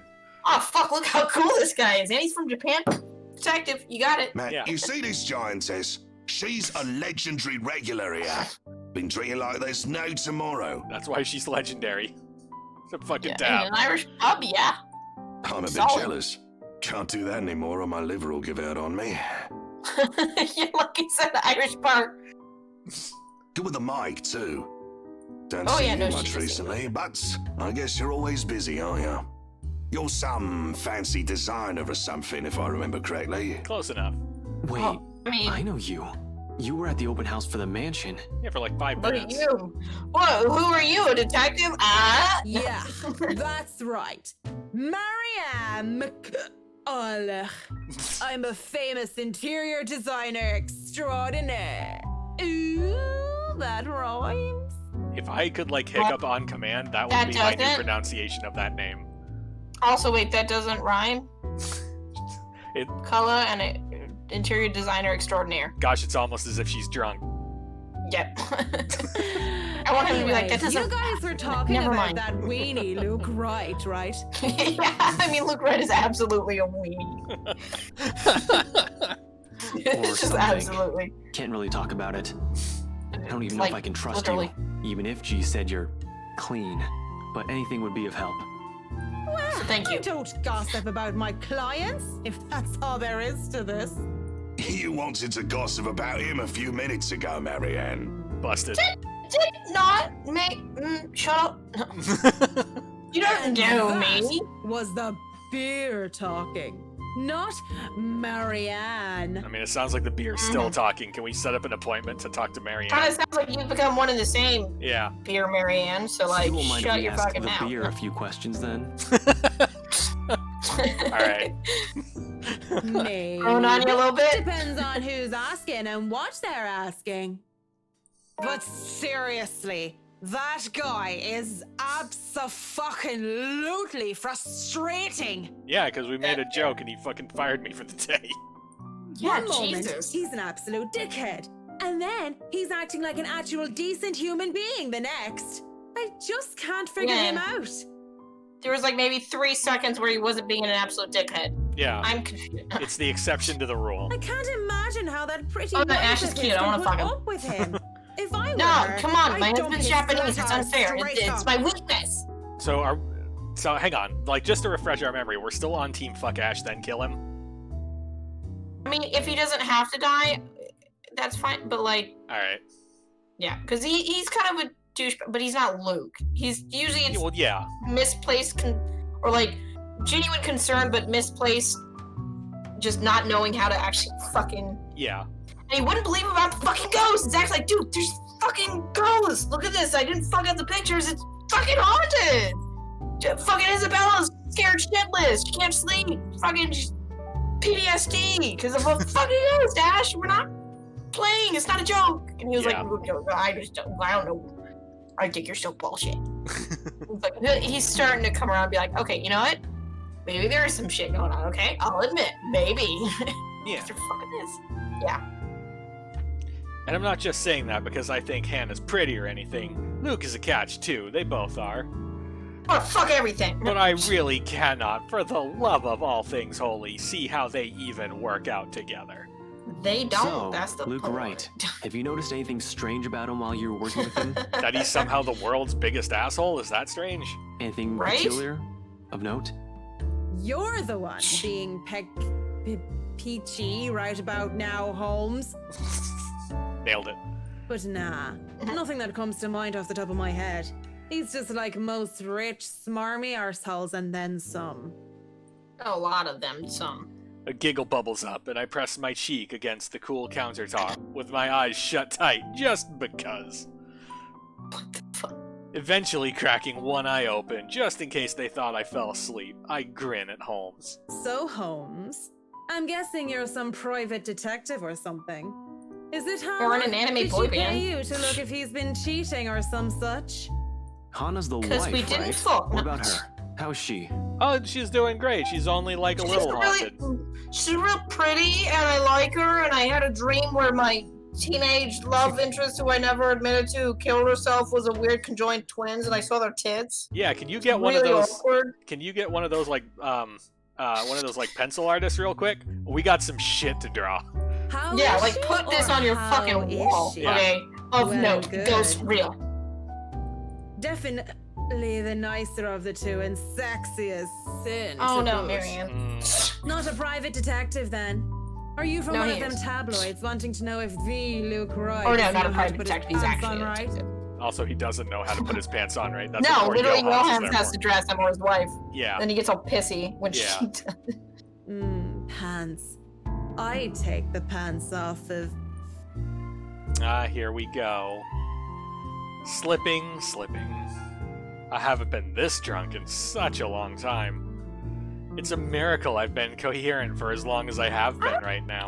Coherent. I'd call it hilariously unprofessional now. Well, don't forget, this is our internal monologue, so we're being awesome. I know. That's fair. And I've been drunk and then like gone to parties where I haven't been drinking. I'm like, no, yeah, that's pretty much it. Where you're like, you're being like such an idiot. You're like, no, man, it's great. I'm totally. Nobody even knows I'm drunk. Yeah. I'm How asking do you if know? you noticed any odd behavior from her. Odd Yeah. behave. You what? I wonder how she'd be drunk. I can just imagine her like the giggly sort. What Or do you she'd be think? crying all the time. These are or both. serious questions, Marianne. Lives might just be at stake here. What do you expect? She's smashed. But you just fucking said I should talk to her, and I was like, well, she's drunk as shit. And you're like, no, it's fine. Now I'm asking her, and you're like, well, she's drunk as shit. Yeah, but like you still gotta like fucking taper expectations. You can't just be like, oh, all right, tell me where the bodies are hidden. And just... I know. That's Why am I fair. doing this? This is getting me nowhere, G. Everything you're doing gets you nowhere. That's the point of your character. I'm just gonna make a really pouty face and just bat my eyelashes. And She's not a reliable source. Big The mustache chief, man, let alone fix the my courts, problems. aren't going to take the word of a drunk. Well, just wait until she sobers up. Fucking. This will be dismissed, and I might be in trouble if they try to argue that I coerced a testimony out of her. Then fucking. Yeah, wait till she's sober. Be like, here, listen. Here's, Yeah. give her my card. Have her call me when she's not fucking drunk. This is a fucking Although train if she wreck. wasn't drunk, she probably. That's fair. You're a fucking train wreck now, if you ask me. Also fair. Maybe it's about time you apply the brakes and stop for a bit. Probably. The wave of despair that comes over the both of them is palpable. Despair. If feelings had a taste, it'd be bitterer than the beer I'm full of. And it gets me thinking, though thinking doesn't get me far with too much shite in my system. You know that's not an option. Thanks for being patient, McCullough. Good luck with your work on that mansion. Speaking of that mansion, there's something going on in that haunt- place. yeah. Ooh. Something. Maybe it's why he's like, Ugh, day. No wonder Mr. Right likes it so much. It's as fishy as he is. Rotten bloke. Maybe that Santos girl is really onto something, eh? Suspicious shite, I'm telling ya. Explains why she's so reluctant. What do you mean that Santos girl is onto something?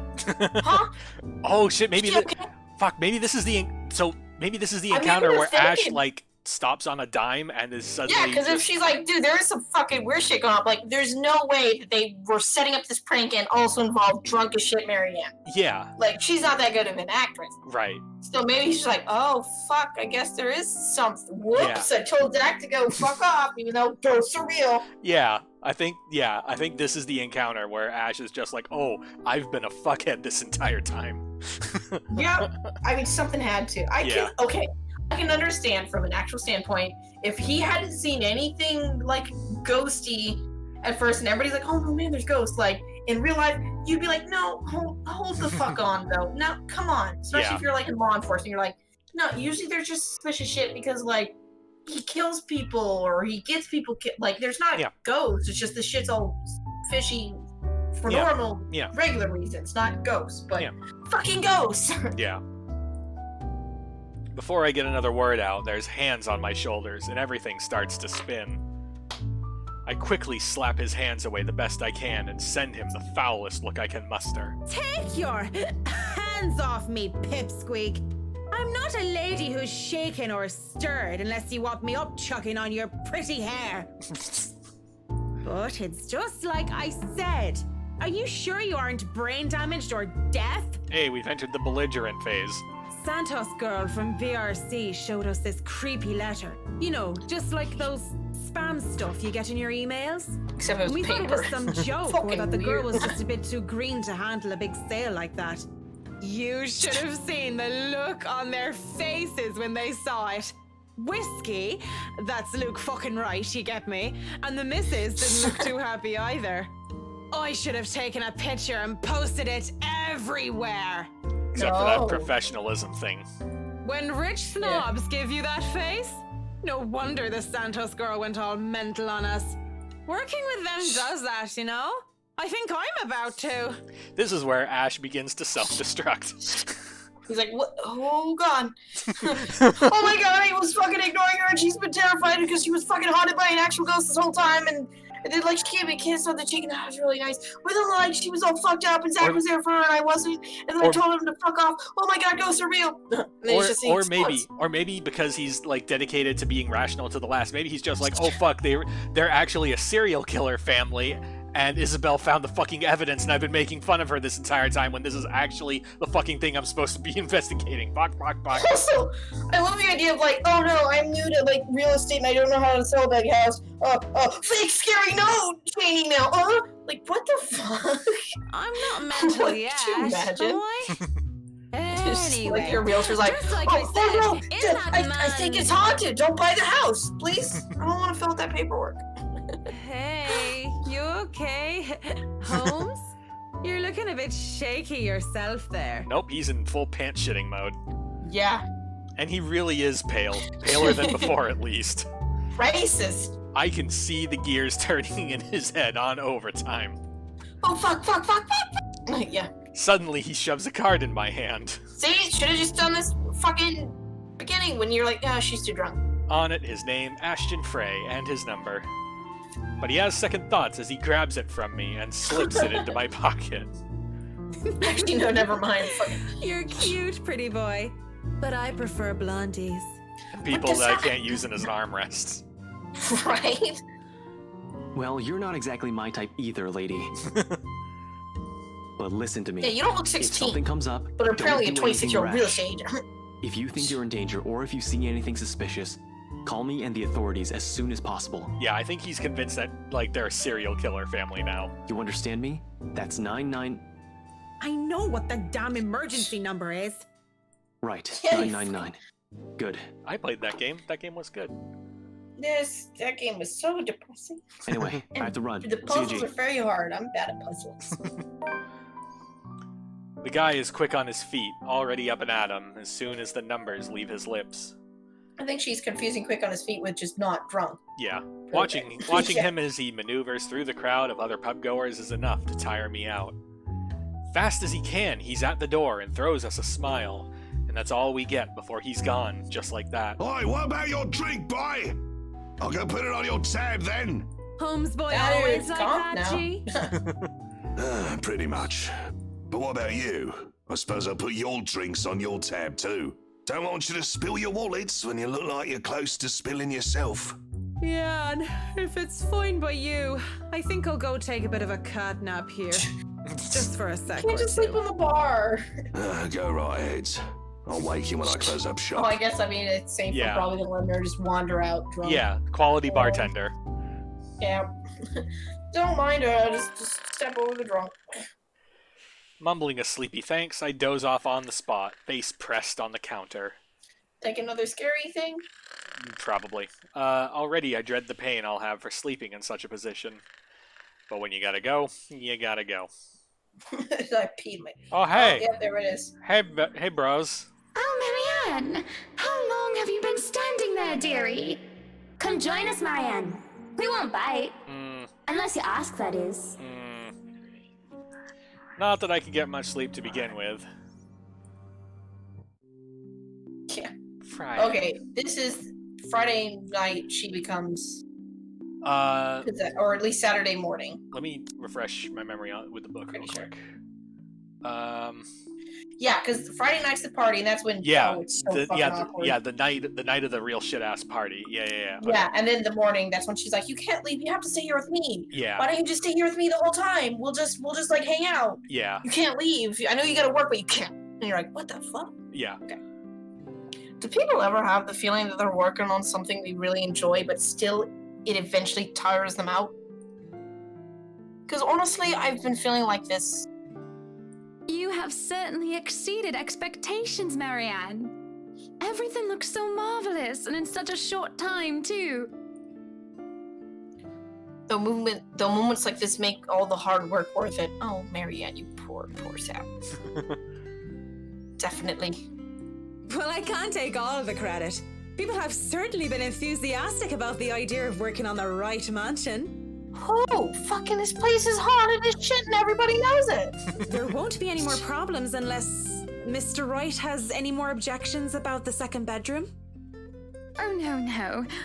We proceed with that room as planned. I already agreed to him having his greenhouse and his vineyard and his stables. He may as well let me have this one thing.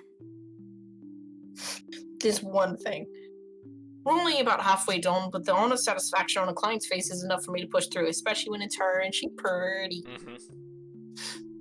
Let's face it, in between my exasperation at Mr. Wright's antics and her, I've been burning the candles at both ends.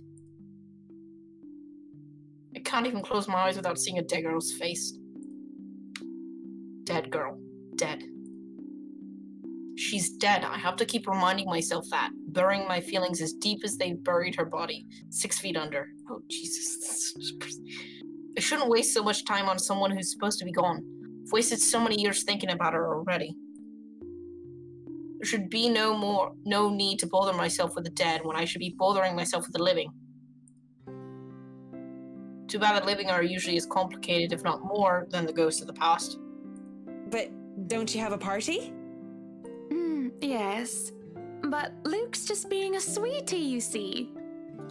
That friend he's visiting, he's having marital problems and he's just trying to cheer him up. Yeah. Oh, this is when she's asking about the... It's even more complicated when the living in question is a pair of rich and famous socialites way past their honeymoon phase. Way. No, I've been somehow roped into being a relationship counselor. They've been married for a long time and they've hit a... how do they say it? A rough patch. His wife has a drinking problem and can be very neglectful. The poor thing really does his best to be a good husband. But it's never enough for her. Sometimes I think it's the years. Maybe it's been so long that they've lost that romantic spark. What do you think? If I'm going to be completely honest, I need to ask. This is about you and Mr. Wright, isn't it? Suppose How would you know? What would you tell me? Then, I tell you it's none of my business. I tell you that I don't want to meddle. But, if the troubled husband with the neglectful wife asked me for my honest opinion, I'd say that he shouldn't base his happiness and his self-worth on someone else. Maybe he should try being independent for a while. See what it's like when he isn't trying to please someone else and doing things for himself. Oh, this is the answer that we gave previously, but here it was good and then it was not. Everyone's supposed to be their own man or woman, right? A bit of breathing room never hurt anyone. We shouldn't let our fear this is control what our Hannah needed to lives. hear. Yeah, it's true. Seriously. Why she thinks a single woman like me would be the best source of relationship advice is beyond me. Still, I talk and answer to the best of my abilities.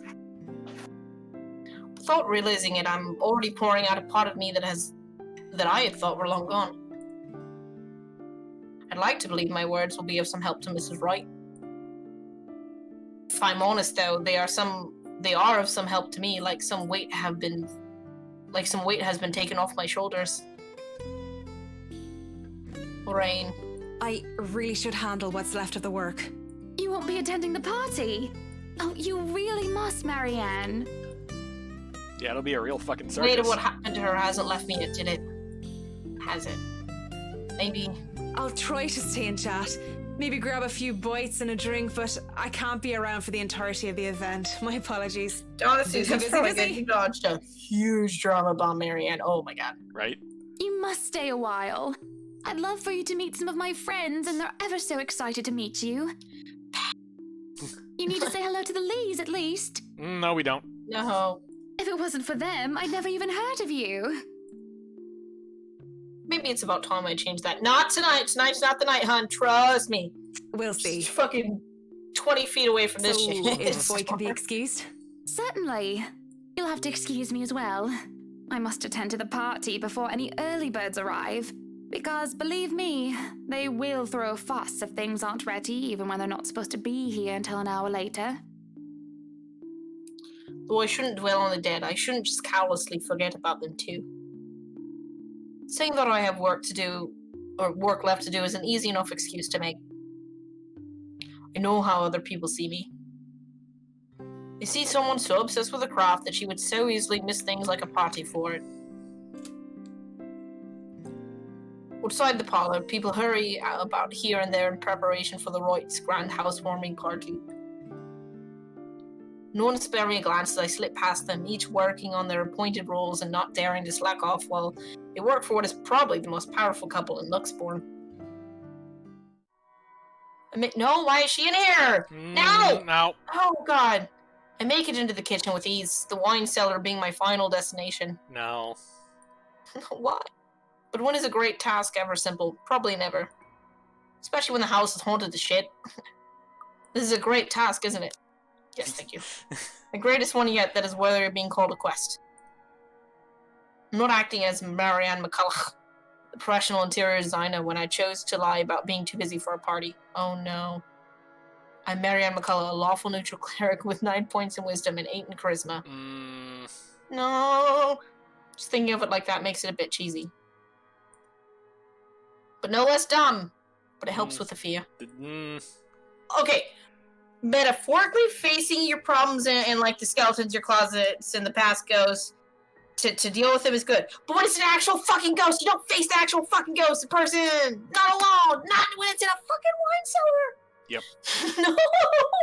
So, Marianne, come on. I'm rooting for you, but everybody's making these dumb bitch moves. Yeah. It helps overcome the insane thought that I'm actively seeking out something that has been plaguing me for years. I might face my worst nightmare, or I might see nothing and find my self-imagined grand quest fall flat, or I might fucking die! Yeah. Murder ghost! And who would have thought that the gatekeeper to my final quest would be someone I thought would be a valuable ally? Oh no, Johannes is just for himself. He's smart. We are That's how on you a fucking deadline yourself. and you are He's wasting my time. Johan's on patrol. Good, wasting his time! Good. The butler comes from the cellar and into the kitchen, tailed by a couple of others. People who I assume are most likely chefs and bartenders. He raises his brow, seeing me just standing there by the hatch, by the trap door. It almost looks as if he's going to throw me out for being in the kitchen without permission. I mean, he should. But then he motions for the others to disperse and familiarize themselves with their surroundings. Meanwhile, he continues to stand there, preventing entry into the darkness beyond. Good, smart, Johan, just tell her, turn the fuck around and go the fuck home. What are you doing Seek here, a therapist, Fräulein? not a This ghost is not mirror. the place for guests or in an architect right now.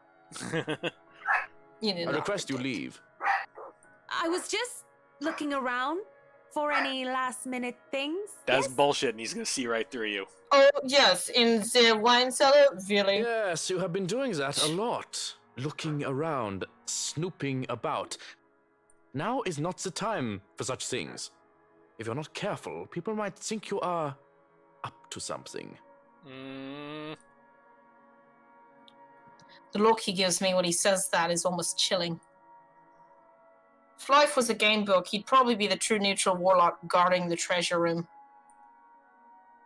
Difficult opponent to beat with 9 points of wisdom and 8 in dexterity. Yeah, like, how's your strength, bitch? Because how are you gonna fight a fucking ghost? None of your stats are above 10. What the fuck is wrong with you? Well, seriously, I'm not done yet. I actually need to go into the wine cellar. Just need a quick go at the place. Is now So, really just the don't mind fucking me. time? I'll be out of your hair soon enough. Go 'Cause outside, I'll probably be murdered by enjoy ghosts. the party. Bask in the praise and adulation they will no doubt shower you with when the madam speaks highly of you. Listen to Johannes, he is wise and not gonna get Surely fucking you've killed in had his enough murder of this mansion. stuffy old kitchen by now. You do not want to cause trouble. Both the Dude, don't make him Bratwurst start and some shit. Hannah want this to be perfect. It would be a disservice and disrespect to toe out of line and risk it being anything otherwise. Johan's is like the hero of this story. Right? Fucking listen to Johan, please. Almost even more than Zach. Yup. And more importantly, I will be blamed for any failure that happens tonight. Probably. Poor guy. His intervention almost turns me away. No, Hannah, or fucking Marianne. Maybe this is a sign I'm not meant to seek Lorraine out. This definitely. But. Please. I just. It's really important. That wasn't a choice. That was a butterfly effect. 15 minutes. I know. 9, 10 minutes. Any longer and I'll pull you out of there myself. Well, bring a fucking cart, because you'll be hauling out a corpse. The Bratwurst Also, how will be confused when he's like, furious no, if he thinks 10 minutes, anyone is but touching no, his and that precious language is wine 9. without his permission. 9, 10? 9. 10 minutes. Yeah, so 9 or 10? 9! 10 minutes! Yeah, who is on first? Right. Thank you. This seriously means a lot. He steps aside begrudgingly. At this point, it looks like there's no turning back. There sure shit At isn't. least be like, hey, why don't you just come down and make sure I'm not up to no shit, so I'm not alone and gonna get killed by a murder ghost. Oh, this is fucking haunted as shit. Question in chat: are there deaths? Because I've been watching for 3 hours now and nothing. There are Yes, potentially deaths. Like there might be one in about 2 minutes here. But fucking 3 seconds. We've avoided all of them so far. Yeah, except for Rose's, which is unavoidable apparently. So that's Yeah. that's a bummer. Yeah. Yeah. So let's. Oh god. Space feels smaller, with a lot more bottles lining the wall compared to before, and knowing what they might be, I'm drunk apparently. Okay. Nailed it. And knowing what might be waiting for me here makes things worse. Yeah. So why are you fucking down here?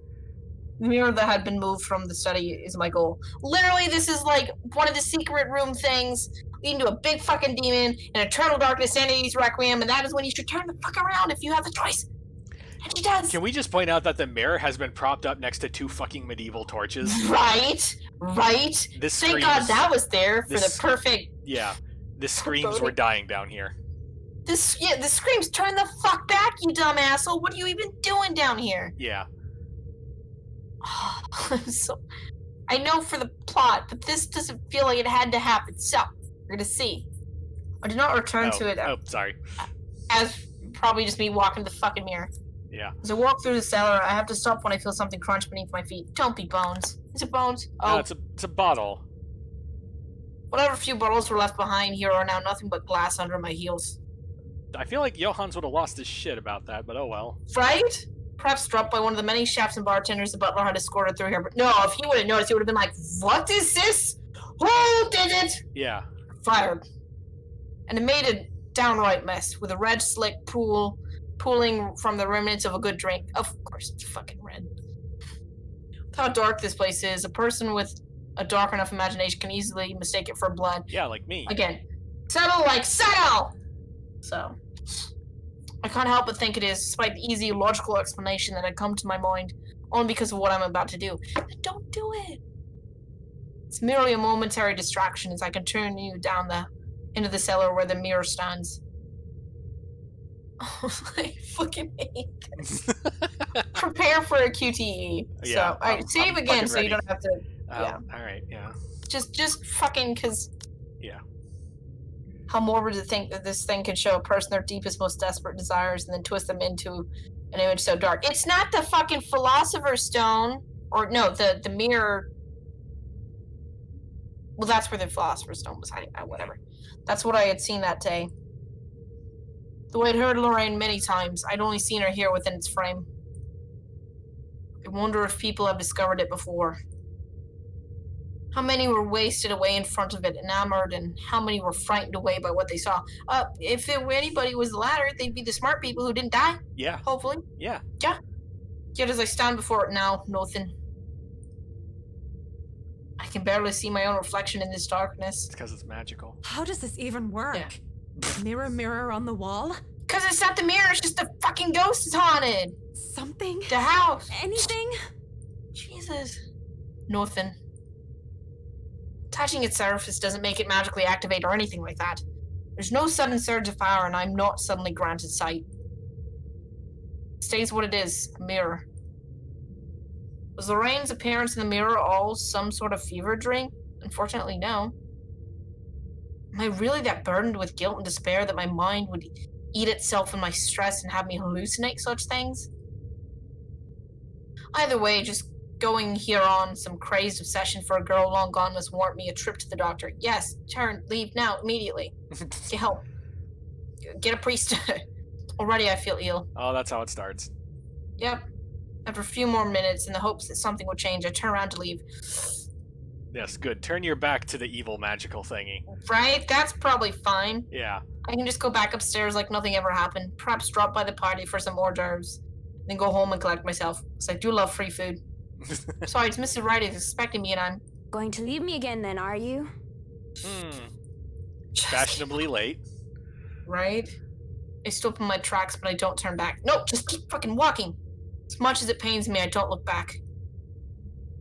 If I'm just hearing her again, desperately delusional, and I look back to see nothing, I don't want to give myself false hope. No, this time it's not Lorraine, it's just a fucking ghost. Yeah. When I feel fingers around my wrist pull up, oh no, I look back and shook. My first thought is, how in God's name is this possible? And the second is Lorraine. Her hands are cold. She's dead. She's dead! It's ghost. Are you that mad at me that you're just going to ignore me, Marianne? I mean, a little. At this point, I think we fucking earned the right to be mad at her, alright? Also, I'm just gonna say, purple and pink for like a school uniform colors, fucking gross. This tacky as shit, okay? This is not third grade Valentine's. Stop. Stop immediately. I don't know what to say, and I can only stare at her and wonder.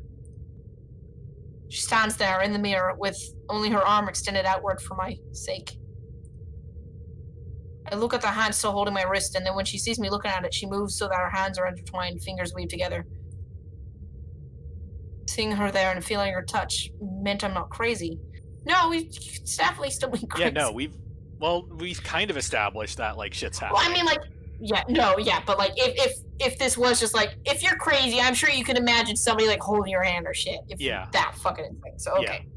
Though, however impossible and inexplicable this is to me right now, this just takes my breath away. Did the thing zoom out a little bit? No. Okay, maybe it was the thing. I'm fucking freaking out. No, there's got like the swirly particles in the air. I can imagine doing so with ease. We can be together again, Lorraine and Marianne, like nothing ever happened, except you're now like 30-something and she's 17. Ghost girlfriend. I don't know. There's probably like an anime that's already dead. I'm sure. That time my spirit got pulled out of a mirror. Right. But I'm dead. But that would all be a great big lie, wouldn't it? What? Cat got your tongue? Don't just look at me like that. Say something.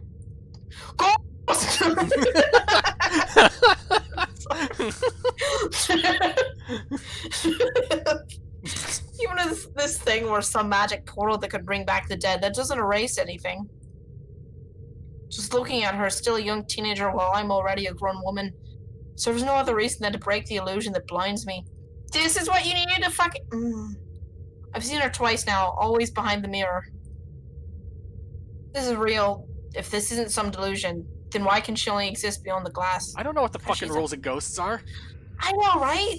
Also, it just can't be a good sign. You have no idea how happy I am to see you. I hope this just grants her some closure and then she gets the fuck out before she gets murdered. It's been so long. You don't look happy. Yeah, no, you because fucking killed yourself, and also I thought you might be a murder ghost. Yeah. I really am What's going happy. on? But at the same time, I can't help but think about what happened to you. And what does that mean? What are you saying? I'm dead? And she's like, what the fuck? No. She gives me, oh no, don't do this. She gives me this peculiar look, and before my eyes, she moves a step out of the mirror. Oh, fuck. In turn, I wrench my hand from her and take a step back, almost as if I'm afraid. I don't know how this is possible. But whatever this is, it isn't real. No, unfortunately, it is real. Can't be real. I'm right here, aren't I? What other proof do you need? Somebody to confirm, but whatever, moving on. No. Paramedic to check your pulse? I hear you, I feel you. But even with all that, you can't be real. You just can't.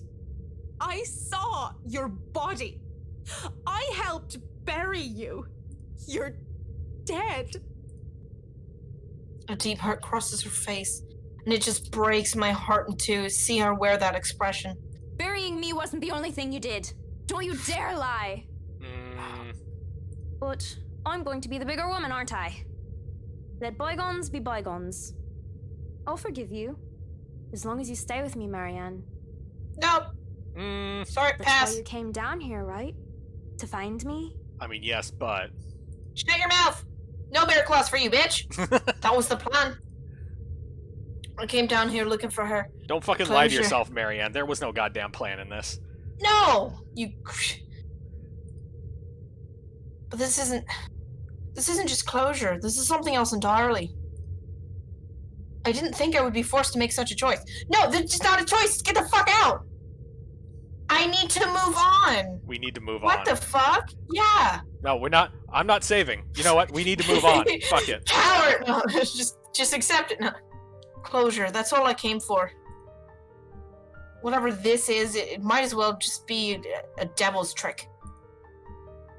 And I might as well make some use of it, right? I say nothing at first, for fear of angering whatever phantom this is. That's absolutely fair. We saw her last time. Crazy fucking undead bitch. Yep. I take Lorraine's hand and bring it up to my lips, pressing a kiss to her knuckles. She takes it to pull me along, step to the mirror until only her arm is extended again. I should have been more honest back then, both to you and myself. I know it's too late. I'm sorry. But with the thought of being with the dead did not agree with me. Not one bit. I can't stay with you. So what? You're going to leave me for some old trophy wife? Maybe That's not it, her. isn't There it? was that girl who's into You're going to leave architecture and poor Amy history. Lorraine and go after the next rich, pretty blonde that you see. No. This is a mistake. All these years, guilt has been my driving force. I felt so guilty for what I did, what I didn't do. She thinks she can guilt me into being complacent. Complacent? That is not how you spell the That's- word. Yeah. English? Yeah. What she realizes otherwise as I pull my hand from her.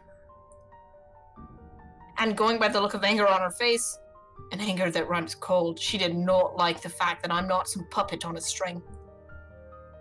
Had she chosen her words carefully, I would have accepted whatever punishment Lorraine chooses to give me. Guilt had ran my life, and it might very well ended it. Because I deserved it.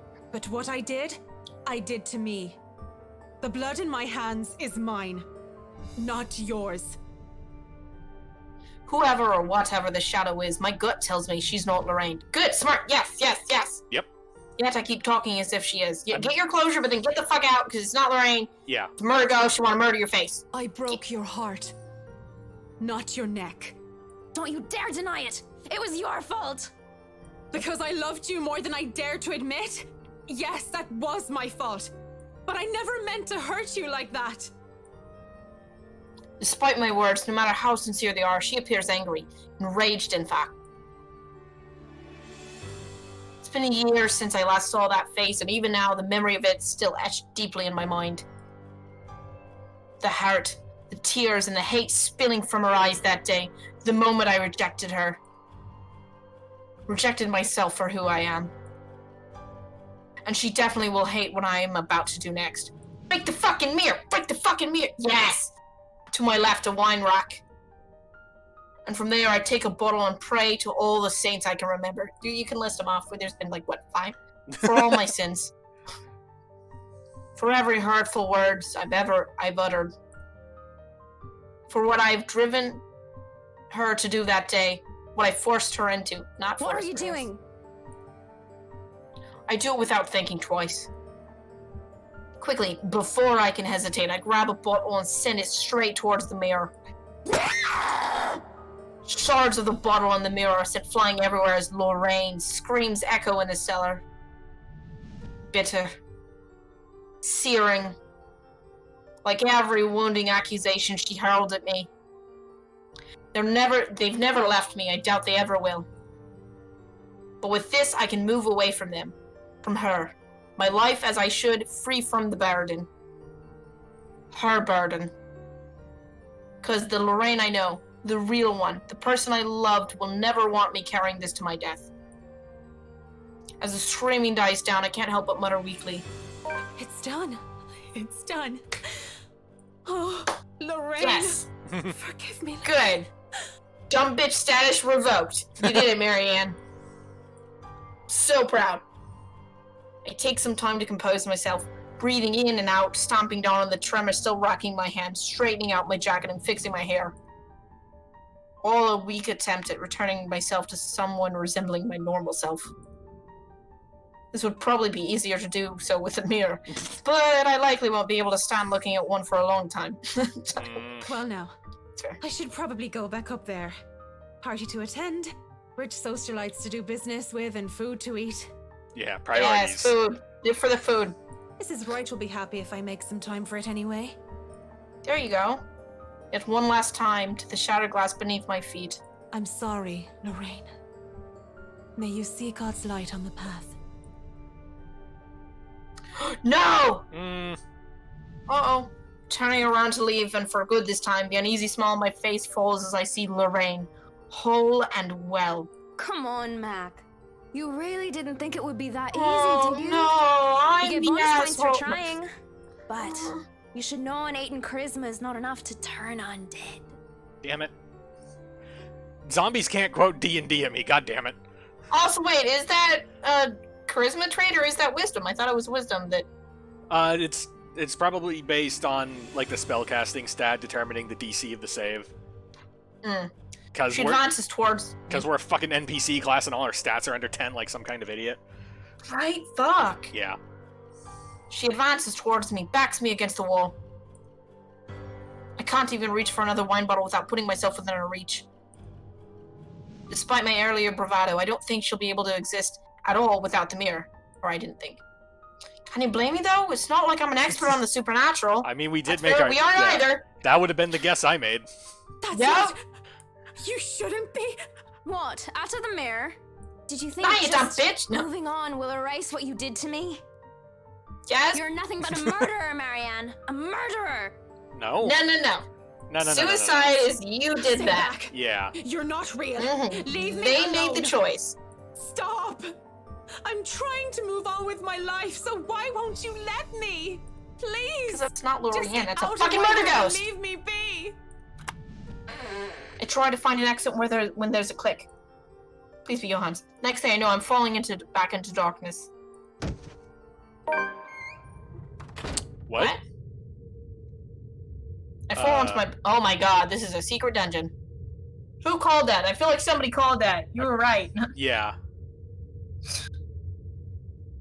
Fuck, I think we were making fun of it with the fucking wine cellar, and they were just like, oh yeah, there's like 10, it can hold 10,000 fucking wine bottles. It's like, yeah, because it was This a is murder right, dungeon. because it's actually a dungeon! Jesus. Yeah, I fall on my back and a door slams shut behind me. See, this wasn't on the fucking house plans! In a daze, I look around warily and find myself in another room entirely. On the other side of the wall, some sort of secret passage, perhaps. An underground tunnel. Oh my god, excuse me. That was a weird underground tunnel that has me wary and frightened. It also proves that the oddities in the mansion floor plans are a lot more than just little discrepancies. See, I expect Lorraine to jump out at me from the darkness at any time. Breeze blowing through the tunnel has me relieved, though, at the idea that there is still a way to escape should that happen. That is way better than being trapped underground with... Only God knows what that was. A funny thought comes to mind as I start walking to where the exit might be. I think about how Mrs. Wright would be so disappointed if I didn't show up to the party. Imagine how furious Mr. Wright would be for breaking one of his wine bottles. Even Johan's reaction comes to mind, though I don't really know with that guy. One thing's for sure, is that I will be calling Cam and Haruna for a drink as soon as I get out of here. Yes. Let's no. That's the ghost we know. That's a problem. Save. Bucket. That no. A ghastly thing, a corpse of a woman leans on the wall. This, I think, though, even more Ghost 1 and Ghost 2. Because this is a completely different approach. Yeah. Like in the middle of confrontation with the other one. Yeah. Her arms and limbs, almost every inch of her lived body, is peppered with wounds and rotting flesh. And it is in that the putrid smell of blood and gore hits me, making it so that I don't even question how I missed it in the first place. How long has this been here? It's a her, don't be rude. No. You're a nasty one, aren't you? I flinch as the thing twitches.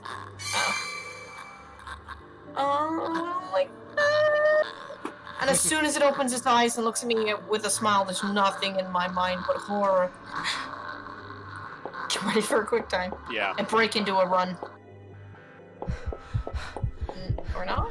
I try to keep on running no matter how much my legs and feet scream at me to stop. I keep going even when I look back and see nothing of her anymore because I can still hear her. The scampering of her feet, the words she tries to form with her bloodied mouth, and the painful sounds of bones grinding against each other as she moves closer and closer to me. How long are these damn tunnels? Way too long.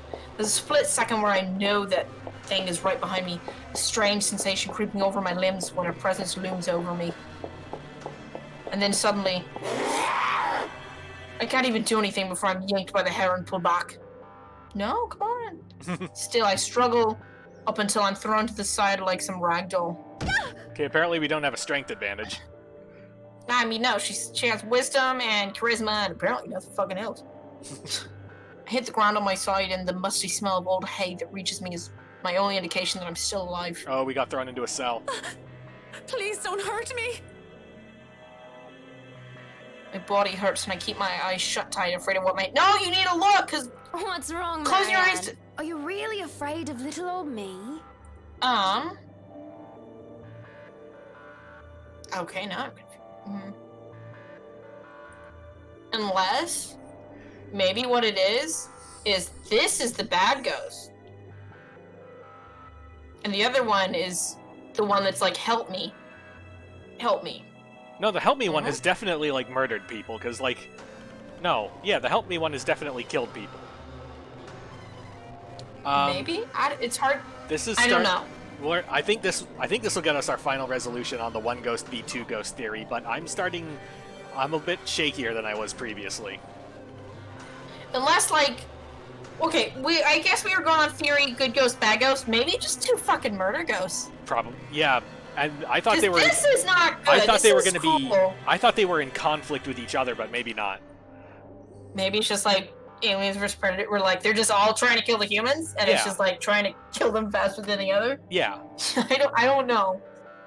Okay, she looms over me, backs me further into the cell that I was thrown in. Called it. Please. Yep. It's so cold. I don't want to be alone, Marianne. What, bitch? I said no. Why would I you just leave sound me? desperate. Why? What are you? Lorraine turns and shifts it. Okay, so. Alright, I guess it is one ghost that just. Oh, okay. Alright. Well, we were wrong. At least for now. Yeah. And with that same gruesome grin, it takes a step forward towards the cell. Towards me.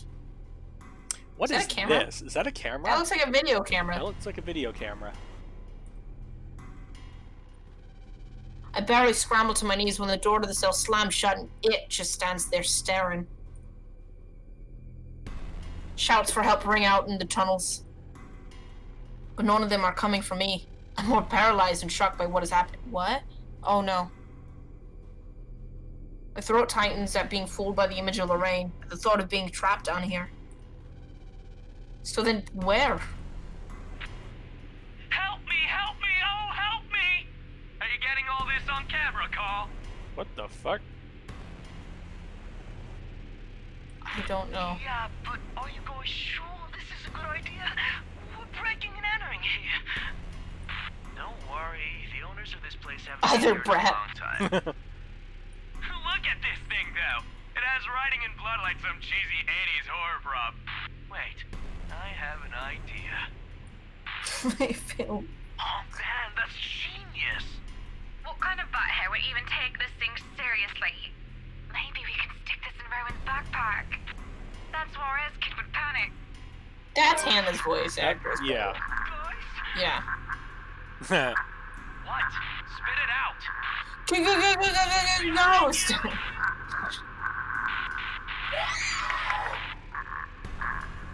Oh, Jesus. Well, we're fucked. No. Now we're in the corner of the cell. A digital camera comes flickering to life and a video is played back on the screen. It was hard to even consider paying any attention to it when my life is on the line. But when the ghost doesn't move and the teenagers' mocking shouts of help me filled the cell, I just had to watch. And what I had seen, students judging by their St. Goretti's uniform. They were holding... That letter! Ah, title drop, roll credits. No. That thing, the woman, she...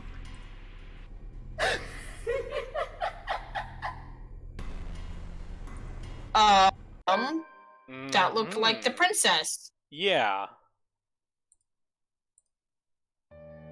Maybe it... I have no fucking idea. Yeah, so Marianne is alive, question mark? For now, she's in a dungeon, so like Yeah. she's gonna need food and water, otherwise she'll be dead in like 2 days. Yeah. You can't survive your life, but okay. Rebecca checked. I don't know what to think about the ghosts. I don't know what to think. So one ghost. We're back to one ghost theory, but Maybe it's like an amalgamation. yeah. Because they said that the lord of the house had been murdered by a witch. Right. And then there's the we just saw a flicker of the blonde lady of the house. Right. But then there's obviously a definite completely different looking appearance with the dark-haired, gross, woundy thing. So I don't... Like, Like an like one ghost stitched together from multiple spirits. Yeah, maybe there is some. I mean, if there was like a witch and spirits are real, possibly some sort of magic could be that could have fucked up or backfired. If maybe the witch had done something or both, so they're like, or it could be like a Jekyll and Hyde situation with the ghost, maybe. Maybe it's just like, you know, there's the bog standard help me ghost that everyone gets, and then there's like and then like some personalities are more drawn to like certain people that read the letter. Yeah. Yeah. I could imagine that. Like right. different, like, because Marion had a lot of guilt regarding Lorraine. Yeah. It was very unique to her. So. Yeah. Oh, this is just so cool. It's more and more layers to everything. Right? It's an onion. Are you good to go? How late are you good to go to tonight? My sister and her boyfriend were coming over at some point later in the day. I told them I have it until at least 5. Sure. So I'm going to keep going. All right. For at least like another 20 or so minutes. Sure. Yeah. All right. You can start because I finished. Yeah. Starting Rebecca chapter. Yep.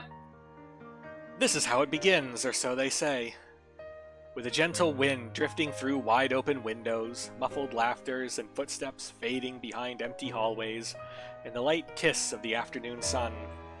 Soon there will be a call, a crossing of thresholds into the unknown. Maybe we are off to some grand adventure, or diving into another gripping mystery. One can't really tell. For all I know, a hero might even come sweep me off my feet, if I'm lucky. A+ use of the emote, thank you. That's not exactly a bad thing when you think about it. But this is far from one, isn't it? Yeah, no, this is about to be a nightmare. I got news. A riveting tale, that is.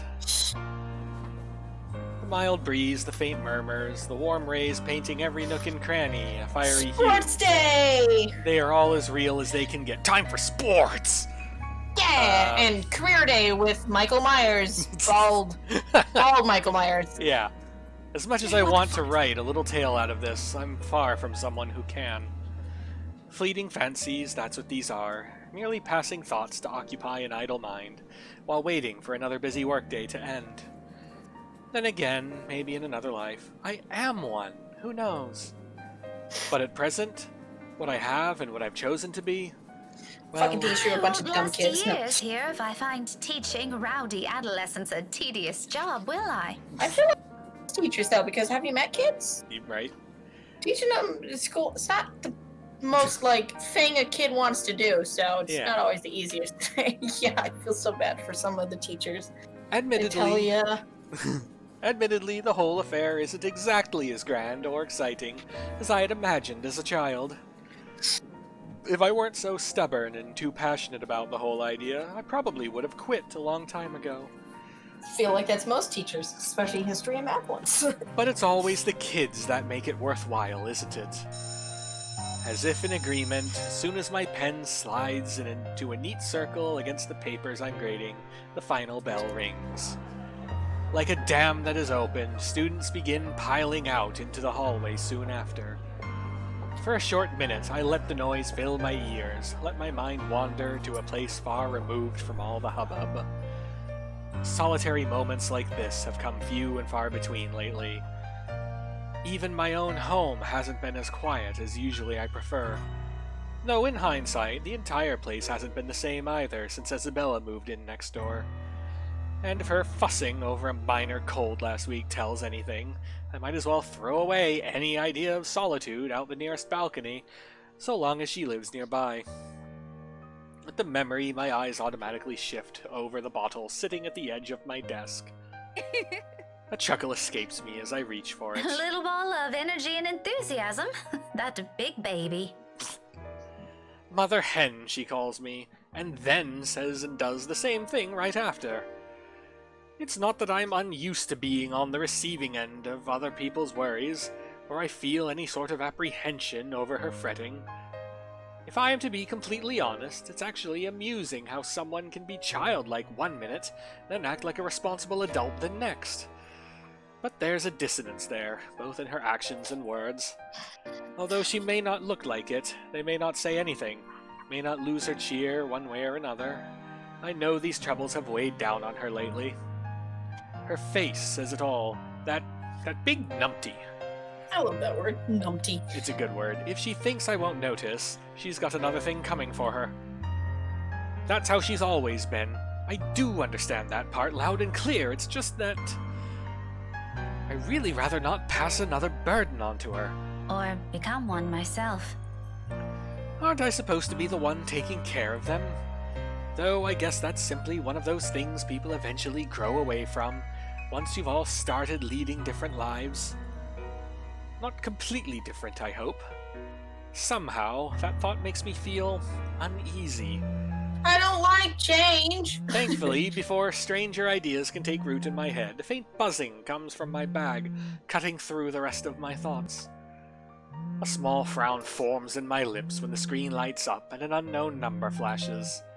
I don't like that. For a long second, my thumb hovers over the answer button. Even the voice that responds once I do accept the call is wholly unfamiliar. Hello? Oh, goodness. Finally, it connects. Oh, right. Hello? Is this Miss Gales? Rebecca Gales? Yes, speaking. Who is this? Oh, sorry. Rose Cooper. Briar Realty Corporation. Briar Realty? Did they know each other? No. Okay. My frown deepens as I straighten from my chair. Something in her tone, despite sounding remarkably friendly and light, doesn't quite sit well with me. The rigid pause that follows doesn't help ease the tension that has suddenly descended either. Oh, this is calling after the freakout. Yeah. Miss Cooper? Yes. Things are a bit busy on my end. I apologize. I'm not certain if Isabella has mentioned anything before, but we're working together on a property at the moment, and... The Armagard Mansion, yes. She said something about that earlier. Armagard Mansion. Is there a problem? This is about Isabella, actually. She wastes no time relaying everything. The details she provided are admittedly a bit vague, but enough for me to get the gist of what happened. It isn't the bad sort I'm expecting, though still worrying.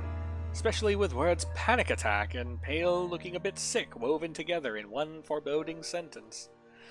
But as quickly as it surfaces, I stomp down on the urge to demand answers right then and there. Now isn't the proper time for useless questions. I'll find out soon enough, regardless. To Miss Cooper's credit, she neither hesitates nor falters all throughout. There's some sort of comfort in knowing Isabella has someone like her to guide her, though not as much as I would have liked. After all, this is Isabella we're talking about. What are the chances she just said a bunch of excuses so she won't get sent home? Very high. High. Yep. Very high. Yeah. Oh, she is so going to hear it this time. You were listed as one of her emergency contacts, so I thought it'd be best you know about this. How is Yes, she? no, thank Is you. she doing okay? I had her take a break for now. Not even fucking Honestly, remotely. I'd feel better Like, if oh someone my would god, pick her up and whole take her part is home just for some like, rest. oh, this is someone okay, and then just panic, PTSD, almost get murdered, panic, concussion, panic. Yeah. Anthem's a fair distance from Luxspawn. I really don't want her going off on her own. Then call a fucking cab. I'd do it myself, but oh, you know how it is today. Big day. People everywhere until the open house ends. I'm really sorry to ask this of you, Miss Gales. I know you're busy. Oh, no, it's all good. I was just about to leave from work. I hope to leave early today anyway. A few minutes ahead wouldn't hurt. I can be there in a few, kids, right? 30, 40 minutes tops. Is that all right? That's not More a than fine, Miss Gales, thank you. We're supposed to be here until... Oh, excuse me. One moment, please. Yes, ma'am. The faint hum of conversation echoes from her end. It sounds as though the place is buzzing with more people than you'd expect from a regular open house. It's not a regular house, it's a fucking haunted, massive, multi-million-dollar mansion. So. I was skeptical at first. The house is old, not to mention its inconvenient location in Luxburn's outskirts. Who wants to live in a place almost an hour's drive away from the comforts of a city? Rich people who don't give a shit? But from what little I can hear, it appears Isabella has every right to be optimistic about this sale. Yeah.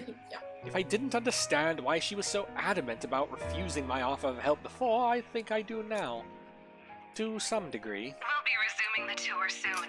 Yes, thank you. Sorry about that. I really need to get this thing going. Lord knows knows how I'll salvage the situation here. It shouldn't be anything complicated, but still, clients. They can be difficult when they want to be. They're almost like children. Oh. Anyway, just look for me when you get here, alright? I shouldn't be too hard to miss. I'm literally the only person here with green hair. No problem. Yeah, that's Thanks not for a letting me normal know thing. about this. Just make sure Isabella stays put, please. Heaven knows how stubborn that girl can be. No, the whole thing is she didn't want to leave. No. Don't worry about it. I'll have a few of our staff keep an eye on her for me until you get here. That's all I'm asking. I appreciate it. The whole thing ends on a surprisingly pleasant tone. If only the same can be said for the news she brought. I allow a brief minute to pass to ease whatever tension has latched itself firmly to my nerves. But no matter how much I wish for it, my mind stubbornly refuses to do so.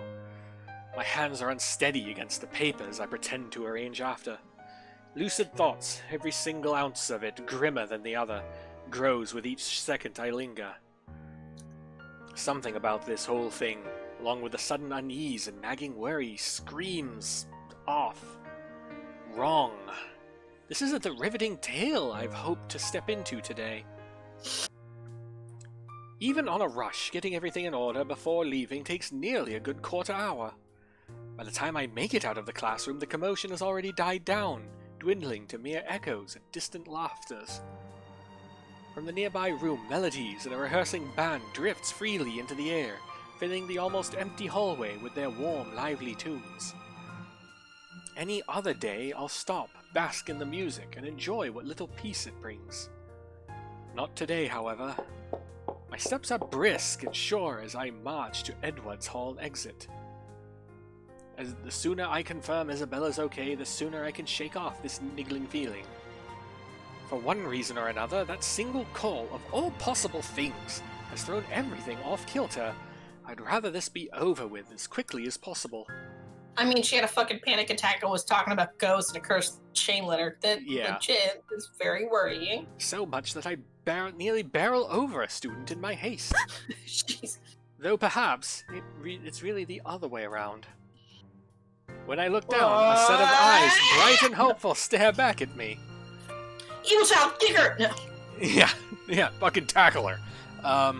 Her arms are wrapped around my waist like a vice, and at my attention, a grin spreads over her face. Wait, isn't this a high school?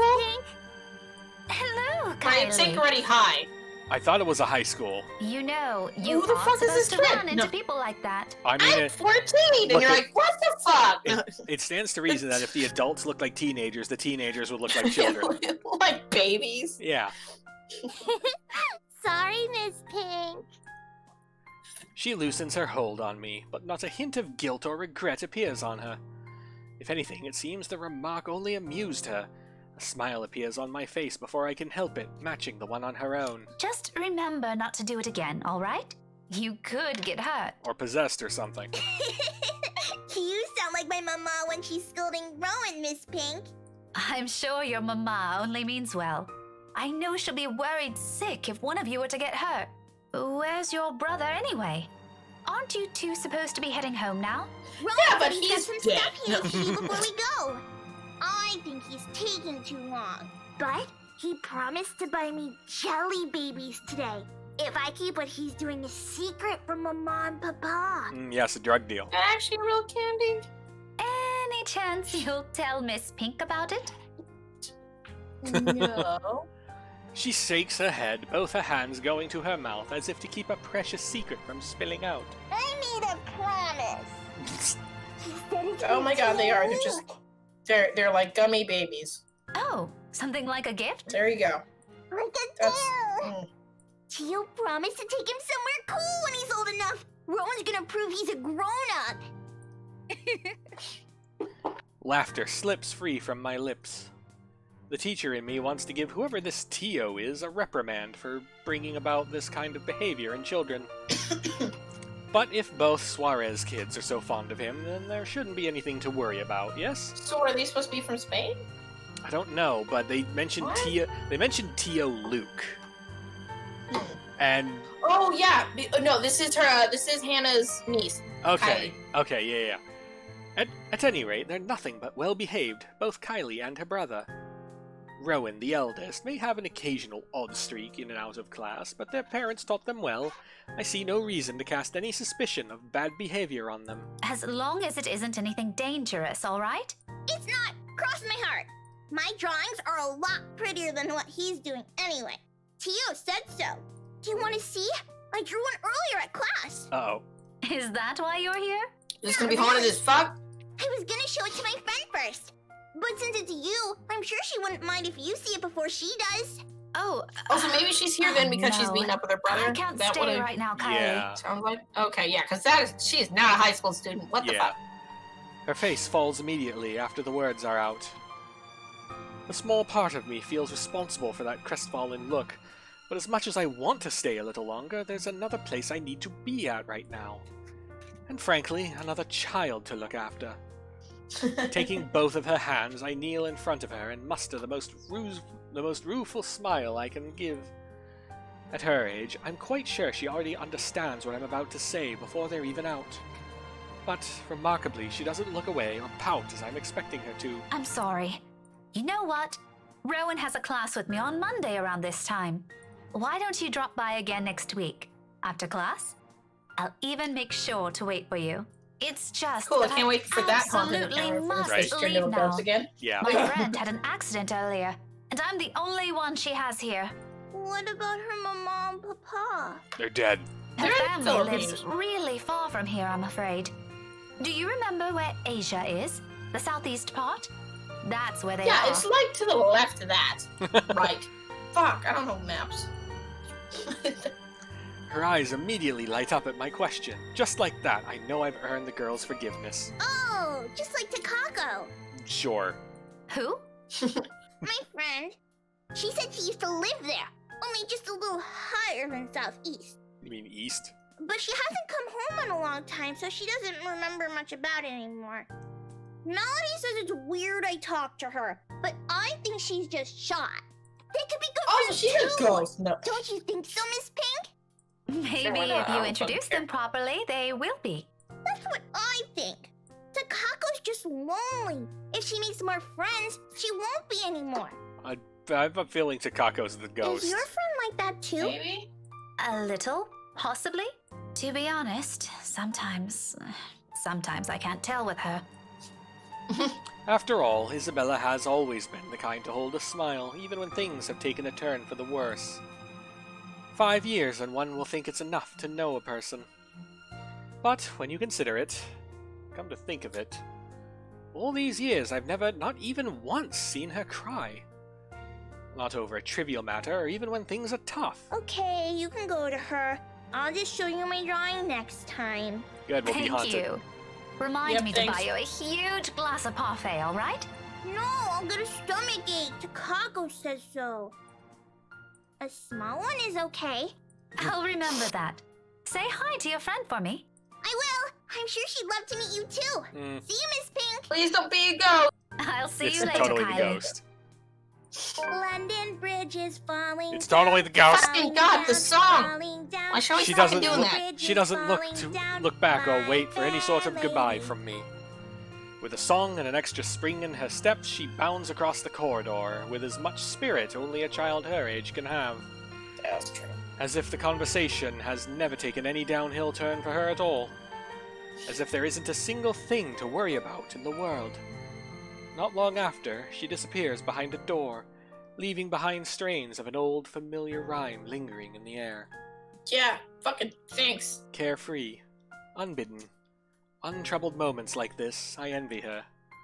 As I resume my hurried pace, a tiny whisper at the back of my mind wishes the same can be said of myself and my own worries. Luxburn may be a small city, but it's no stranger to hellish rush-hour traffic.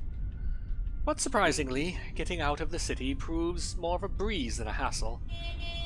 A relief considering how none of my calls to Isabella have made it through. Either the reception's really bad over there, or she's ignoring them on purpose. Okay, no, no. Both does nothing to ease the disquiet in me. The rest of my drive passes without much incident, and soon as I am out of the busy streets. In less than 30 minutes, the mansion looms ahead of me. For all the fuss Isabella made about the house, it remains a thing of beauty. Unlike Luxburn, the estate and the nearby Anselm village stand as its complete opposite. Living and breathing the songs of the old, whispers of a once booming haven lingering in the air. Contemporary conveniences aside, it's a place I'm glad modernization hasn't wholly touched. It's just a shame the locals know more of the silly hearsay than the history itself. If I could only knock some sense into these people! Would that be before or after the ghost stabs you? Sadly, complaining is all I can afford to do. As much as I want to give them a piece of my mind, it isn't why I'm here. I don't think these rich She types... sees his house. I don't like think... people like, yeah, they've probably been murdered in. Yeah. And she's like, yeah, but like the house, like, do you know all about the history besides the murdery bits? Yeah. Fascinating. I can tell you the dates of when they were murdered here. Yeah, come on. Numbers are so interesting. Yeah. Ignore the bodies. Read a calendar, Jesus. I don't think these rich types will appreciate getting a lecture from me either. I have as much business with them as they have with me. With a heavy sigh, I give myself one last second to take in the scenery before heading up to the main entrance. Most of the guests are already heading out. Though some still linger, it's mainly just to take photos of the house's facade or its various rooms. I pause for a moment, scanning the small crowd gathered at the foyer, looking for any sign of that familiar ponytail among the sea of hats and heads. No sign of her. No sign of the other staff or Miss Cooper either. I can certainly look for Isabella on my own, but in a place this big? I'd be lucky if I didn't end up lost or find her before we need to meet with Zachary and Ash tonight. Sighing, I reach for my mobile and redial her number, the gesture familiar now after so many attempts earlier. If she doesn't answer, I can still try contacting Miss Cooper. I just hope the network reception will cooperate this time. This side of the county has never been popular with the tech-savvy after all. To my relief, it only took 3 unsuccessful tries. After the 4th one, right as it's about to switch to another intercept message, the line finally rings. Silence follows while I wait for her to pick up, the ringing going far too long for my tastes. By now, most of the visitors have already cleared out. All I have for company are the faint murmurs and an eerie calmness left in their wake. A sudden hush settles and gives way to noises louder than they're ever meant to be. Doors creaking and slamming shut in some distant part of the mansion, floorboards groaning under the sheer weight of the house's history. In the now empty hall, they all reverberate with special clarity against the walls. Like this, those old stories seem to almost have a ringing of truth to it. I don't get to stray far into that ugly line of thought, however. Not a second later, a click sounds from the other end. Hello? Isabella? Oh, what Miss the fuck? Cooper called earlier. This is not Wait. expected. No, because she hasn't seen the letter yet. She gets it. Yeah. She sees it. Hold on. Although, before Isabella found the letter, when she was trying to contact Rose in the mansion, remember? Was she? No, she was trying to contact Rose, but like, how the fuck does Rebecca get roped into this? She's in the house trying to make a call. Apparently, the ghost can use cell waves. All right. I know. Isabella? Belle? Are you alright? Without any warning, the call gets cut off. Busy notes blare sharply against the heavy silence. Also, super fucked up that Rose, Ash, I guess, just showed up. Yeah. To get Isabella, even though Rose called, I think fucking Rebecca. Ash was 100% there to investigate the rights. Yeah, and then he's like, well, here, I'll just take you home. But you think that one of them would have been like, oh, Rose said she called Becca. Maybe you should let her know so she doesn't show up, can't get in touch with me, and goes, what the fuck? Is she okay? Did she just wander off? Where's everybody? But above the noise cutting through the mute air remains the faint cries of a woman. What the fuck? From beyond the foyer. My hand falls to my side as I cast a wary look around, waiting for someone to come running. Surely I can't be the only one hearing this. There must still be some staff hanging around, checking things out. Nope, so I guess I gotta fucking but just no leave. one does. Not even when her sob turns more frantic and anguished. Excuse me? Hello? Who's there? Isabella? Isabella? Is that you? It's really not. No answer. Growing anxious, I amble over where her cries come from, each step slow and cautious, towards a door on the other end of the room. While I'm far from someone who readily gives in to fear or stories lacking factual basis, the vague restless feeling I have earlier immediately returns to me. And despite myself, my heart begins to race and my breathing quickens. Belle, it's me. Miss Cooper called. Is everything okay? Abruptly, all of it stops. My whole body tenses, mouth dragging in a ragged breath, ears straining for any other sound yet to come from the other side. But nothing follows.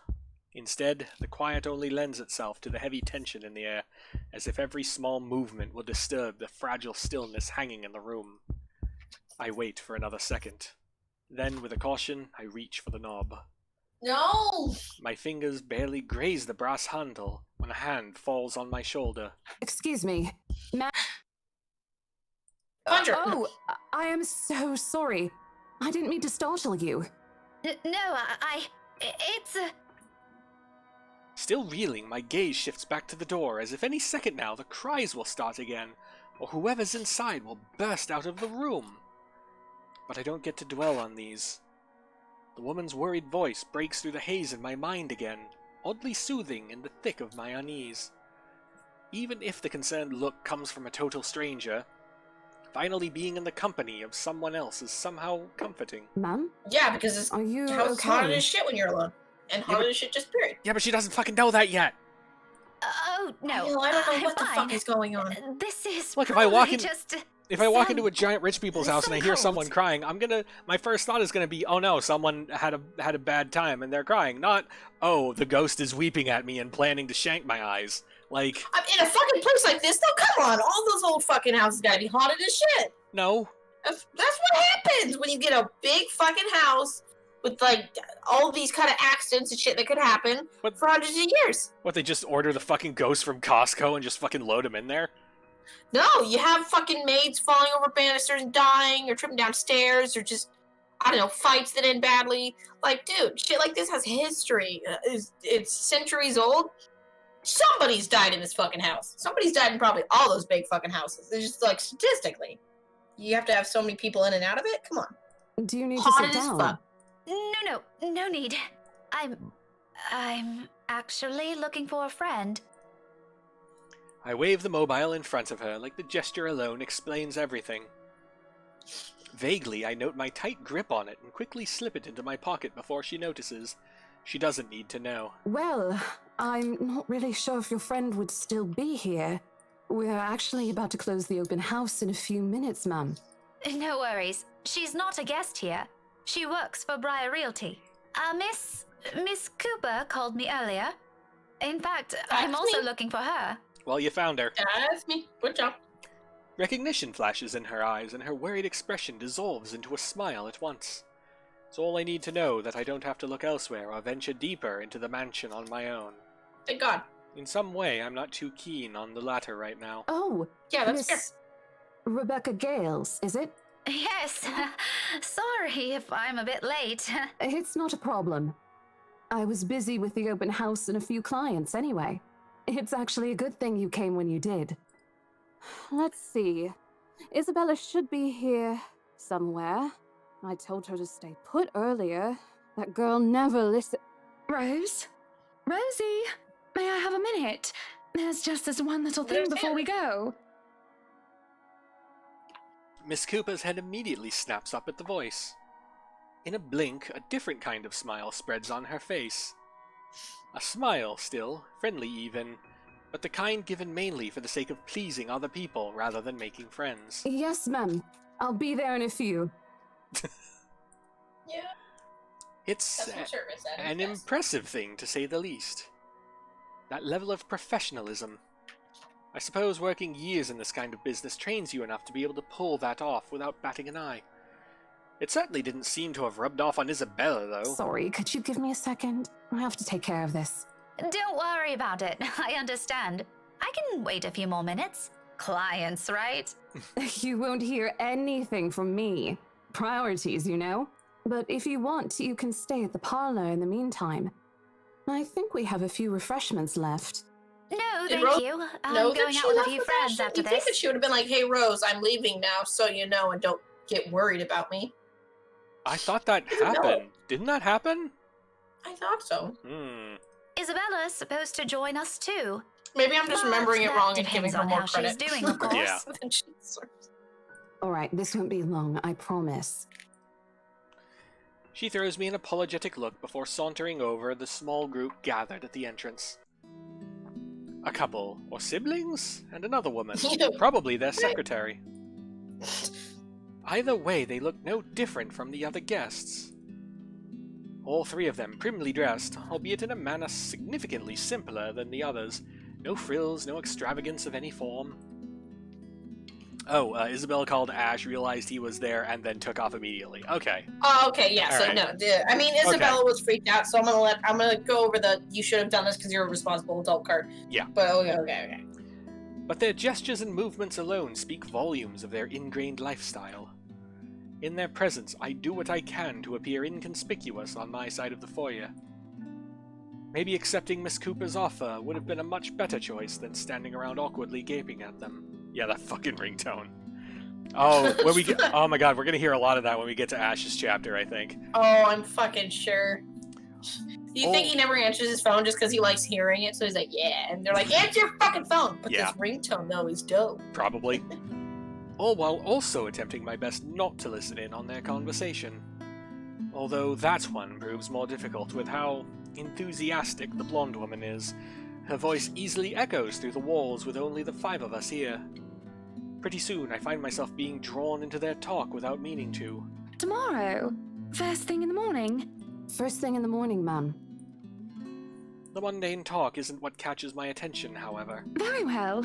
We'll have our lawyers prepare everything as soon as possible. Let's make this whole thing easier for everyone, shall we? Just let me know if there's anything you need from me. You know how to contact me, yes? Got your mobile number saved here already. Good. It's just a matter of time then. It's a brief moment. A fleeting shift of my eye. Monday for us, Marianne. As long as you're positive, we won't be having any problems by that time. You can count on my team. You worry too much. Let me handle those things. Do be thrilled, though. I imagine it's not every day you get projects like this, hmm? And the instant I turn my gaze on him, I see it. Oh, I'm certain Mint's ecstatic, Buttercup. So he was talking about it. What? What? Dude. He's calling her Mint. You think she'd be like, why would you call her this that? with a few drinks? What Why the don't fuck, we? dude? Hold up. Wow. No, What? I'm honestly on just fuck Luke. Team fuck him. Yeah, but like this conversation sure is happening. Oh wait, what's our relationships? Down with everyone, cause. Why are we just Ashton last for no reason? He hasn't done anything yet that we know of. I don't. Previous decisions. Yeah, previous decisions, maybe. I guess. In fact, there's this really excellent Irish pub I visited Man, this a few guy's days playing ago. with fucking fire. What a douchebag. Looming, hovering over his shoulders, drawn to him like a moth to a flame. What? A dark blur. No, a shadow. I think I'll pass on that, sir. I have more important matters to attend to. Quality on that went down. Yeah. She's busy. Something. I think that's intentional. Something's fucky. We're going out. I mean, we didn't have a cold. Apparently it's fucking us up.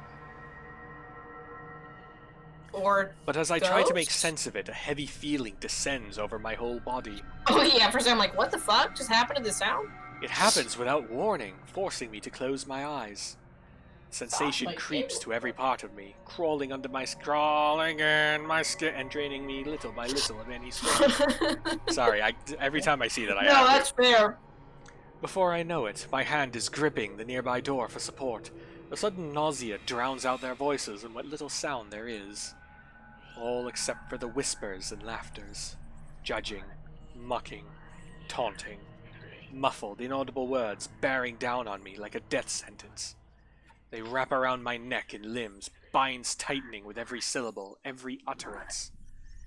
And with each draw of breath I take, they drag me down slowly, almost painfully, into a bottomless abyss.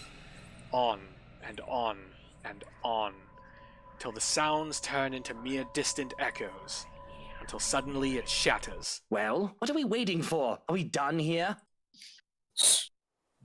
His voice rips through the fog like a sharp blade, and my eyes snap open. When I look to them again, it's gone. You can head back to the car first if you want, Luke. What the fuck? I hope that settles everything, Rose. I don't know what Isabel's problem is, but please make sure she doesn't hurt herself. Is Rebecca the one like that's... a medium or something? Yeah, like our character that's sensitive to ghosts. Because she hasn't seen the letter, she hasn't talked to anyone, No. she hasn't done diddly shit, and immediately determined that something is super fucky with Luke. And, like, immediately heard that the house was haunted. Rebecca's our medium. Yeah. Do we want to burn our medium in an attempt to get more information? Possibly. I'm not gonna lie, Rebecca, I'm kind of on the fence because just her just attitude. I'm kind of like, it's not that like I hate her. It's just like she's kind of annoying. Sure. It's not too bad, but we'll see. All right. Anyway, we're looking forward to seeing you tomorrow. Likewise, ma'am. No shadows or dark clouds. Only amicable smiles and cordial handshakes. The usual pleasantries as Miss Cooper leads them out the mansion like a graceful host. None of the group seems to have noticed it. And even as I force my breathing to calm down, keep my eyes trained on their backs and wait for something to happen, it doesn't come back. She returns a moment later. Gently, she closes the great doors behind her, but there's a smile on her lips and an extra skip in her step when she walks back to me. Whatever she was discussing with the group had put her in a good mood. Even she appears to have not observed anything odd. Was I just seeing things? Glad that was over. It's been a long day. I thought for sure we were going to... hey, are you sure you're doing okay? You look a bit green. Nah, we're turbo fucked. Oh, I do? Excuse me? It's all good. I'm actually still recovering from a cold. Weather's been crazy lately. That must be it. The weather, the Yeah, stupid cold, and the probably. friendly warnings I'm too stubborn to listen to. As much as I hate to admit it, Isabella's right. I was and still am a little feverish when she visited me at school this morning. The medicine helped, of course, but only some. Although it's not like I can't function, it did get better after lunch, and I was able to go through my schedule like the usual. Now I'm not so sure. However, I can't keep acting like I've seen some sort of apparition when it's anything but. I simply must have listened too many times to Isabella last week. My fever-muddled mind has started to confuse things. If this doesn't let up, I'll just need a visit to my doctor, plain and simple. Though I do hope it won't get worse. We did promise to watch Zachary's film together. I know what you mean. I've been complaining to Isabel. It doesn't seem to affect her much, though. Must be because she grew up in the tropics. Yes, that's totally it. Anyway, shall we? She's probably okay. hanging out with the rest of the catering staff. Oh, I wouldn't be surprised she's there. She eats like 10 hungry men when she isn't feeling well. Lead the way. With a small nod, she gestures for me to follow. I do so without much thought, finally putting everything in the back of my mind. The entire visit took a whole 24 minutes, and my trip to the mansion, as it turns out, is a useless endeavor in itself. Isabella's no longer there, left shortly before I arrived. I'm not seeing any apparitions, I'm just feverish. It's fine. Right? No, that's okay. Yeah. Don't worry about it. Yeah. Or at least, that's what the few staff who saw her assumed. None of them knew where she went, but I can take a few guesses. There are only a number of places in Luxburn she frequents, and, well, she's never been the complex kind. It doesn't really take a genius to figure it out. Still, it's odd she left on her own. She could have at least waited for Miss Cooper. It would have saved her having to pay the cab's fare twice today. That might be where the drop in reputation with Ashton came from, because the choices led to Ashton taking her home early, which led to Rebecca being mad at Ashton because that happened. So we did affect that choice. There's been several things that have happened where Rebecca's kind of mad at Ash because Ash is clearly into Isabella, but she's into him. Even though she's never told him, I guess. Yeah. So, like, bitch, that's on you? Yeah. And right after she was told to stay put. I mean, who does that? Isabella does, because she's dumb. Oh, sod off! You Also, don't she know the road. fucking saw it go. So. Okay, road rage Rebecca over here. Yep. Not even any. In the She's end, like, fuck you! Yeah, in the end, all Miss Cooper could give me were a string of apologies for my trouble and a request to let her know when I find Isabella. The whole affair didn't even last long. I probably spent more time traveling back and forth. Soon enough, I'm weaving my way back to downtown Luxburn, worried sick, and on top of that, maybe a little annoyed. Also, what chapter is this now? How 5. far have we gotten? We're on chapter... Oh, no, not 5 out of 7 then? Yeah, we're on 5 of 7. Oh, okay, we're almost there. We play Luke? Yeah, we play Luke. Luke is the final chapter. Well, that means he survives up until the... Oh, we gotta play that guy. Well, everyone kind of survives until we play them, so we might just, like, kill Luke and just kind of, like, walk out the house. Just, like, flipping everyone the bird. I don't know. If it means everybody else lives fine, but, I mean, for entertainment value, hopefully we can keep it going, so... Also, I'm curious. I'm curious how we did here. So, like, we took the populated split there, and then this was the continue waiting or we investigate the thumping noise. That was some shit, which it was always going to be. Yeah. Yeah. Question, I'm not feeling well. Doesn't really lead anywhere, but probably affects later. Question, sounds fair. Doesn't do anything. Until here, question, check the first floor. And that one would have... That's where we ran into what's face and the ghost and all that. That's the QTE that would have led to death.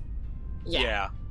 But then the and other that way, would have been running into Luke in that awkward conversation. Yeah, and then we missed all this shit, which was choice route. I think that was either it's stay with fake ghost Lorraine or move on. I think that's what that was. No, this is like straight up like plot divergence. Like no question affects this. It's just the choices led to this altering of directions. Oh. Yeah. Oh. And then more questions leading into a 3-way choice. Earlier game choice. Okay, try to lighten the mood had kind of 3 possible results. I wish that it could like expand further on like what choice we did that led to this. So here, I can kind of see why. Here's another curious split. The split is before the question of I need to move on. Oh, that's the anyone variant B. Variant B. I'm sure one of them is like you die. Maybe, or we get possessed. Dire possession. Yeah. It's possible. Who knows? Okay. Whether at the have unexpected to look into spoilers. Yeah. We don't want that. Yeah. So. Whether at the unexpected turn of events or at Isabella herself, I'd rather not think about it for now. Not when I'm already running late for Zachary's film. Besides, I'm perfectly sure that's where I'll find her.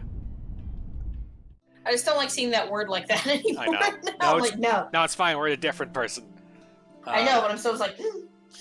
As one would expect, people are already gathered at the movie house when I get into it. Can answer where some of those branches come from. Nope. No. I'm gonna go with no. Although, previous information is like, I'm satisfied with that. Like, some earlier questions don't have immediate impact, but they have impact later in the chapter, or just, Which does make a lot of sense, like, in like an actual... Yeah. Like, not everything is like an immediate hard pivot into a new plot line. Yeah, no. Yeah. The small avenue where it's located has been closed off early from any passing traffic to make way for the avid moviegoers who are sure to crowd the venue. I have to park almost a street away and walk the remaining distance because of it. Looking for them has taken a while in a crowd this big, but I eventually spot them near the entrance. Thanks to Zachary, mostly. And like I've surmised, Isabella's with them. I knew it. Wasting no time, I march over to their little group. Words filled with concern tumble out of my mouth before I can stop myself. Isabella! Oh, thank goodness! Becca, you're just in time. An odd expression crosses her face as I hold it with both hands, but I ignore it in favor of getting a good look at her, forcing her to keep still and fix her gaze at me. Becca, you're squishing my face. Well, you didn't tell me where the fuck you went. Are you alright? Mm-hmm. Why wouldn't I be? Because you fucking faded and fell down a flight of stairs? Also ghost? There doesn't seem to be any visible injury, nor does she appear to be in pain. Not every branch is determined by the events in its own chapter is the only add-on I'll give. But you've already noted some of the things like where... Yeah, previous chapters do also determine future chapter options. Yeah, because it wouldn't make sense if, like, you did choices and had this conversation, but then you made other choices and it changed the conversation. That would fuck with so much continuity. Yeah. Yeah. Apart from her confused frown at my questions, she looks pretty much like how she would any other day. Even so, you can't really tell these things with her at first glance. The last time she got sick, she never bothered to call anyone, even me, who lives right next door. If I hadn't checked on her then, she probably would have died on her bed with the rest of us none the wiser. It's the one thing we laugh about now, but moments like those also teaches you something about a person. If anything, it has given me more reason to constantly worry about her. Because she has such strong dumb bitch energy. And the moment a familiar name comes up, I know my concerns right now aren't completely baseless. Rose called me earlier. Her expression swiftly changes, and gently as she can, Isabella pushes my hands away. Yet even before she says anything, I already have a hunch how this whole thing will play out. Oh, no, everything's good. Rose covered for me at work today. You liar! That's not what I'm talking about. You fucking had a How's your head? Panic attack. And yeah, the concussion probably. Then and there, the whole conversation goes down as I've imagined. She dodges my hand when I reach for the back of her head, intending to check, and she said intending to check the said injury myself. Even makes a show of hiding behind Zachary just to avoid me. You need a second just to get through the stroke, bud? Instantly, what's supposed to be a simple inquiry dissolves into a shameless game of tag. Shouting and chasing like none of us can be bothered to act like the full-grown adults we're all supposed to be. Including Ashton. I won't put it past Isabella, but Ash, out of everyone... In fact, if that stupid smirk on his face tells me anything, he finds this whole mess amusing. He does. Oh, for the love of... Isabella, this isn't a laughing matter. She did look pale when I saw her. Wow, thanks a lot, Ashton, you traitor. I'll get you back for this. What? I'm just saying it as it is. If you mentioned this earlier, we wouldn't be having this conversation right now. There's a moment's pause. My hand still mid-air as my attention shifts to Ashton and the words he leaves hanging between the four of us. He doesn't meet my eye. I don't think he's even aware of what he said. But the meaning in each syllable alone is clear. And they echo. They sting. They burn. I'm sorry. Saw her? Yeah, they arrived together. Bella looked fine to me then. I don't know. Of course. I'm not. Of course. Why else would Isabella leave on her own after being told to stay put, after that little chat about money this morning? Something close to silence falls when I mull over their words, both what's already been said and what's left unspoken. When I do find my voice, it only reeks with nothing but bitter, unpleasant thoughts. Thoughts I quickly stamp out before they surface. Thoughts I hide the best I can in the deepest parts of my mind, locking it away for no one to see. Oh, that's good. At least she didn't have to travel alone, right? At least. Good. Nailed it. Yep, I'm the person who talks like person and has feelings. It is not just hate. I'm not mad at you. Yet try as I might, the green-eyed monster easily rears its ugly head. Like it always does, every time his gaze lingers a second longer. Every time he smiles in a manner far too gentle, far too sincere, whenever he thinks no one can see. Every time my mind suggests his words mean more than they should. Every small little thing. Despite what he says, despite his tone... Look, you guys. For all I know, it may just be the same kind of fondness born of friendship. It's not. Maybe I'm simply overthinking like he often tells me, or maybe there really is something there. But in his short display of impatience, I know the whole of it is just for show. After all, growing up together with him didn't teach me nothing about him. For whose sake is it this time, though? For him? For Zachary? For her? Or for me? That I can't tell. If she says she's okay, then there's nothing we can do about it. Yeah. It's not like we can stop her either. We're on Team Murder Becca, right? Yeah, stalker. Yeah. Like, she's just... Okay, Becca's our medium. Somebody, she's growing up. That's okay. Yeah. But, like, if you don't tell them how you feel, you either have to accept... They can't just know. Yeah. Maybe they don't have feelings for you, and there's no reason for them to try to develop it necessarily on their own. Yeah. Or you man up and be like, hey, listen, you know what? I like you. Do you want to maybe go out on, like, a date instead of just as friends? Yeah. And if he says no, that's it. End it. Okay. Try again maybe later if there's some signs saying yes, but otherwise, fucking get over it and stop being a psycho ex-girlfriend when you're not even exactly. any form of a girlfriend. Yeah, no, Jesus. Becca Cray, Becca our medium. If we throw our medium into every single ghost-filled encounter, we're gonna learn a lot of shit, maybe get a better ending, and burn up Becca in the process. Win, win, win. We're doing this.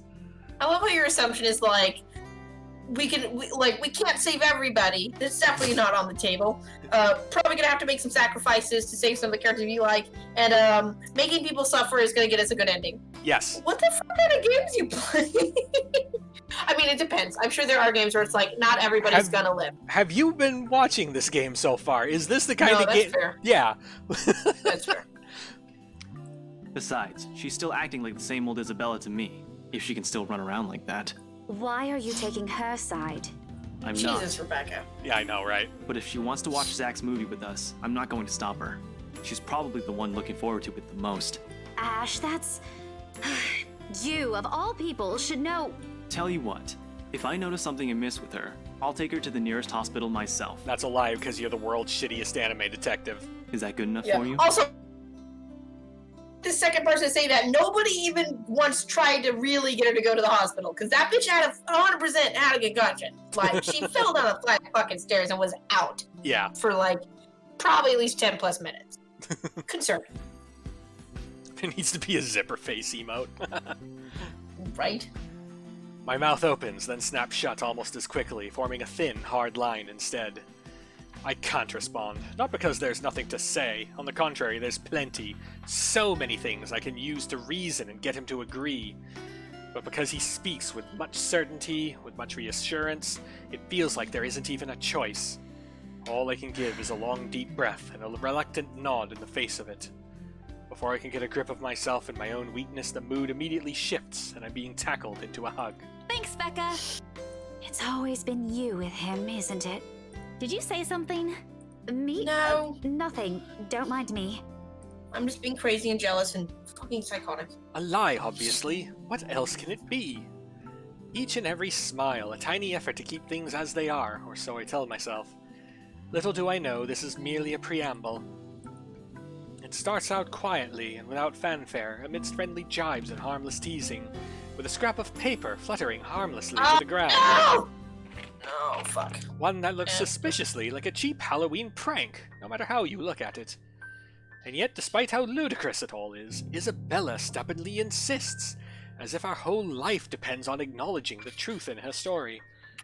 She fucking does! Does she even realize how absurd she said? Becca.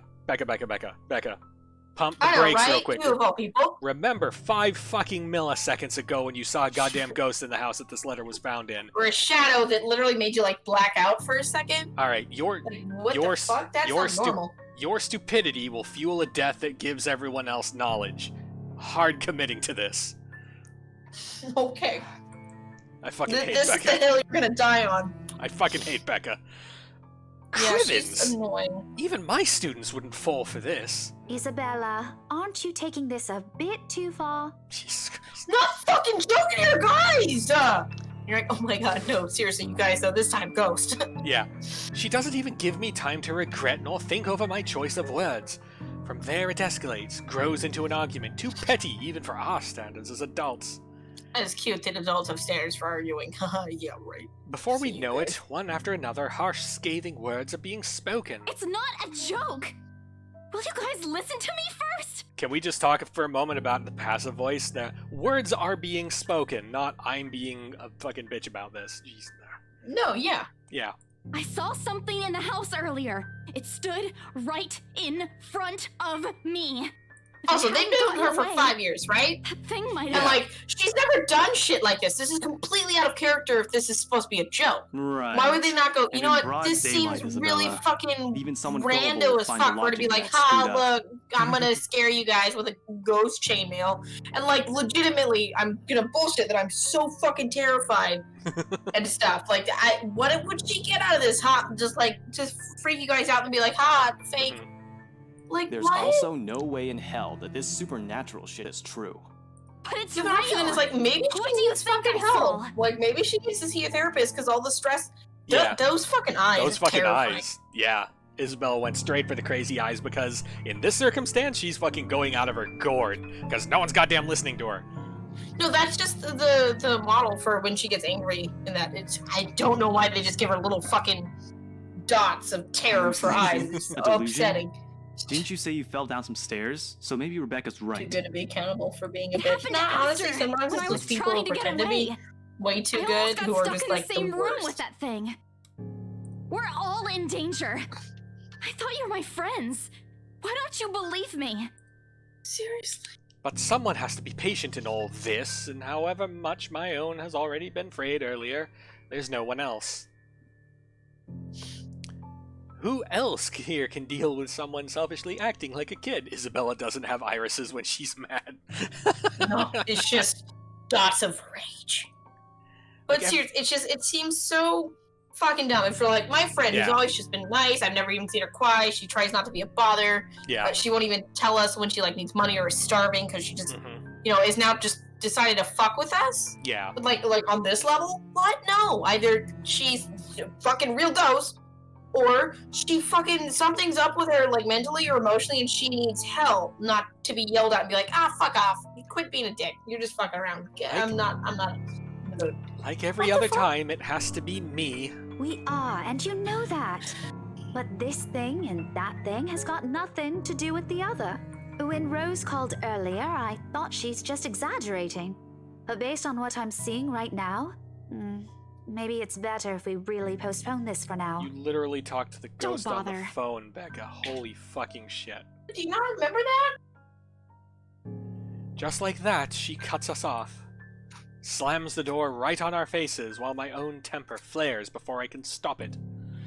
Although it falters briefly at the hard expression on her when she snatches the blasted paper from Ashton, I hold on to it. Regardless of how upset she appears, soured expression and balled fists, throwing a tantrum is simply unacceptable. For a grown woman at that. Words You've form never met a Karen. Right. Words form at the tip of my tongue, ready. But before I can open my mouth and let all of it out, her feelings and mistakes be damned, Zachary raises a voice of his own. Guys! A warning underneath a warm and hopeful beat in his voice. We all stop and look to him. Even my own anger subsides a little at his tone. Why don't we all calm down first? I'm sure Isabella has her reasons too. No need to be hard on her. And hey, ain't this supposed to be a happy get-together? Thank you, Zach. To an outsider, it may sound like a desperate request, but Zachary has always been the one to keep a level head over petty squabbles. This time's no different. He knows what to say, and when he lets it fall, they only ring sharp and true. We haven't seen each other for months. Right? I'd really love to know what y'all have been up to. I only ever get to talk to Bella over chat. Please. I love him. He's so sweet. Zach best. Zach lives no matter Right? what. And as careful as he is with his own tone, it does make me feel ashamed. We're supposed to be here for him, to give what little support we can give, yet here he is, trying to keep 3 stubborn people from outright hashing it out in public. Later, we can and will talk about it, of course. There's a proper time and place for it, and at the moment, my anger and whatever reprimands it carries no longer matter. Besides me, Ashton appears to have already caught on. The lines of his shoulders ease to something much more relaxed, his expression back to its usual nonchalance. Isabella, however. She stands perfectly still, her hands clasping the straps of her bag like a lifeline, eyes trained at some point near her shoes. There's no anger in her face, only an undeniable hurt. But she's never been good at hiding what she thinks.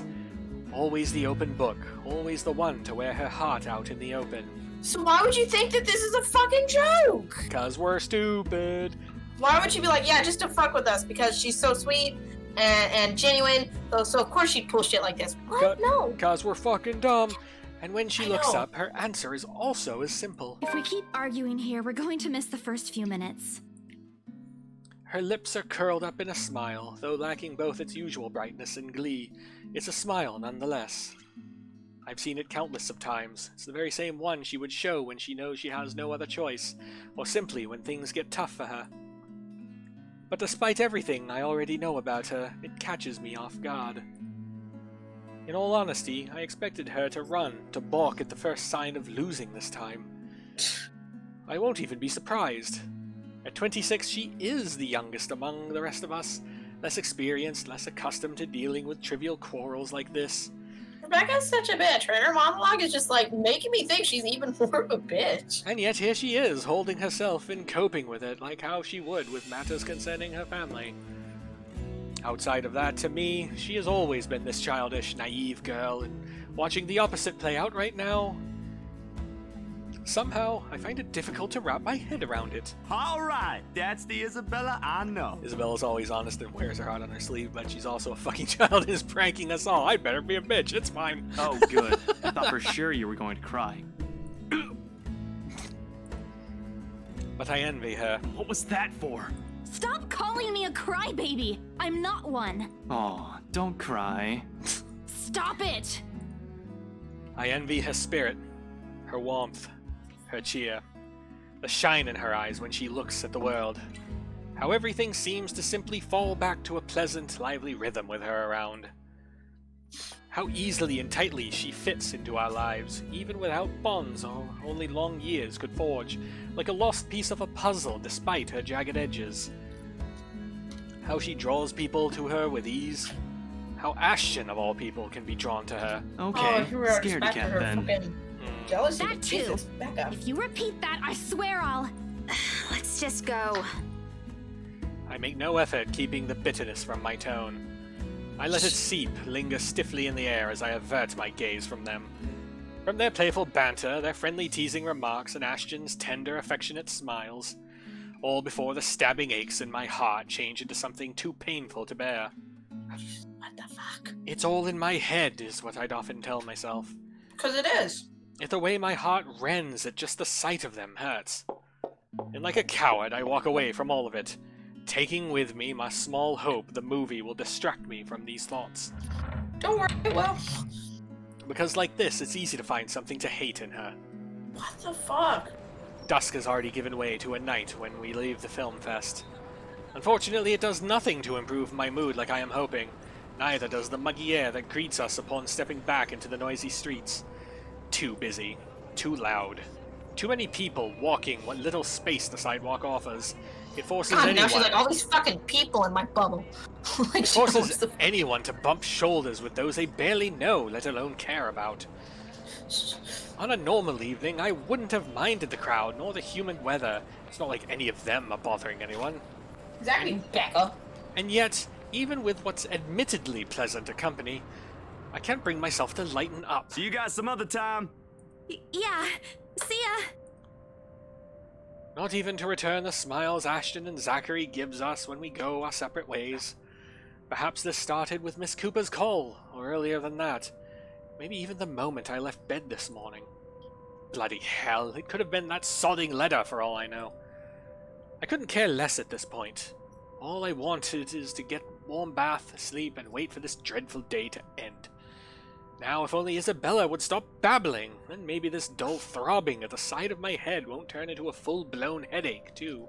Zach did a pretty good job with his movie, didn't he? Even though Ash said he ran into some trouble late into filming. Humph. But I knew he had it in him. It's not like I didn't believe he couldn't do it. I mean, did you see his face after the credits rolled? All those months he worked on this, and everything's finally... You weren't even watching. Only the first minutes. I watched the rest of it, I swear. Besides, Ashton was the one who wouldn't stop asking questions. Well, why do we still need to talk about this then? I liked it. Ash liked it. You liked it. Set course for Turbo, bitch. Shouldn't you be telling that to Seriously. Zachary in person? I'm sure he'll appreciate it better than I ever will. Jesus, I know that. Rebecca, what the fuck? But maybe there's something you want to say? Zach My had God, you I'm check the sorry, I'm scripts such a before crazy he went bitch. through everything, didn't he? You also worked on it, even if it was only for a short time. So, maybe you want to... I don't bother waiting for the rest. The moment I spot my car, I immediately make a quick beeline for it. Jeez. Knowing her, this is merely another attempt at starting a conversation, just so we'll have something to fill the dead air, to replace the strained atmosphere we've somehow walked into. Not we, you. You are entirely the one. One thing, the very thing I'm not too keen to deal with at present. Behind me, Isabella also changes her pace to match mine, her soft strides growing brisk and uneven in order to catch up. A small part of me half expects she'll suddenly trip. She's not the clumsy sort, but there are definitely times where she can be the least coordinated person on the planet. Becca, hey! Oh no. Wait for me! And people wonder Dude, why I she's worry. fucking terrified. And also alone, you're her ride. They're not really completely unfounded, once you've already grown familiar with her habits. Though right now, this is also the very end of the list of things I want to think about. Sometimes it does become overbearing. Fucking Rebecca's overbearing. Yeah, right. Jesus. Even her voice as she calls out after me sounds nothing more than background noise to my ears now. Rebecca, slow down, will you? Your car's not going to leave without us. The sooner we get on the road, the earlier we can get home. It's Friday, in case you didn't notice. Yeah, what are you fucking doing? I know what day it is. I'm just saying. The traffic's not going to magically disappear, even if we go there right now. I don't want to hear that from you. God, what the fuck? What the fuck does that mean? Didn't you used to complain how horrendous the traffic is back home for you? Yeah? But that doesn't have anything to do with this, Becca. It really doesn't. Yeah, oh my god. Okay. What do you want to do then? Wait it out? Walk? I just want to go home, Isabella. Rebecca, we need to have a talk about your completely fucking non-existent people skills. If you want to stay out here longer, I teach won't children, stop what you. the fuck? But leave me out of it. I'm not up for any other foolish excursions tonight. I wasn't I can thinking understand her about an possibly excursion. being upset about, like, Go you know, home, earlier too. going out, It's being already worried, and then late. Isabella just fucks off with Ash and doesn't think to call her. Mm-hmm. But still, like, she's clearly been distressed today, and she's just being an unreasonable bitch. Mm-hmm. No fucking reason. It's just that you've been in this prickly mood since earlier. Are you really okay? Was it the cold? Or did something happen at school? Alright, now Isabella's just being dumb. Do you want to talk about it? I mean, she is kind of... A lot of shit seems to go over her head because she's dumb. Yeah. A long pause follows, and it holds everything she's been meaning to ask from the very start. I'm in no mood, but all the same, my hand stops short of unlocking my car, and my grip on the handle tightens. I can feel her eyes boring on me, waiting, hoping patiently for any answer I'd give. She's the same as Zachary. They're bad liars. But when you talk to people like them, if you're not careful, they often leave you with no other choice but to admit the truth, those exact same ones I can't voice. Despite my lack of response, she pushes on, surprisingly. This time, her tone is quieter, more tentative than usual. Was it because of the letter? It's a well-meaning question, much like the rest of this talk, yet something in how she says it irks me. Maybe it's because she's a fucking asshole. If it is, yeah, I'm really sorry. I didn't mean to cause a scene. I did see something in the mansion, though. I wasn't lying about that. Wherever she wants to take this, I no longer want to hear a word of it. Not at this minute. Preferably never. Especially when there are already a million other things buzzing and prodding inside my head. Sometimes my patience can only be tried for so long.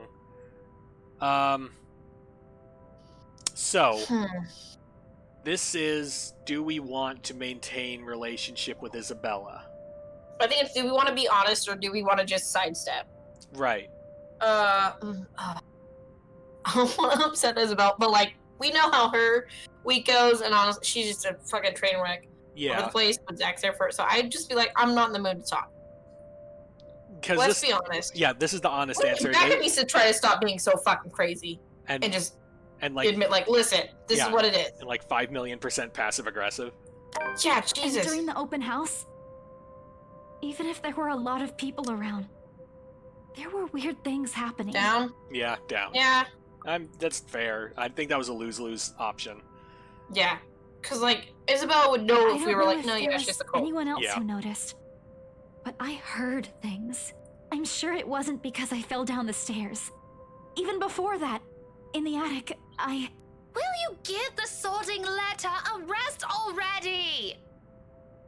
The effect is immediate. Abruptly, Isabella clamps her mouth shut. Hurt flickers across her face as she looks away, and her shoulders droop, all before the thought of holding back on my tone, or how she'll take every word, crosses my mind.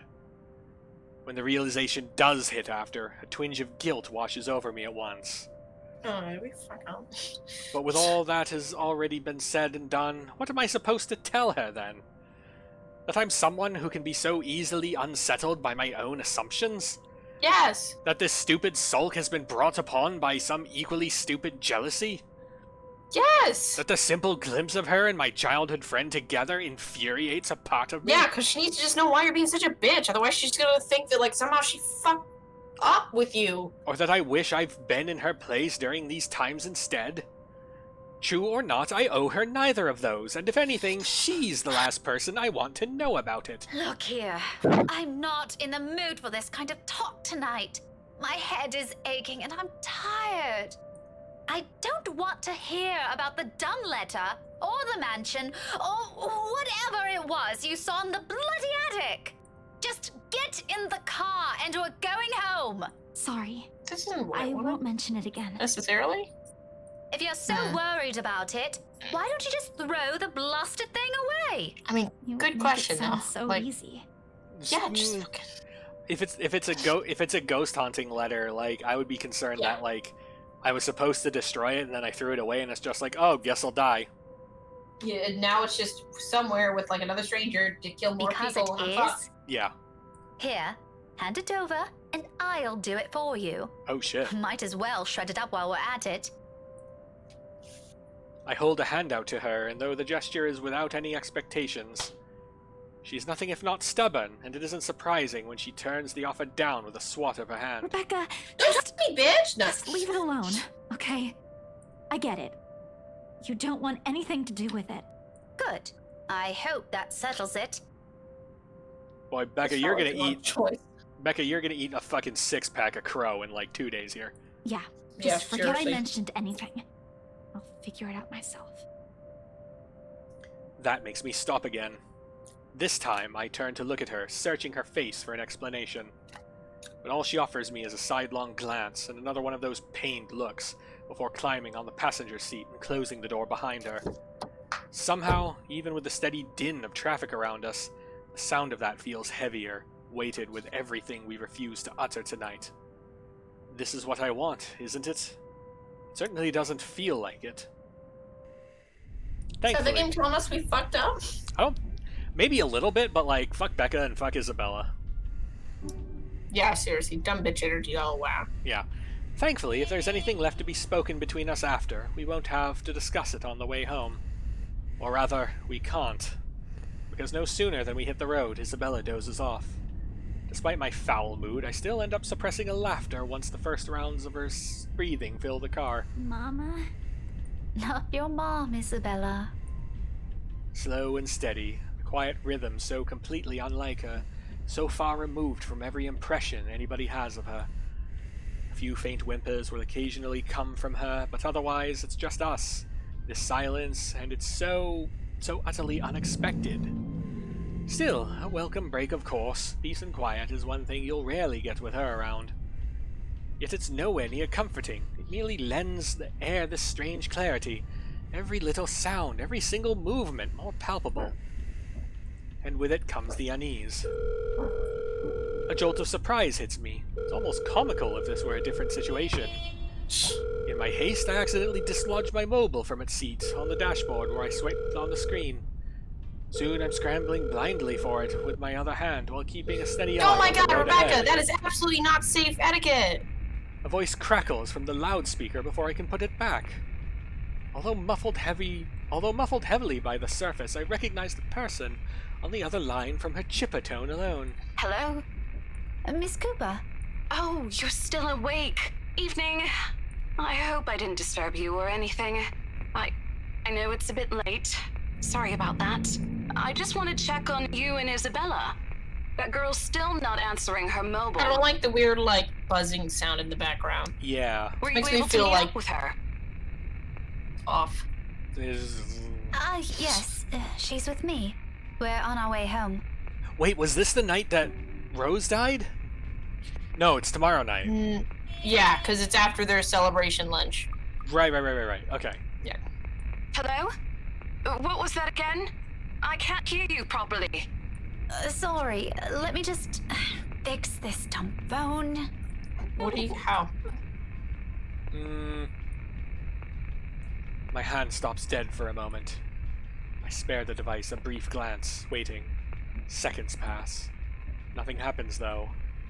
Frankly, I'm not sure what I'm expecting, but the lines of my mouth form into a frown regardless. Miss Cooper? Yes, still here. Did you say something? Just that I didn't get the last part. What were you saying again? No, I thought you... Never mind. Must be the signal acting up.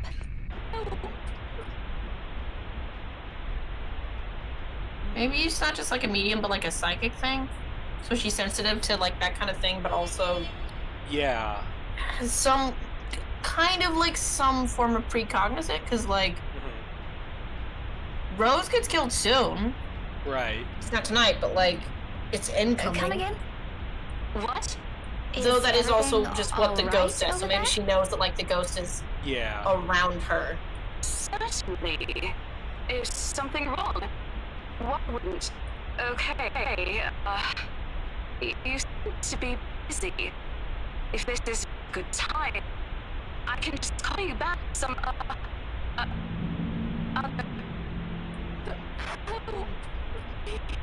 That was Ghost. Yes. Yeah. I have to make a conscious effort not to panic right then and there, although my tight hold on the steering wheel tells a different story altogether. Miss Cooper? Rose? Hey, Rose! Are you still there? Only a burst of static answers me, and... That sounds like Rose. That sounds like Rose and Distorted Rose. Yeah. Maybe also but it's so confusing because like the note and the ghost, I know it's supposed to be an evil ghost that's killing people, but why is the message saying, help me? That is the big mystery. Like, is it...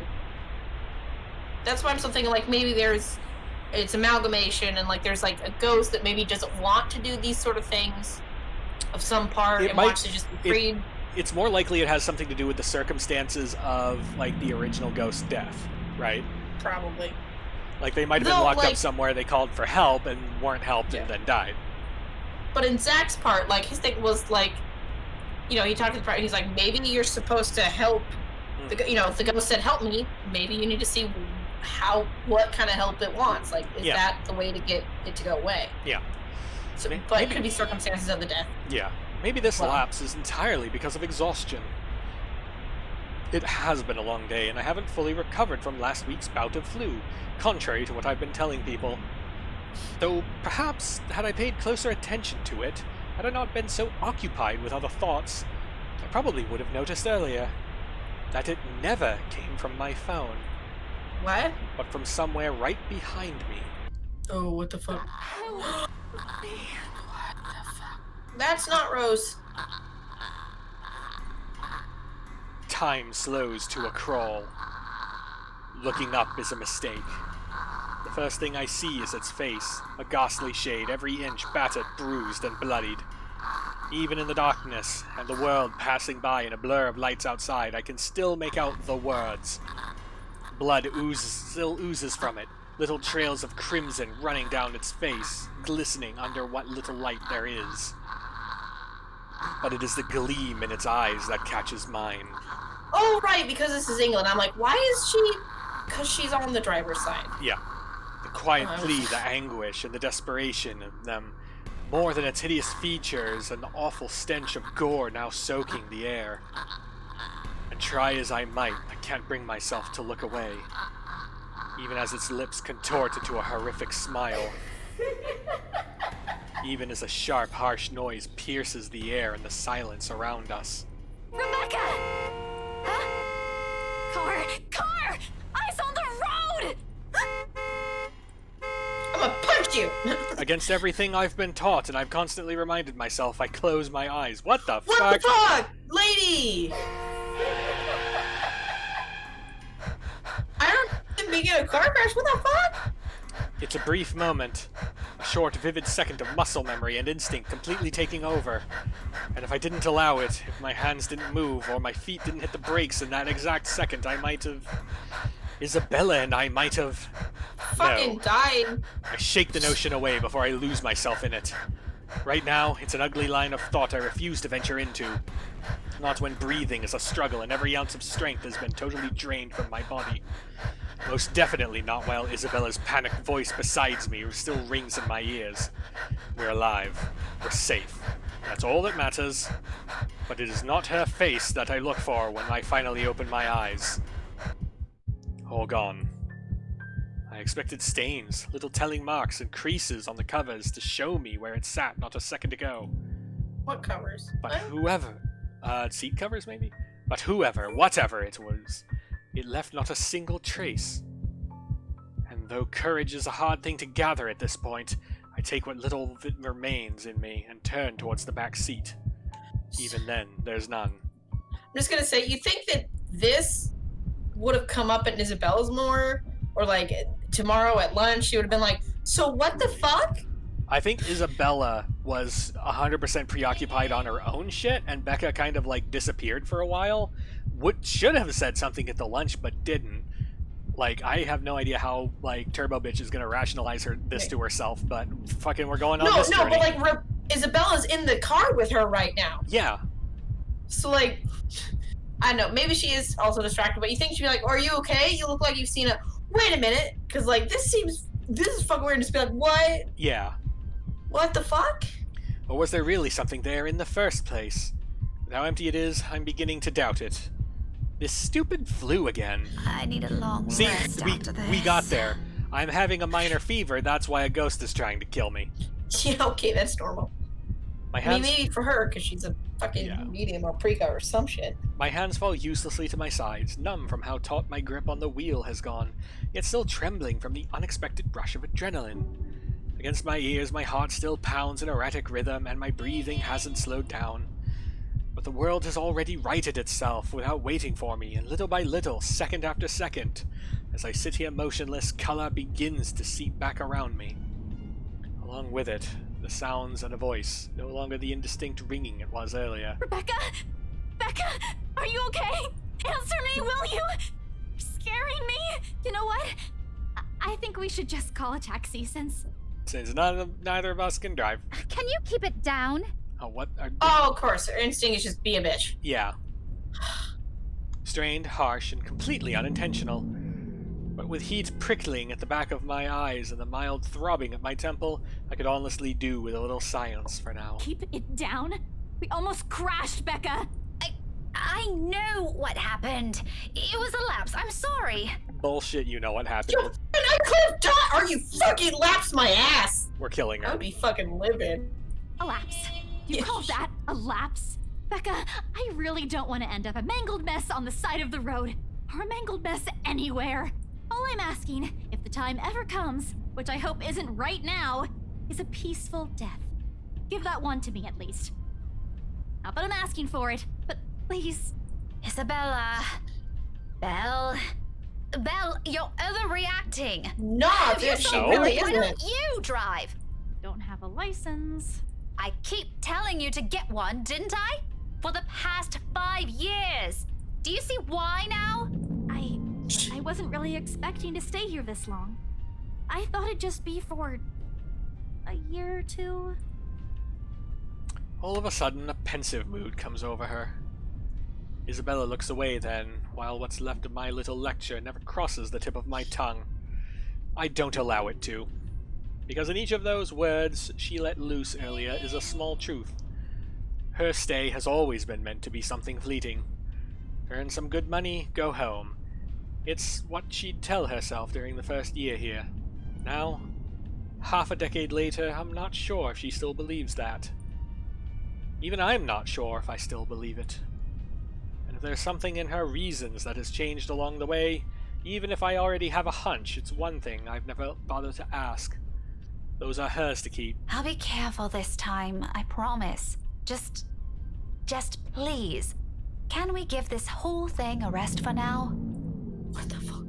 She nods, and that is the end of it. We spend the rest of the trip back to Salemwell in silence. All thoughts of an overactive imagination playing tricks on a flu-addled mind, and of smiles never meant for my eyes, abandoned, if only for a brief moment. So, it's 6 o'clock.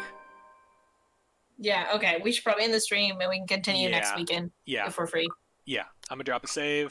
Wow, this shit is just getting so great. Yeah, like fucking Rebecca. This whole goddamn thing could have been solved if Rebecca wasn't fucking stupid and a fucking asshole. I mean, almost everybody who like starts seeing the shit except for Isabella was instantly just like, no, you know what? I'm probably just like tired or stressed or it's a flu. Yeah. Zach was the only one who was like, oh, that's weird. And the second he's like, oh, what the shit? Okay, there's some spirits or something. Yeah. Okay, we gotta figure this shit out. Yeah. Like, he wasn't instantly just like, nah, Isabella's just freaked me out. This is all bullshit. He's like, I don't know. And then like, no, yeah, that shit's haunted. That's a ghost. This is a ghost. Mm-hmm. Yo, I don't want to die to a ghost. Okay. Oh, I know, just...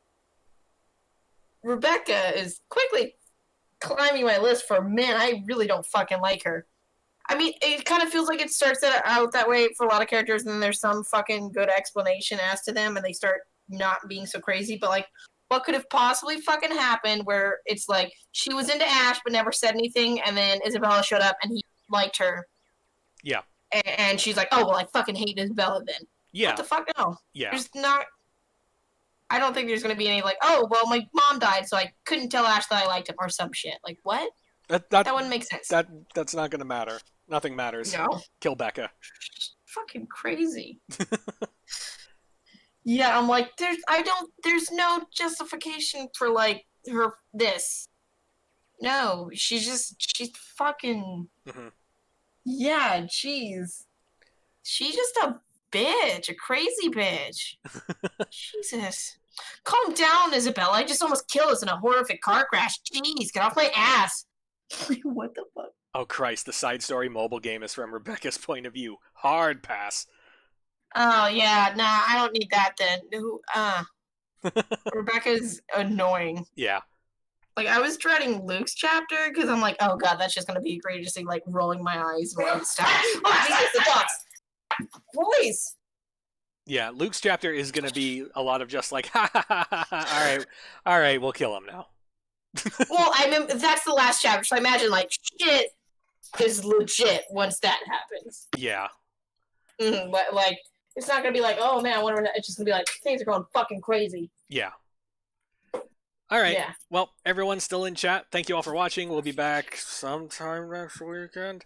We're gonna figure it out. Saturday or Sunday, we'll see. We probably have 2 solid streams left before we finish this off.